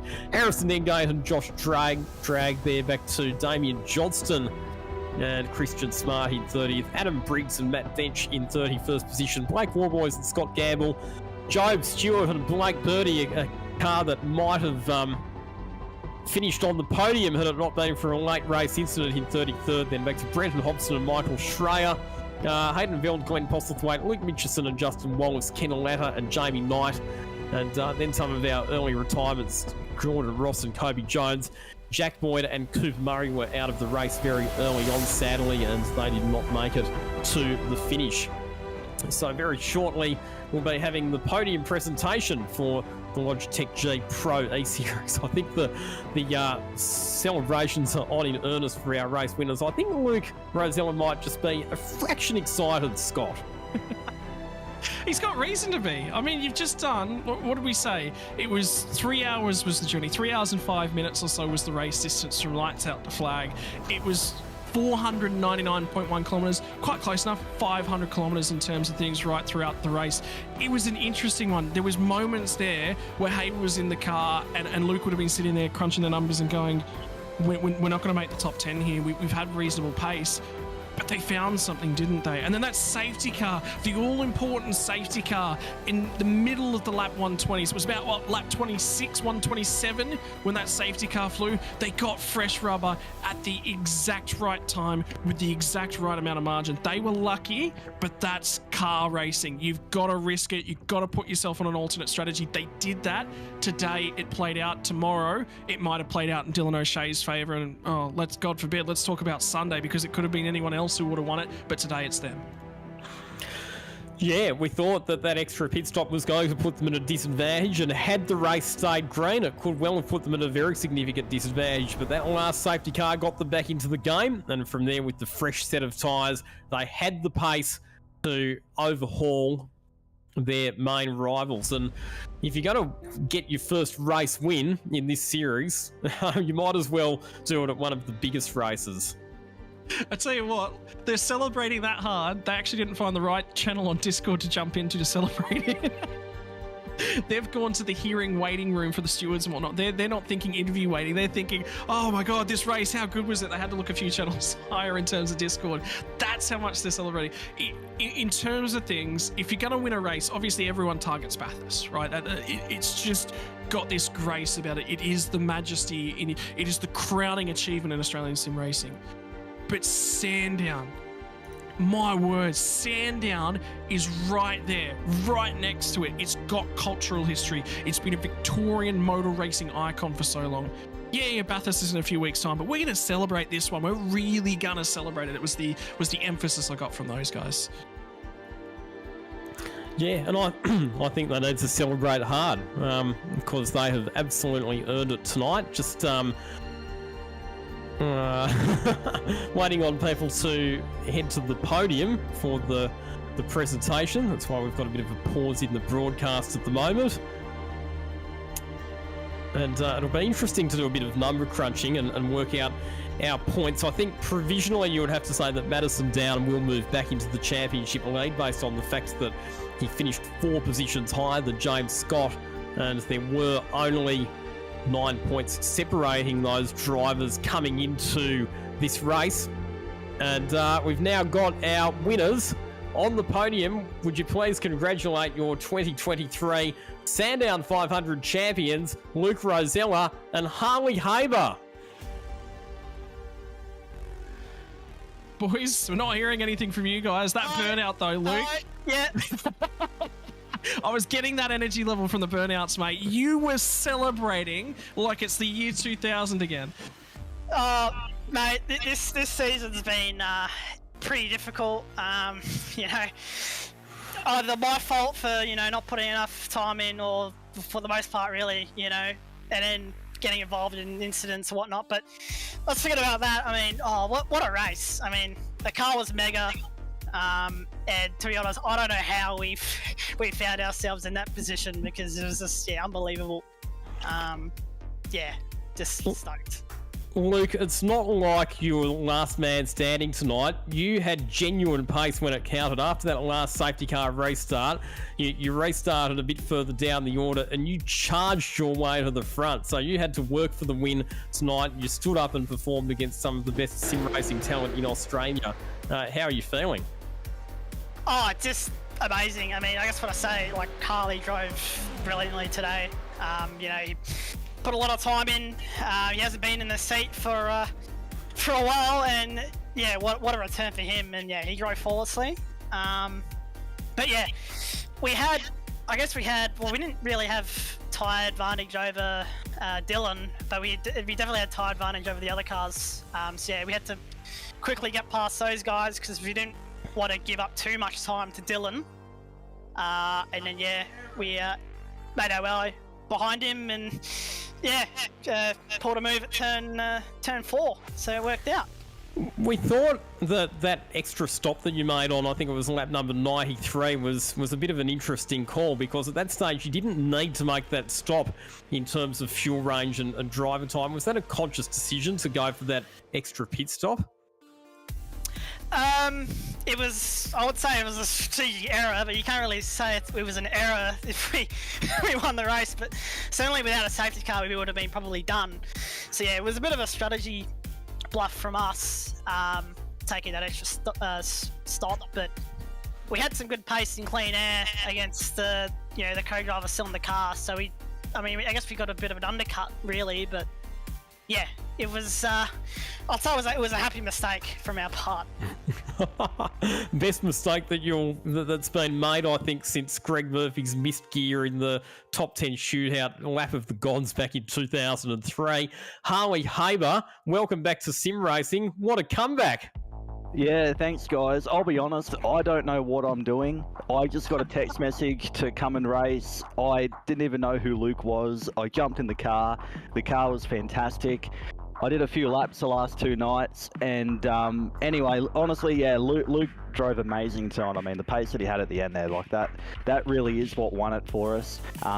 Even with that last pit stop, I mean, I just got told to pit, I pitted, and then come out, and I turned the stream on, and everyone was sort of thinking to themselves, oh, why did they pit? And then I started questioning it too, but anyway, you can't beat race pace, and yeah, Luke had that, so thanks to the SSR boys, we got a good car, couple of good drivers, and I don't know, we just pulled a race win out from something that was completely unexpected. So just finally, guys, before we let you go and continue the celebrations, who would you like to thank? Who gets it done for you? So yeah, first off, I want to thank SSR. All the boys put in tremendous amount of effort in the car setup and everything. Dr. Epoxy, perfection every time. Parramatta, Isuzu Ute. Wave Runner Performance Center, and yeah, we raced for Gerald today as well. And Harley? Yeah, I think Luke sort of covered it there with everyone, and yeah, all the sponsors that got on board for the car, and just a special shout out to all the boys and Chris and everyone at West End Motor Group.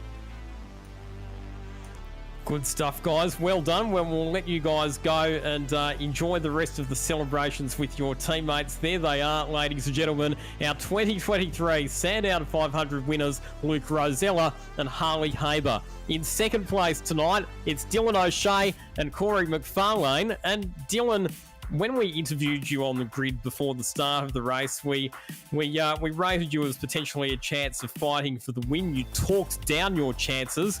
I'll tell you what, you were in contention right through to the very end. Well done, mate. Yeah, cheers. That was a pretty spectacular race. Just lucky that, well, unfortunately for James and Shane, they got caught up in an incident with a out of sync car, and that really cost them their race, but gave up me and Corey and I an opportunity to fight for the win. But yeah, Corey drove absolutely phenomenally, and definitely wouldn't have been in the same position if it wasn't for him and his pace. We've got Scott in the commentary box as well. Scott, I'm sure you've got questions for the boys, Dylan and Corey. Yeah, I think for you guys, what was the pace like in that car in that last stint? Because you guys pit on lap 117, and that was the run to the flag, and you were committed to that strategy. Coming down when that safety car got caught, you'd say it was just a fraction too short. It would be really, really risky to bolt on new tyres. He's had the track position. You committed to it. The restart was reasonable. It was good. He's had pace there. But I get the feeling it was just right set of tyres on at the right time towards the end.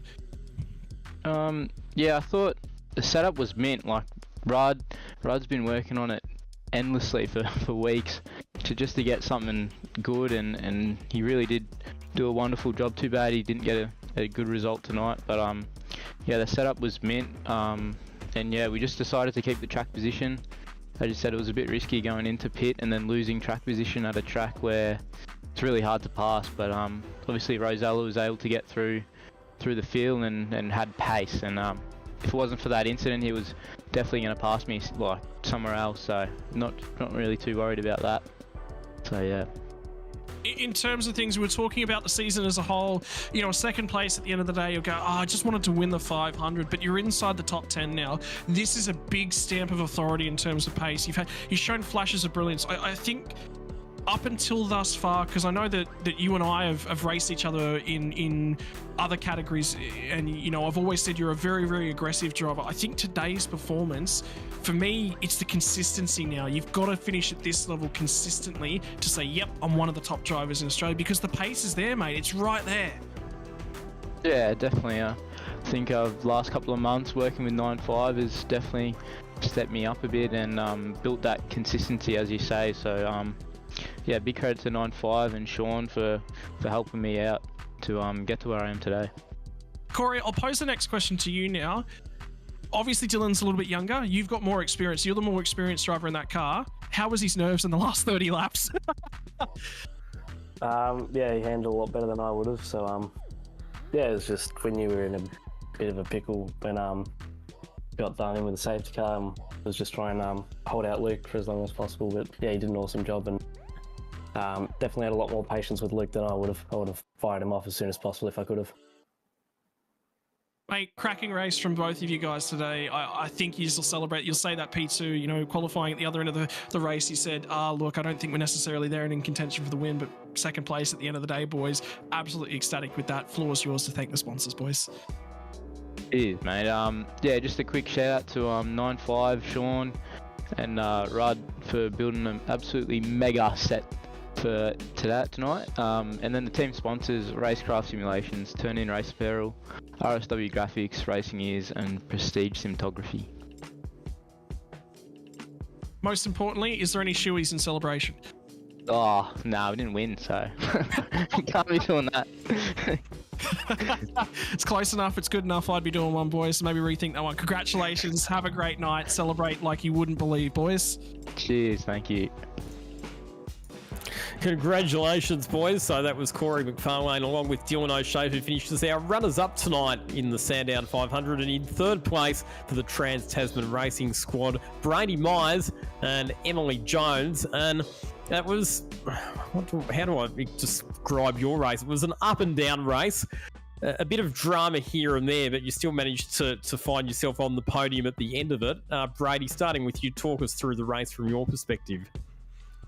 Yeah, it was pretty hectic. I got a really poor start and just got buried in traffic. And from there, I just thought our race was going to go south. So just, yeah, kept chipping away at it and, yeah, just put Emily in, and she really saved our skin. She just put in a monster effort to get us back in a fighting position. And yeah, as it turned out, we're on the right strategy. So just a bit unlucky at the end, but yeah, all in all, just Emily really saved our backsides today, so can't thank her enough. Yeah, Emily, definitely one of the standout co-driver performances that we saw today. How did things play out during your stint? Yeah, it was fun. I had a good time. I didn't do a huge amount. I just kind of drove around a bit. It was really hard to pass, so I was just kind of chilling behind whoever I got stuck behind, really, and dodging wrecks and stuff. And I don't know, it was one of those stints where you just drive constantly for 70 laps or something, and then at the end you were in an okay position. Yeah, we didn't actually know we were on for the one stop at the end until it happened, but it ended up being okay. And Brady drove amazingly at the end and carried us home. It was really good. Well, I think you're being a bit too modest there, Emily, because there was a fair bit of carnage happening during your stint and you managed to dodge it, unlike a lot of other people, but your pace was really strong as well, and you were actually able to overtake some cars and make up some spots during your stint, so really well done. Scott, did you have any questions for Emily and Brady? Yeah, I actually did.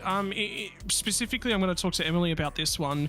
Race management, I think, was the critical term. You talked about the cars around you. There was a lot of cars in that racing group that the co-driver just found their way to get locked into somebody else, to get target fixation a little bit, and find the barriers, find contact when they didn't necessarily need to be mega aggressive.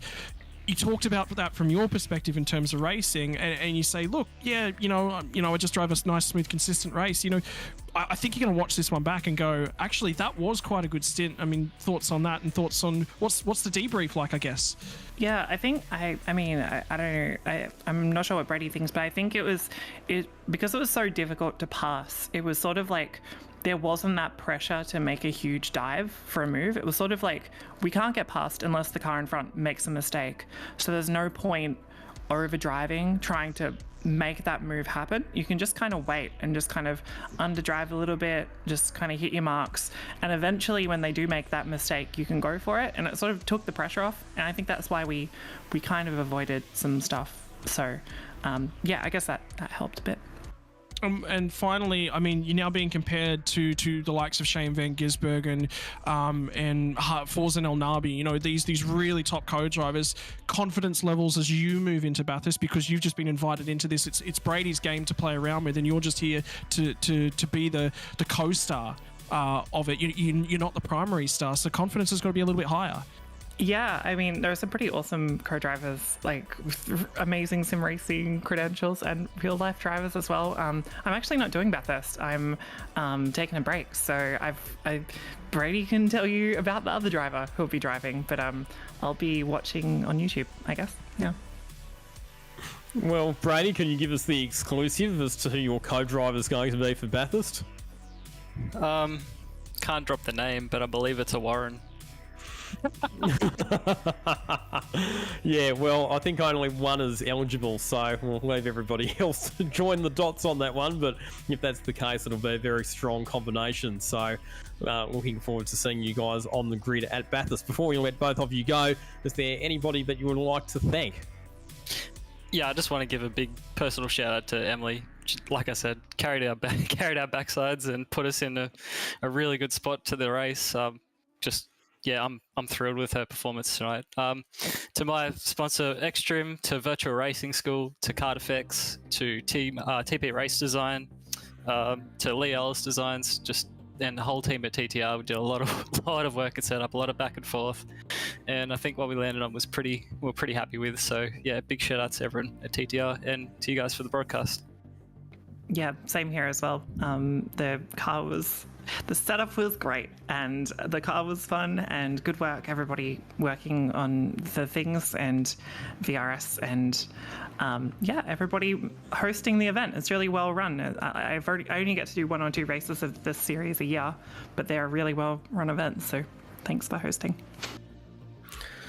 And thank you guys, and congratulations on 3rd place. Scott, that brings us to the end of our coverage of the Sandown 500, and now we look forward to the next round of the Logitech G Pro Invitational A-Series, the Bathurst 1000 on the 1st of October. Yeah, and think about the work up to this one now. And you just talked about it with Brady and Emily. Oh, I start to get the feeling that Dane Warren's shaking in his boots. He's going to get compared to Emily Jones here.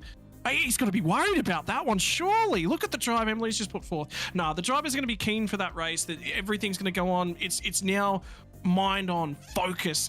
We're building to the crowning jewel in the Australian sim racing calendar. This is it. If you are going to win one, well, this was your prelude. Have a look at the form guide that Luke Rosella's on, Dylan O'Shea. The field gets shaken up. What is going to happen at Bathurst? Because only the mountain can decide its winner. Indeed it can, and if you thought Sandown was good, then Bathurst is going to take things to another whole new level. That concludes our coverage from the Sandown 500. Thanks to all of you who have tuned in on Race Stars TV, on the social media channels for the Logitech G Pro Invitational A-Series, and on Speed Cafe. A big thanks to my co-commentators Scott Rankin and Luke Lucas from Race Stars TV for all the work behind the scenes. On behalf of the entire team, I'm Lockie Mansell. See you next time. Bye for now.